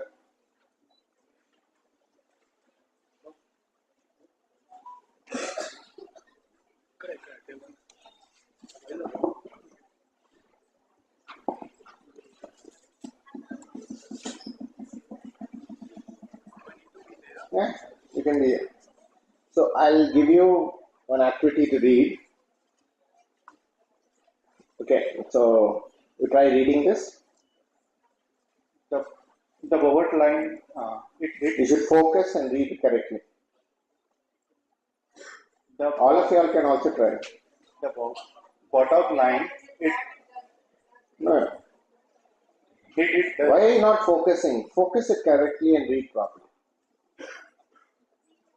But the bottom line is that it does exist, no matter what name people give it. That is a specific learning disability, etc. In fact, according to Mr. Sally, its prevalence is actually 1 in 5 children, which is 20%. Your good name? Kishore. So Kishore, did you have intention not to read it in the first point when I asked you to read it? It was not appearing in right way. No? Yeah. So one more volunteer, please, who can read very fast. But now this time it will be in English only. But it will go, the words will go, the mic can be given to ma'am. You can sit there. I hope so. Yes. Are you able to see the line below it, ma'am? Yeah. So I'll play it. So yeah. So before this, I created this video. So whatever the words are going so fast or whatever the concepts and everything, I know. But being a dyslexic myself, I'll not be able to read as fast as ma'am would. So first I'll try ma'am to read it. Let's see. 1, 2, 3, start. Usually to study a language, the left part of our brain will, not covering it. Yeah, once. Usually to study a language, the left part of our brain will be of use. It's gone up too fast. Shall I keep reading? Yeah. Whatever you are able to read. This is A and this is P. For this, the brain contains the Broca's, which helps us to identify the word correctly. Then comes the sound of the letter. For instance, one must be aware that the sound of A is A and P is P. And this is identified by the Pareto. Finally, we must know how to identify the letter along with its sound. For instance, the word apple shouldn't be pronounced as apple, but an apple. For that, the when all these to read the word apple or the word bhai, kadai, biryani, all these signals are transmitted through neurons. But for a few kids, the two regions, such as the temporal and the okay. Or even if the pathways to their neurons are, the signals may not be carried. It's too fast. So basically, so here the concept most of you all understood, but ma'am could not, like, it was fast. That's why she is not able to read. But if it is slow also, I won't be able to read. But I know what is occipitotemporal, what is temporal, and what is the neurological connection connecting to it. So what is knowledge or what is literacy? Is it just reading, writing, or having a knowledge on a concept? Understanding is knowledge. So, but in school, what happens? I was a dyslexic kid, changed about 7 different schools to complete my schooling, and every exam I used to write 10 pages. And whatever I write, the teacher would not understand, and she'll put 0 marks. But orally, if the teacher is asking me, I'll be able to answer. So, whose problem that was? The teacher's problem or my problem? Whose problem? The teacher's problem. Teacher's problem, exactly. But the point is, the reality is not so. So I did not get marks. So that led to kind of shifting in school after school. But today, the same dyslexia, how the world is looking at. I'm Richard Branson, and I'm made by dyslexia. From today, you can join me in adding dyslexic thinking to the list of skills on your LinkedIn profile using your drop-down menu. In other fantastic news, Dictionary.com have committed to add dyslexic thinking as an official term. My dyslexic thinking has helped me see solutions where I think others saw problems. It helped me to dream big.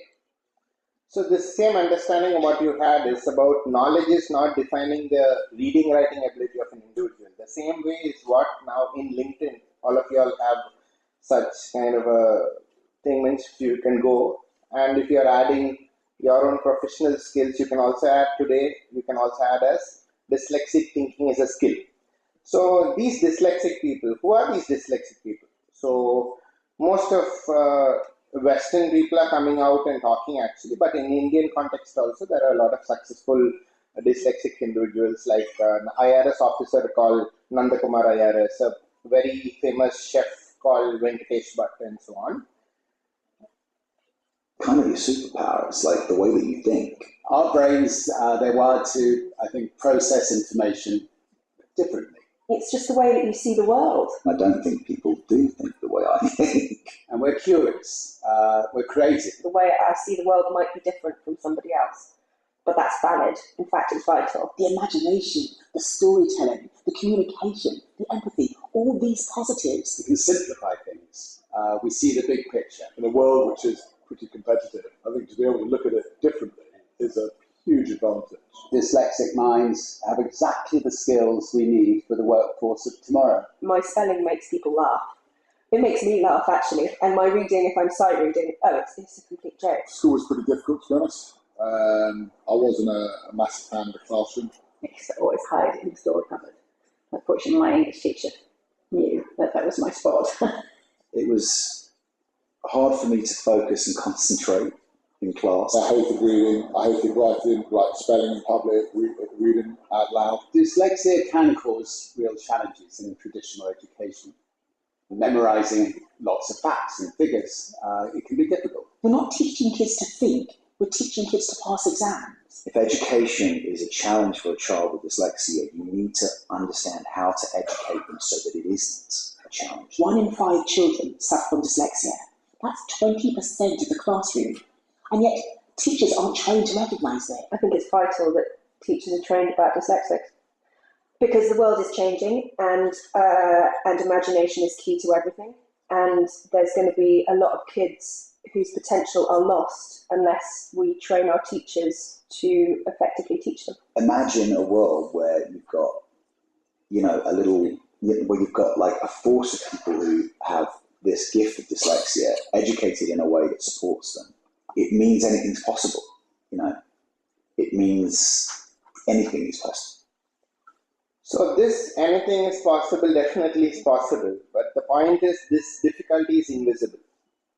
And if this difficulty is invisible and if the teacher and the ecosystem is not able to understand, because these kids, apart from the reading, writing aspect of it, they might be regularly in any other school, they are also present. But the point is when it comes to writing and spelling or reading is where there's challenges. And our education system is only focusing on this aspect of it rather than actually not seeing the brighter side of them. What is actually the brighter side of them is whatever well-lit room today we are in, it's created by dyslexic. Today I flew from Chennai to Hyderabad in an hour. The two Wright brothers were dyslexic. So dyslexic minds are actually created solutions.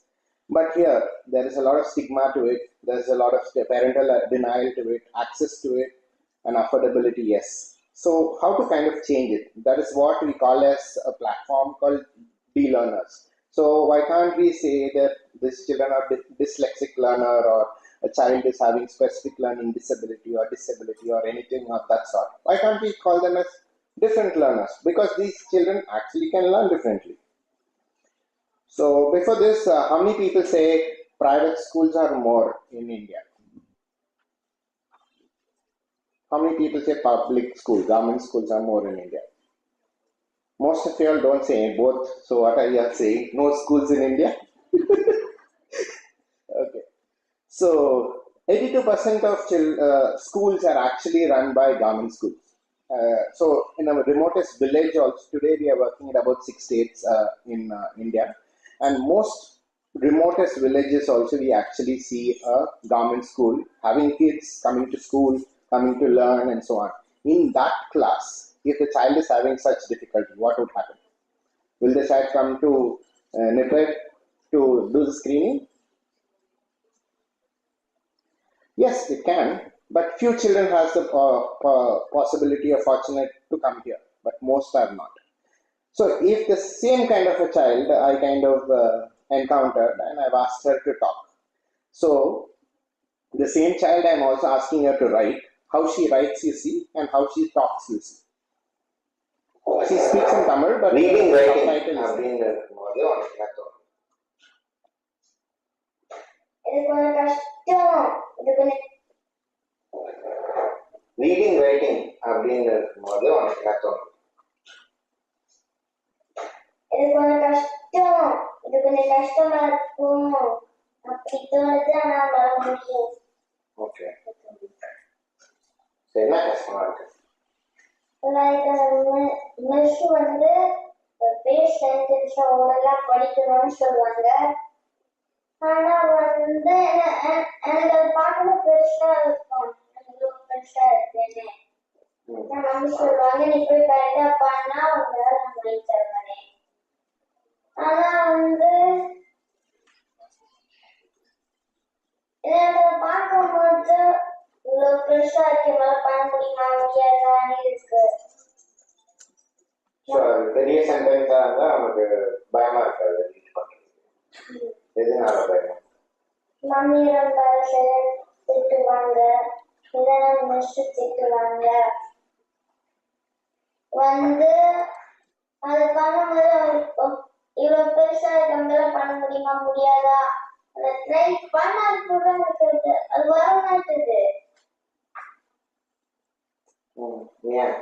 நான் வந்து ஈஸியான வருஷம் படிச்சிருந்தேன், கஷ்டமான words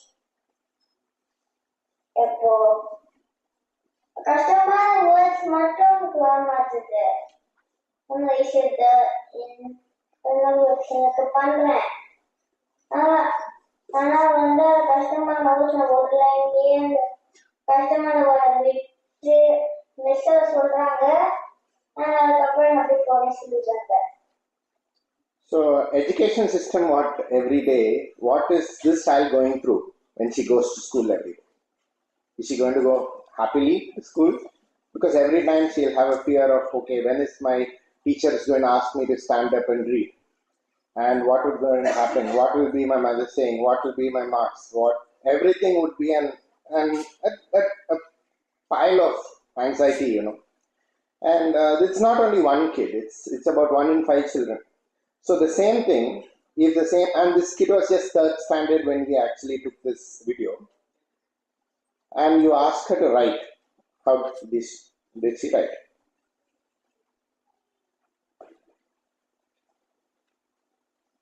I saw a big boy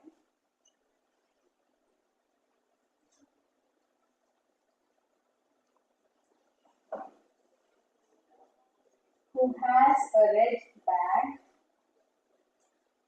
Saw became say.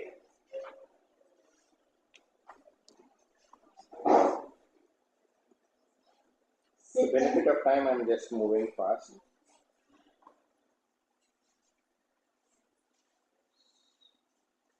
So do you associate the same child who is able to articulate very well the situation versus the child who is writing now? Are you able to associate? No, yes? No. So, but why to make it, how can you make this whole learning environment for these children interesting? So, when I was in school also, reading was the first element or writing was the second element in school. But for these kids, I call them as different learners. It should be, as Sir was also saying, gamified learning. It's interesting should be the first element. It can be game, it can be any form, VAKT, visual, auditory, kinesthetic and tactile ways you can learn.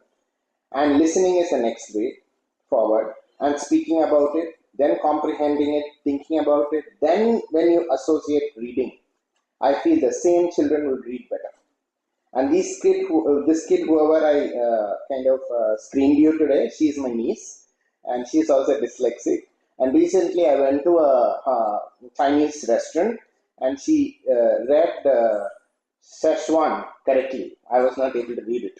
So she is definitely improving. But the point is, if this way, the children can actually improve.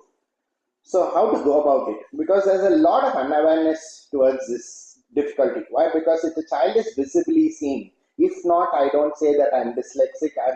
No one could actually recognize that also. Because I'm only going to do verbal presentation for you. So orally I can do anything. But when you ask me to write only, my handwriting might be not, it will be like a doctor's handwriting, that's it. But anyway, so awareness and sensitization is the first goal. So for that, we have created a lot of awareness videos, which is in YouTube channel, and we have also created an app for it, for making parents identify from their own houses. And early identification is what is the way forward. Is why? Because when you leave the child till 8th standard, and then you concentrate on the child's core skills of reading, writing, the child will have an aversion towards reading, writing itself. Because I would have not performed so far, and suddenly if you ask him or her to kind of concentrate, that might not be the case. So that is where this whole platform we have built. We are, as the introduction was there, we are a PASS platform. So how we do it is from sensitization to involving the teacher, involving the parent, and involving app-based screening and assessment. And this assessment part of it is what has been now partnered with NIEPID to kind of do an validated tool. So when we go to actually schools, what actually happens is we kind of play videos like this, and followed by that videos. These are all common signs of SLD, and that is being followed by that. There's a set of questions asked. Then there is a download of a certificate, so that the awareness session is complete. And it is now in 6 different languages, and anyone can actually do it from our website itself. Then after the teacher does that, there is one aspect. The teacher adds on students, whoever is actually, they feel these children are having such difficulty. So this is a teacher checklist according to classes, they kind of add students. and then they involve the parent through a parent app. Then there is a assessment happening in their own school. So I always wished, why can't an assessment happen in the school itself? Why? Why? Because when I was 8th standard and I was sent to kind of Kilpauk Mental Hospital to do my assessment, that was my 8th place I went after the 7th school.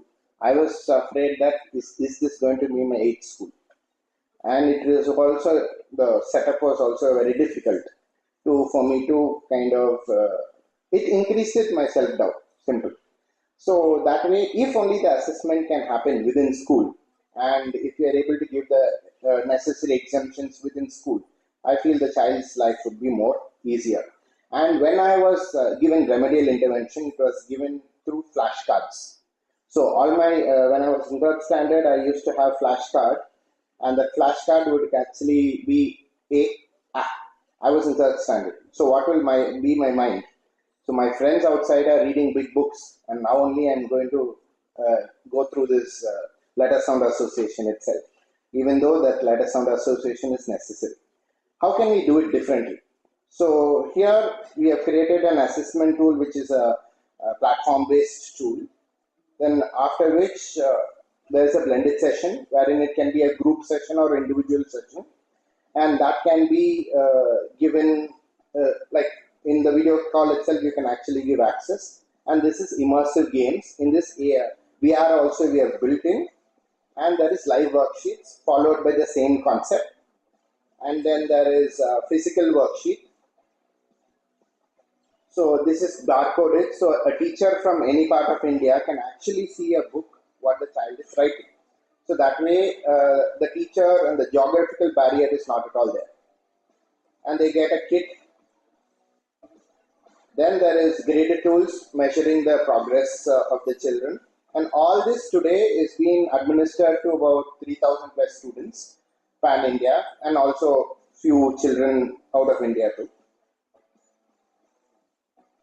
So we have created an ecosystem, and from screening to identification to giving them remedial care is being done in the comfort of their home or comfort of their school itself, with a special educator, offline or online. Both is possible.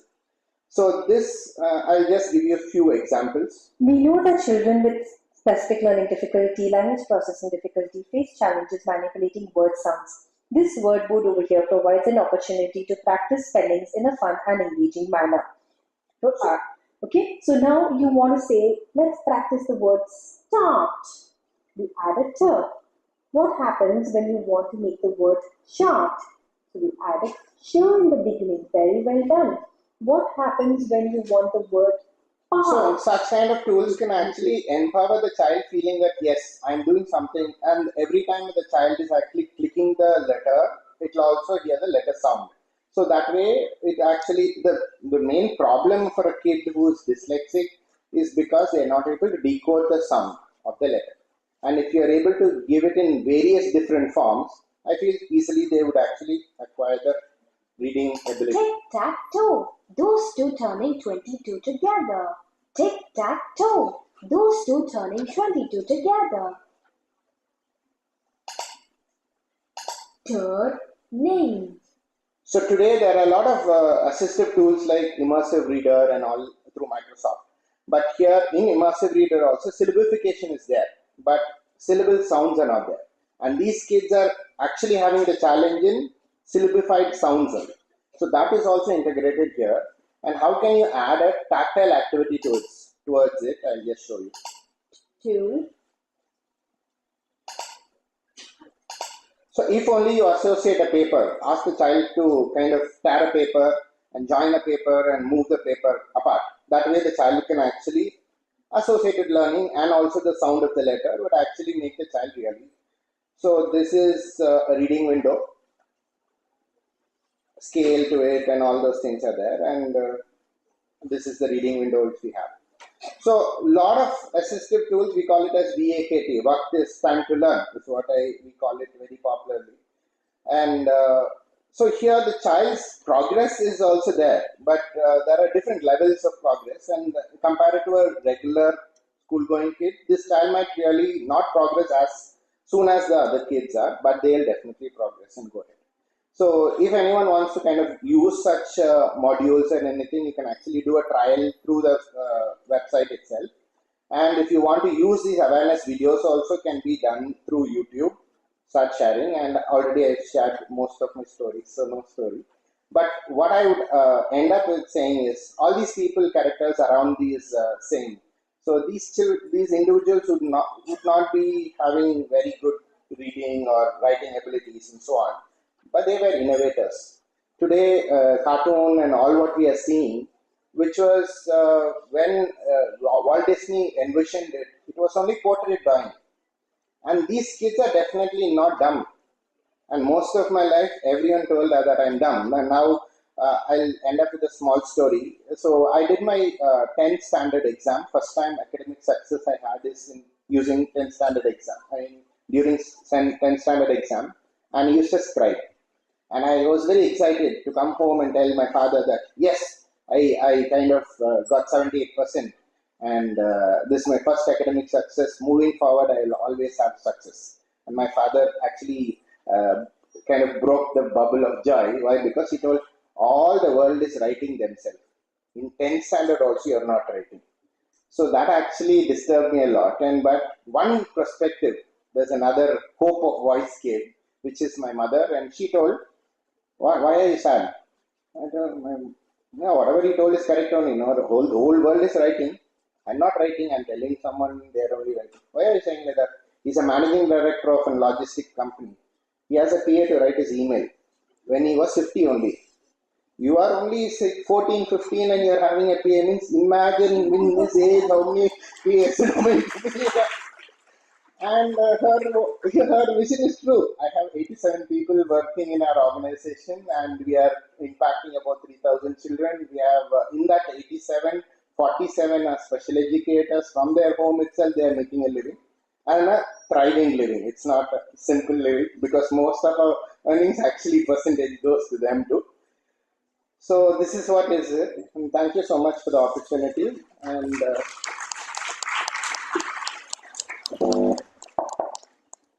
thank you, Mr. Arun. Please come and have a seat. The question and answer we will take after presentation of all the three presenters. Now I request Ms. Harika and Meenakshi to present her presentation.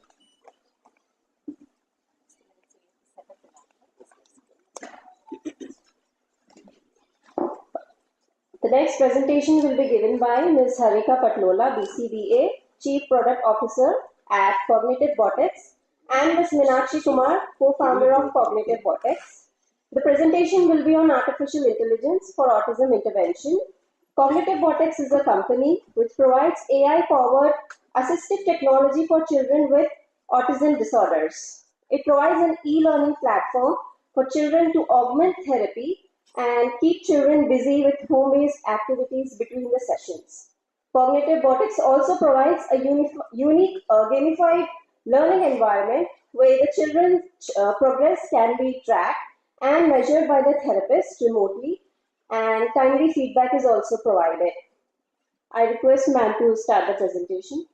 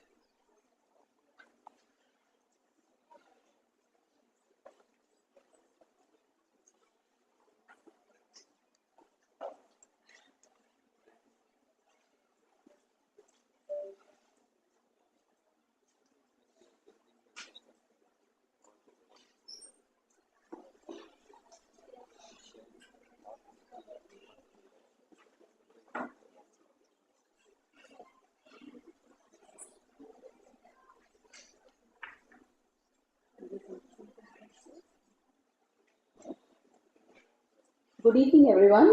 I'm Harika and I'm a board certified behavior analyst and I'm Chief Product Officer at Techno-Pedagogic. And good evening, everyone. This is Meenakshi, and I'm the co-founder of Techno-Pedagogic. But my first qualification actually is that I'm a mother of an adult on the spectrum, and my son is actually right now employed with MNC. Yes, he works from home, and what he does is a repetitive task. But for me, it was a super yay moment when he got employed. So that was one thing I definitely wanted to present in this week. And the entire idea for the project came up from my son wanting to do something for the community, for the autism community. So he feels, of course, a lot of, not that he really understands what it is, but he feels a lot of connection with them. So keeping that in mind, we wanted to work on intervention basically. Because as a mother, I know how important it is to ensure that my child, and every child for that matter, gets this constant intervention and that too early intervention. So that's where cognitive robotics was born. I'd like to take you through, well, it's 7 minutes. I'm sorry for that pretty long video, but I think it would really help you see what this product is all about. And it will take you through the actual screenshots of this application, which actually helps provide intervention support for the therapist. Apologies, but I'd like to watch this video.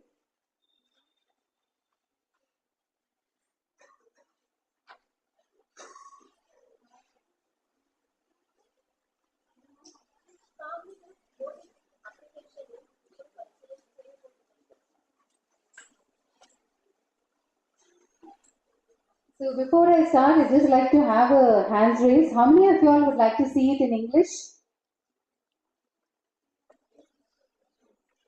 And another hand raise. How many of you all would like to see it in Telugu? And those of you who are seeing it in Telugu, want to see it in Telugu, are you comfortable with English also? So I can show it both in Hindi, in English and Telugu. Shall I go with Telugu? Because we are in Telangana. Okay, English it is then. I see a lot of no, so it's English then.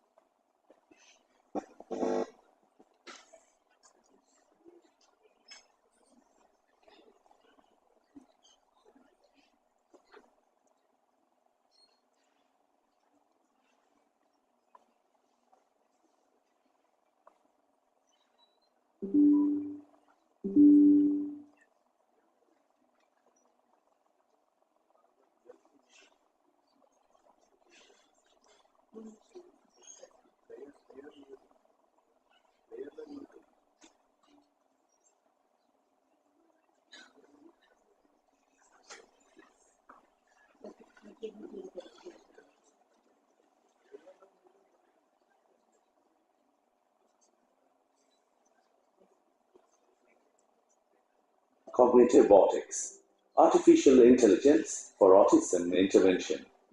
The story of cognitive robotics begins with our founders, the parents of a child diagnosed with autism. While raising their son, they faced numerous challenges, from time constraints, an inconsistent education system, lack of therapists, manual entry of home practice, and therapy interruptions. To help him overcome these challenges, his mother chose to become his shadow teacher, guiding him every step of the way. With their dedication, early intervention, and consistent therapy, he not only overcame his autism-related challenges, but also earned a bachelor's degree in computer applications. Today, he is a thriving professional in a MNC. Most recently, his journey earned him recognition as an autism champion, a prestigious honor presented by the Honorable Governor of Telangana State, a testament to the incredible potential of individuals with autism. Hi, I am Ram and I overcame my challenges. Remember, whether you are using cognitive robotics or spending time with your child, maintaining a positive response is crucial. Remember this equation, O equals to E plus R. It reveals a valuable lesson. The best results come from a positive response. This means an outcome, either positive or negative, is the result of how you respond to an event, not just the result of the event itself. Do keep in mind while interacting with your child that consistent effort, even in small steps, lead to achieving more. In other words, more equals to less plus consistency. Seeing their son's transformation, they set out on a new vision to democratize autism care for the approximately 73 million individuals with autism worldwide. With the availability of the latest cutting-edge capabilities of artificial intelligence, virtual reality, and augmented reality, our founders were determined to transform their vision into a reality. To bring this vision to life, they sought guidance from a diverse team of experts across the globe, ranging from medical doctors to therapists, some of whom are parents of children with autism. Together, they designed and developed Cognitive Robotics, a digital therapy guide with multiple features, from a comprehensive curriculum to a multimodality way of learning, offering a new horizon for autism care. Let's go through each of the features one by one, starting with a comprehensive curriculum. The Cognitive Robotics application offers a comprehensive and structured curriculum that takes your child on a step-by-step digital journey covering everything from the basics to advanced concepts. Next, we have the individualized learning plan. On initially using Cognitive Robotics, the application will assess your child's aptitude through data analytics and devise an individual learning plan, adapting them as needed. Using the Neil Fleming's WART model, the application incorporates visual learning, auditory learning, reading, writing, and kinesthetic learning. Recognizing these preferred styles of learning, Cognitive Robotics provides multiple ways of learning using gaze detection, AI, and animation games, virtual tours, augmented reality, and parent training modules. It listens, responds, and adapts, just like a dedicated tutor. For instance, in the Learn to Look learning objective, Cognitive Robotics employs gaze technology to deliver the lesson using visual demonstrations to show children various behaviors. AI Games offers a tailored and interactive learning experience, fostering cognitive and motor skill development. The adaptive nature of AI Games ensures personalized content, accommodating each child's unique needs. Animation games provide an engaging platform, helping children recognize emotions and practice essential tasks in a supportive environment, contributing to their overall skill enhancement. Next, virtual tours within the application takes children to different places, such as parks. It's an immersive way for children to explore and become familiar with new environments, reducing anxiety.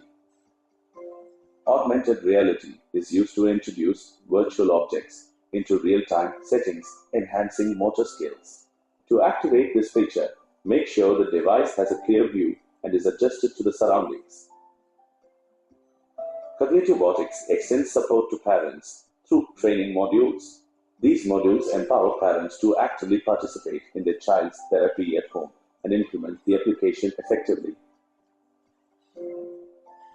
Next is the interactive two-way feature.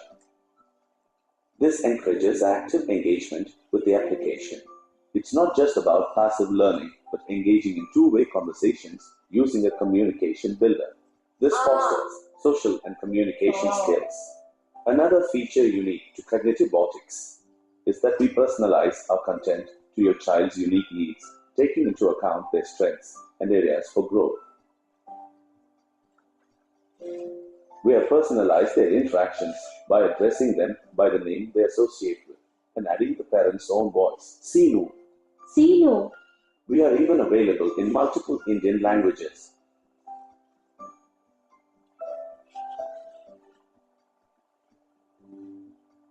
Next, while your child is engaging with our application, we compile a comprehensive report on their response to develop a picture of their progress and identify areas for improvement. And last but not least, Techno-Pedagogic simplifies journaling, making it easy for parents, and generates detailed reports to support therapy and enhances communication with therapists. Overall, Techno-Pedagogic is on a mission to address the critical factors of anywhere, anytime accessibility, unbiased and equitable learning opportunities, time saving for both parents and therapists, an increased reach to serve a global community, structured digital content for effective teaching, and comprehensive progress measurement. Remember, with the right support, there is no limit to what individuals with autism can achieve.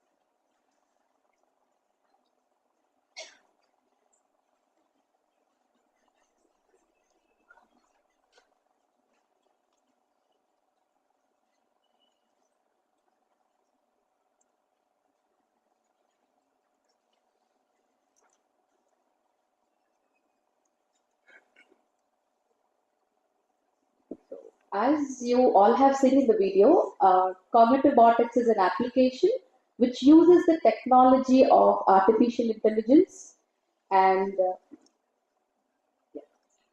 so it uses the technology of artificial intelligence. Here we are using different AI tools like gaze detection, pose detection, emotion detection, and then object detection, and chatbot, web AR, virtual reality, to teach various skills to children with autism. Now, what is and cognitive robotics? This application, it will augment the therapy and support the therapy. what is a wow moment for all our therapists? So when do you feel wow when you work with children? When a child learns a certain skill or concept, then it is a wow moment for us, right? Am I right? Yeah. So we all know how a parent's role is very, very important in our therapy. We give therapy for 1 or 2 hours, and that isn't enough for the child to learn all the skills. So we really want parents to also participate in, and carry on the same interventions what we do to home and then practice them at home. So we tell them, you please practice these things at home. Then there will be like always a friction, like how to do them. We tell them, but there is always a transmission loss. We tell them, you please do this, you do this, we demonstrate. But after certain time, they lose. I mean, see, telling is easy, but doing is very tough. So this application will solve that problem. All we therapists, what we teach at our therapy center, that can be carried on at home. The same method of what they are learning, the same intervention, it can be carried on at home, and this application enables that. How?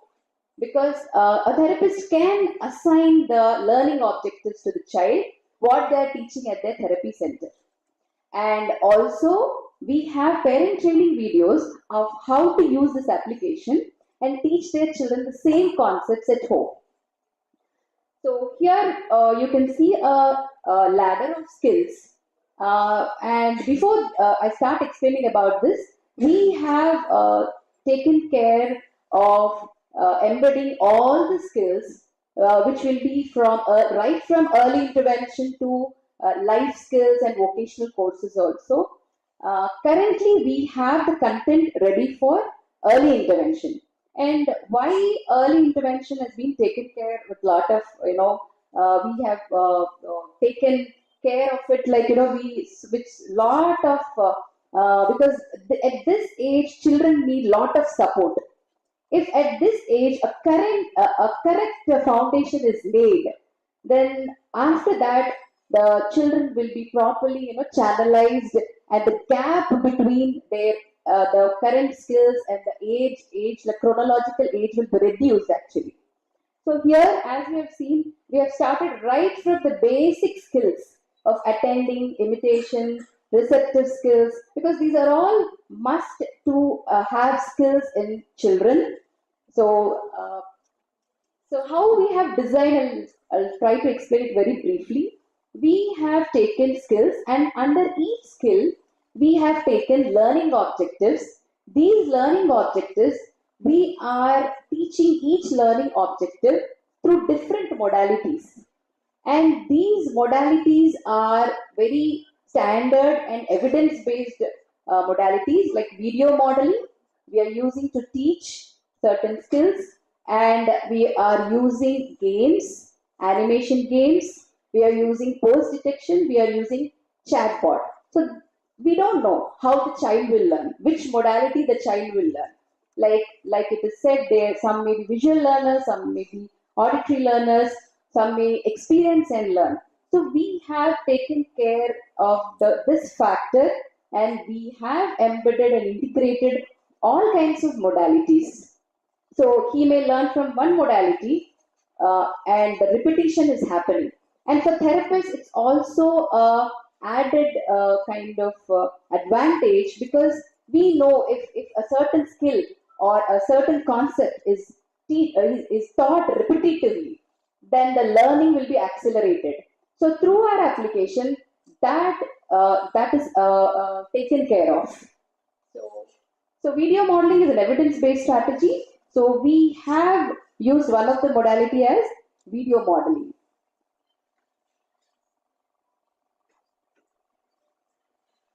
So what I would like to show over here, talk about over here is that in video modeling, we're actually teaching the concept of imitating an action. And now videos are going to be very, very passive watching. So how do we ensure that the child is actually able to do the action? So that particular imitation action that we are teaching, We're actually opening the camera and we're going to see if the child is able to imitate an action that is modeled by the adult. Here the adult is of course the actor that we have in our video. And as you can see, there is a small circle at the top. That is where the child is able to see himself or herself. So, and what we are able to do is we are able to capture how closely the child is able to imitate that action which is modeled. The idea is the child is already learning how to do this in the therapy center. They go back home and they also get to practice it. We're also giving opportunity for the parent to look at real life situations where they can extend this learning. Not only are they practicing on the application, we're also giving at-home activities for the parent to use in real life situations. We also are tracking to see where the child looks at on the screen. So when we are calling their name, they're going to see, or if you're giving them a sound, obviously a child with autism is going to take time to learn to respond to their name. But if there is a sound, where do they look on the screen? If there is a picture presented on the screen, where are they looking? So we are using as far as possible actual experiences for the child. We open the camera and we get to see if the child is able to do that particular action. We also have the ability to detect if the child is reproducing sounds and words as they are being taught. Now, as a parent, I'm very, very aware of what Harika calls intensity. The number of times we are actually able to give the child practice. And if I were to do it very soon, I would lose my patience. But thanks to this computer, which can actually deliver the same content repeatedly with zero emotion, children are actually able to pick it up. They're able to detect sounds, they're also able to detect words, and we have a confidence score. How closely is the child able to imitate that particular action, reproduce that particular sound, reproduce that particular action? We also have very, very simple animation games. Very simple, because we understand that for children with autism, it is necessary to keep the interfaces very clean and direct teaching content. Absolutely nothing that is going to make them feel overwhelmed, nothing that's going to make them addicted either. It's only the concept which is being taught. That is what we are using in the games.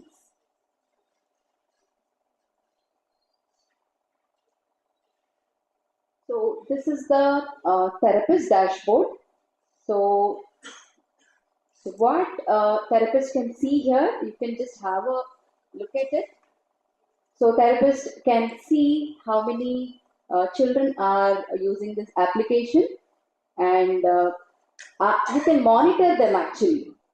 At which learning objective they are, how many times they're repeating it, how often they are repeating it, is the intensity taken care of. All these things a therapist can monitor through this dashboard. And you can also see whether they have mastered certain skill or they are facing any difficulty in learning that skill. Then they can change the intervention plan at the therapy center, and they can again change the plan to teach them the prerequisites of that skill. And they can train the parents also accordingly by monitoring the children, how they are using the application at home. So this is that dashboard. And the therapist also has the opportunity to add and remove learning objectives based upon how the child is progressing, because the therapist can see the progress of the child. So actually we have a parent app and we have a therapist app. Both of them are connected. So whatever the child does, the parent sees the reports, the therapist also gets to see reports and is able to monitor and then accordingly filter out, what is required, what is not required, adjust the learning plan. And of course, there are some more reports the therapist would like to see. So the app has got a lot of reports for both the parent and for the therapist. So these are all the reports that they would be able to see. This is one of our favorite parts. We have introduced a fun element. There is a buddy on the application, a buddy whom the child can directly connect with. And this buddy is going to be the one who is going to encourage the child with claps and introductions and any kind of interactions. So the buddy, this is our buddy whom we are using. As you can see, we've made the buddy as close to a real person as possible. We all know children with autism or individuals with autism need lot of motivation to learn. So that motivation we are giving in the form of lot of fun elements.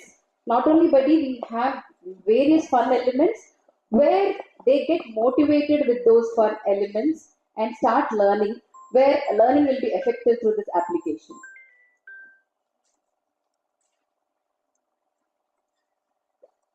So thank you so much. So that is all about our application. Thank you, speakers from Cognitive Robotics, for this magnificent initiative and innovation towards autism intervention. Thank you so much. Next, I'd like to call upon our next speaker, Ms. Anu Surya from Suryodaya Trust, Mumbai, for the next session. Over to Monica to give a brief on our next speaker. Suryodaya Trust is the first non-profit organization in Nalasopara that is dedicated to the cause of providing education to children with intellectual disabilities, with a view to making them functionally independent adults who are well integrated into society. Founded in 2010 by members with decades of corporate experience, it currently works with 40 children. Borrowing its working style from the founders' rigorous corporate work ethic, discipline, and network.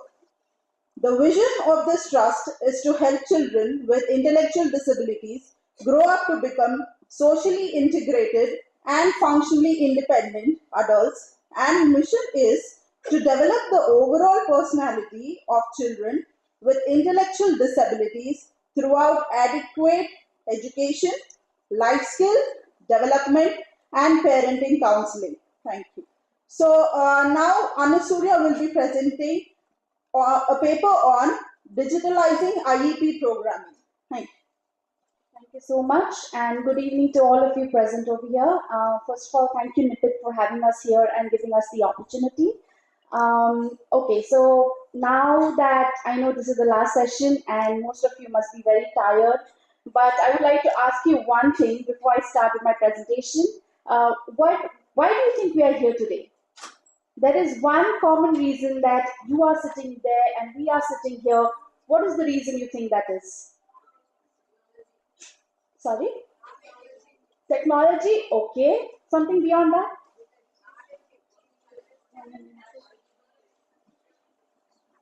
Okay, right. I would like to call it passion. It is passion for doing something in the field of education for children with disabilities. And we are here exactly for that reason, to share our passion to empower children with intellectual disabilities by digitizing the IEP. So the brief about the school has been given. So right now we actually have 40 plus children. Total actually we have 70 plus, because we also have started with the vocational training center last year. And our true motto is to make the individuals self-reliant and also financially independent after we've trained them in our vocational training centers. So as a special educator, first I want to ask you, how many special educators over here and how many are going to be special educators? All right, most of you. All right, that's wonderful. So when we talk about special education, what is the first and foremost thing that we do when a child comes to us? It's not an exam, you can answer. Sorry? Assessment, right. And after the assessment? An IEP, right? Can someone tell me what is an IEP? Individualized. Right. It's an individualized education plan.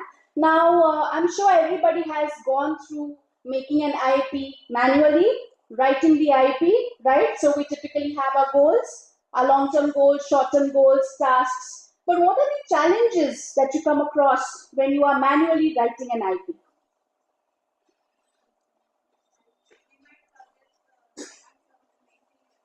I am not able to hear you, so you might have to be a little louder.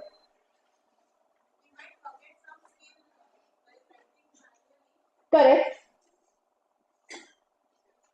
See, IEP is something that is very important, right? Because we are planning an intervention for the child, correct? But although it is such an important document, it is very rigorous. It is tiresome, time consuming, right? So overall, it's a very cumbersome process, right? Now, since these are papers, loads of papers coming in, coming out, do you think it is very easy to maintain these files?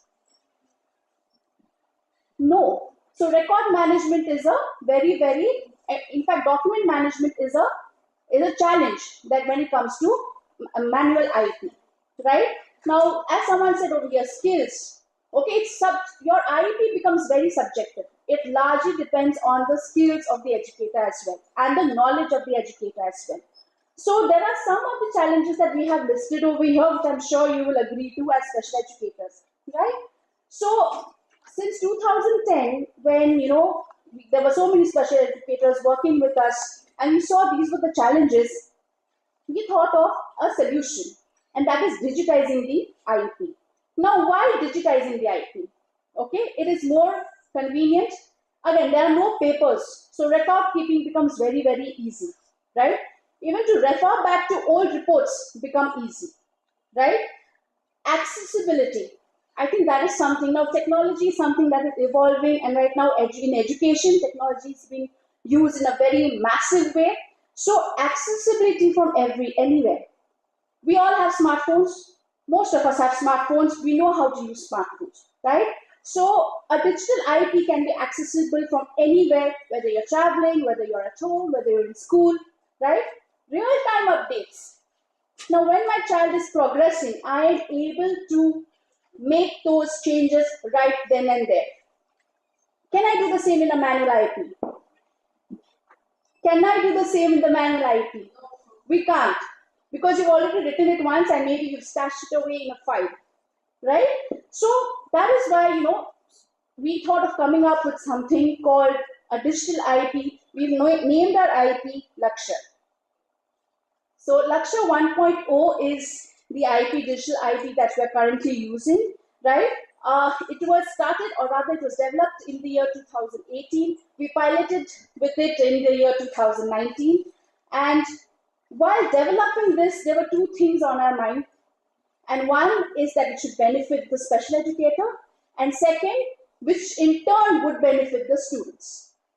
Now, our main actually focus group is the students, right?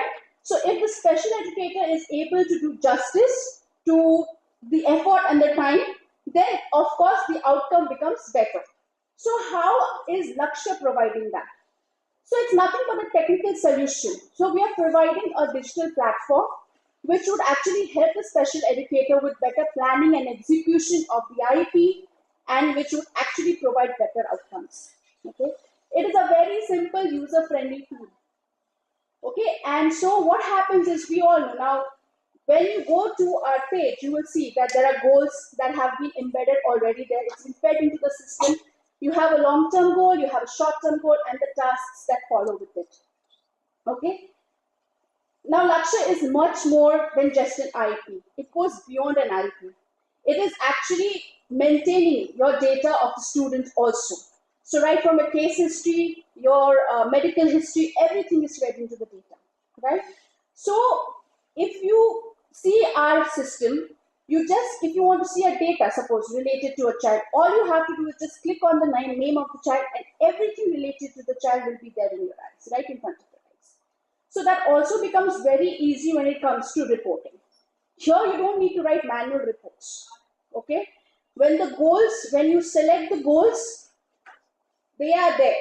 And as you progress and when you're updating the reports, when you click on reports, you will actually get a tabular or a graphical form where you exactly know where your child is, how much progress the child has made, how much progress is remaining, or if your child has not progressed at all, right? So we also, because this is something that we want to provide everybody in pan-India, so we are trying to make it accessible to all schools, okay? So whether rural or semi-urban or urban, and that is the very reason that we have made it available in 6 languages. As of now, the tool is available in 6 languages, but we are trying to incorporate more in our system. Now, the structure of Lakshya is, it has been keeping in mind, it has been developed, thinking about the Indian students. So the goals and all and the tasks that have been put into the system are keeping in mind the needs and the requirements of an Indian student. Okay? It is a no profit model. So the capex, or rather the enhancements and all that are required in the system are actually, we get it funded through donations, and we take a minimum subscription cost, that is a running cost, from the schools that use our IP. Okay, this I have already told you that it's a comprehensive goal library with a lot of long-term goals, short-term goals and tasks. And since this is not only IP, it kind of stores a lot of other data also, it can actually be a source for further research, right? And when we say compliance to global standards, it actually means that when it comes to security, because this is a big database. So when it comes to security, we have ensured that it is good, and also we are able to enroll many more schools into the system. So that the running of the system should not actually be a problem. Now, Lakshya is something that we keep enhancing the tool, because we take a lot of feedback from the principals who are already using this tool. So that is exactly why we actually right now are in the stage of enhancing Lakshya. Okay, but that I will get onto it later. Right now I'll talk about the IP, the impact of Lakshya in our school. Currently it is running in our school, our teachers have been using it. And yes, when we initially introduced this, our teachers were a little scared, because obviously something new is being done, but they embraced it. We provided them with laptops, there are digital boards in our school. So this transition from manual to digital was very, very smooth. Okay, and in fact, now they feel that they are much more equipped, right? Because they don't have to waste a lot of time and effort in making the IP. Instead, they are able to invest that time in training the children more and in a better way, right? Now, although we have provided goals and tasks,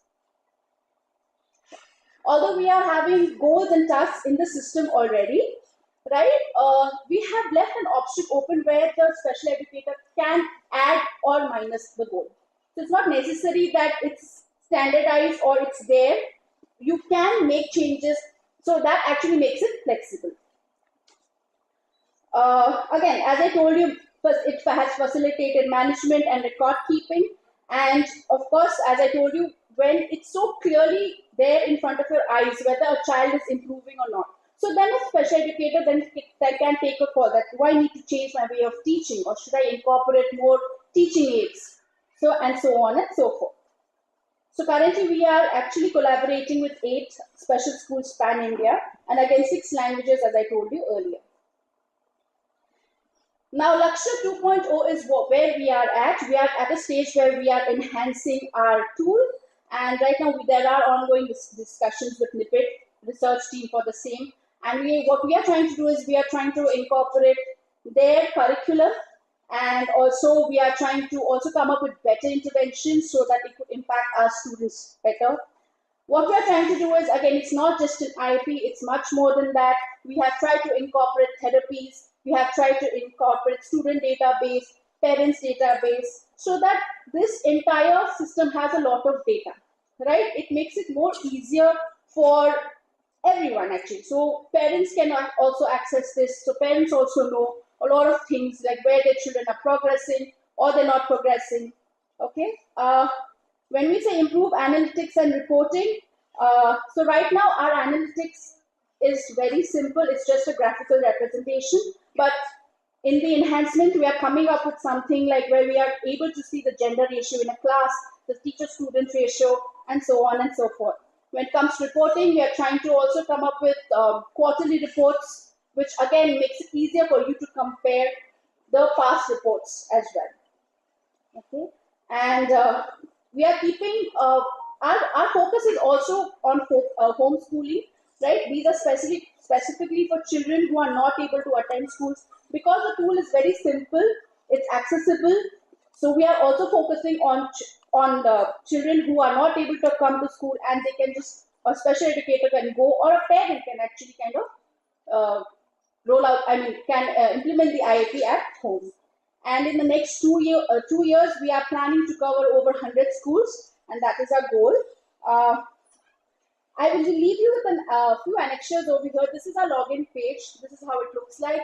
We give 3 login IDs. One is the super admin ID or the principal ID. Then you have a teacher ID as well as a parent level ID. This is a snapshot of the current curriculum. You can just see what all we have. That's the dashboard, and this is how it looks like. As I told you, it's more than an IEP. We have all the students' data, your case history, everything.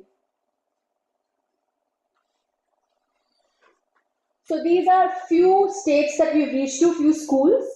You can see the dark green is highlighting the schools that our IEP is running at right now. So these are a few FAQs if you would like to go through.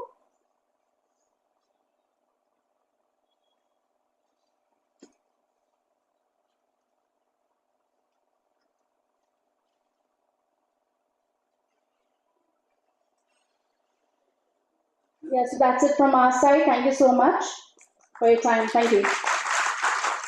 Thank you, Anusaya, for throwing light on the purpose and works of the Suryodaya Trust and on digitalizing IEP program through Lakshya. Thank you so much. Now, I'd like to let you all know that the floor is now open to discussion. Please do note that we are running late from the schedule, so we will be cutting down on the number of questions. The speakers are available after the session as well for any further discussions, so we can start with the questionnaire.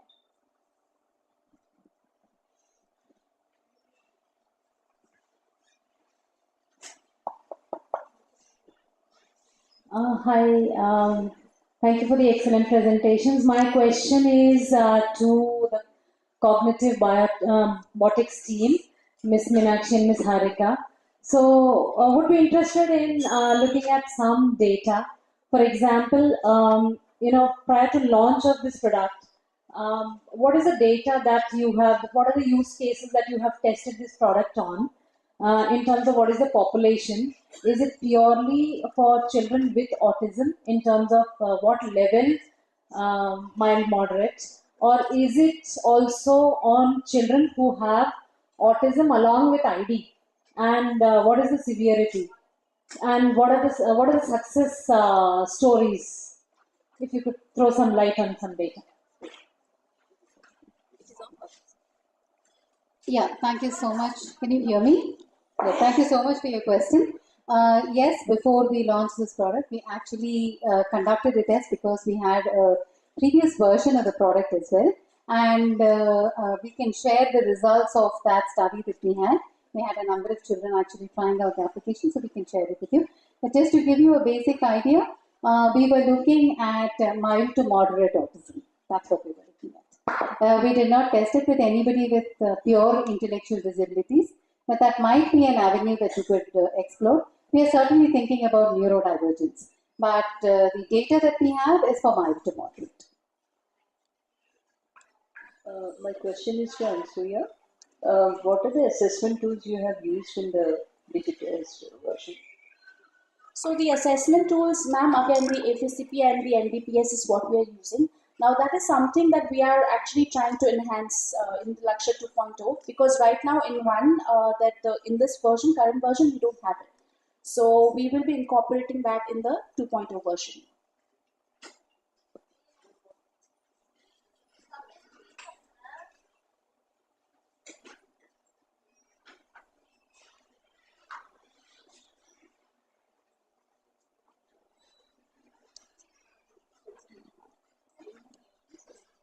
Any more questions? So thank you very much, everybody. If there is no any question, then we can. No, not a question. Just to answer regarding cognitive robotics. So version 1 I can talk because I was involved in the research. So you will get a full clarity. The version 1 was tested in Rainbow Hospital, Banjara Hills, and we went with 88 children. 87 participated, and in that, with digital things, sometimes there could be dropouts because in Banjara, we come from far off places and have difficulties.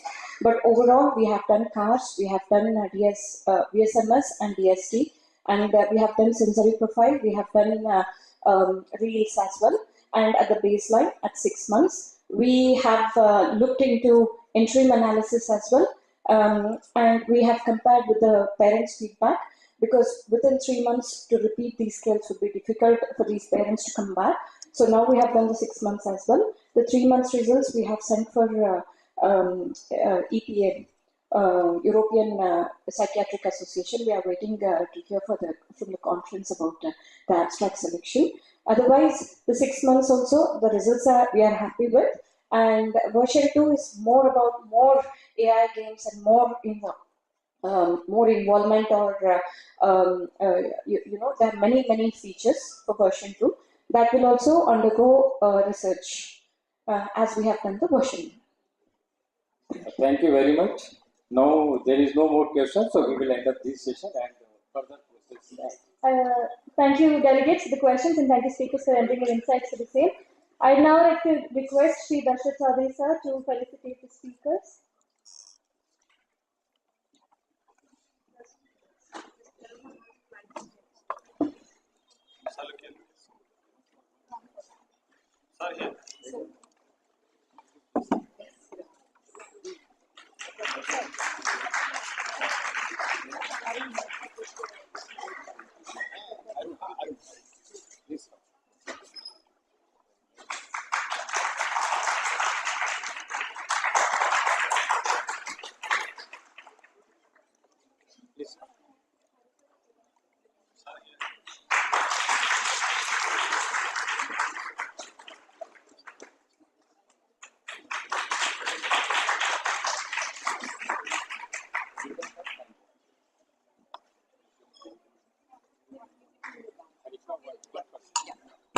Just Harika.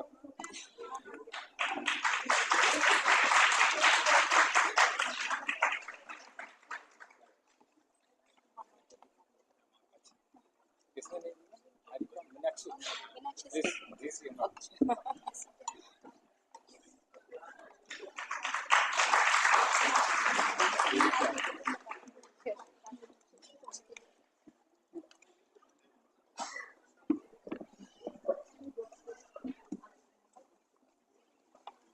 With this, we have completed all the keynote speakers' speeches and all the technical sessions of the day. I would like to extend my sincere thanks to the speakers of this technical session, Mr. Arun Fernandez, from CEO of D-Learners, Ms. Harika Patola from Cognitive Robotics Hyderabad, Ms. Meenakshi ma'am from Cognitive Robotics Hyderabad, and Ms. Anusuya ma'am from Sarvodaya Trust, Suryodaya Trust, Mumbai. I'm sorry. Yeah, thank you for correcting. Finally, I also extend my heartfelt thank you to the chairperson of the session, Shri Disha Chaudhary ji. And with this, thank you one and all. And we're going to meet again tomorrow with all fresh minds and more enthusiasm for all the technical sessions, presentations ready, and with more zeal to learn. We are going to start the paper presentation sharp at 9:30. So we're expecting all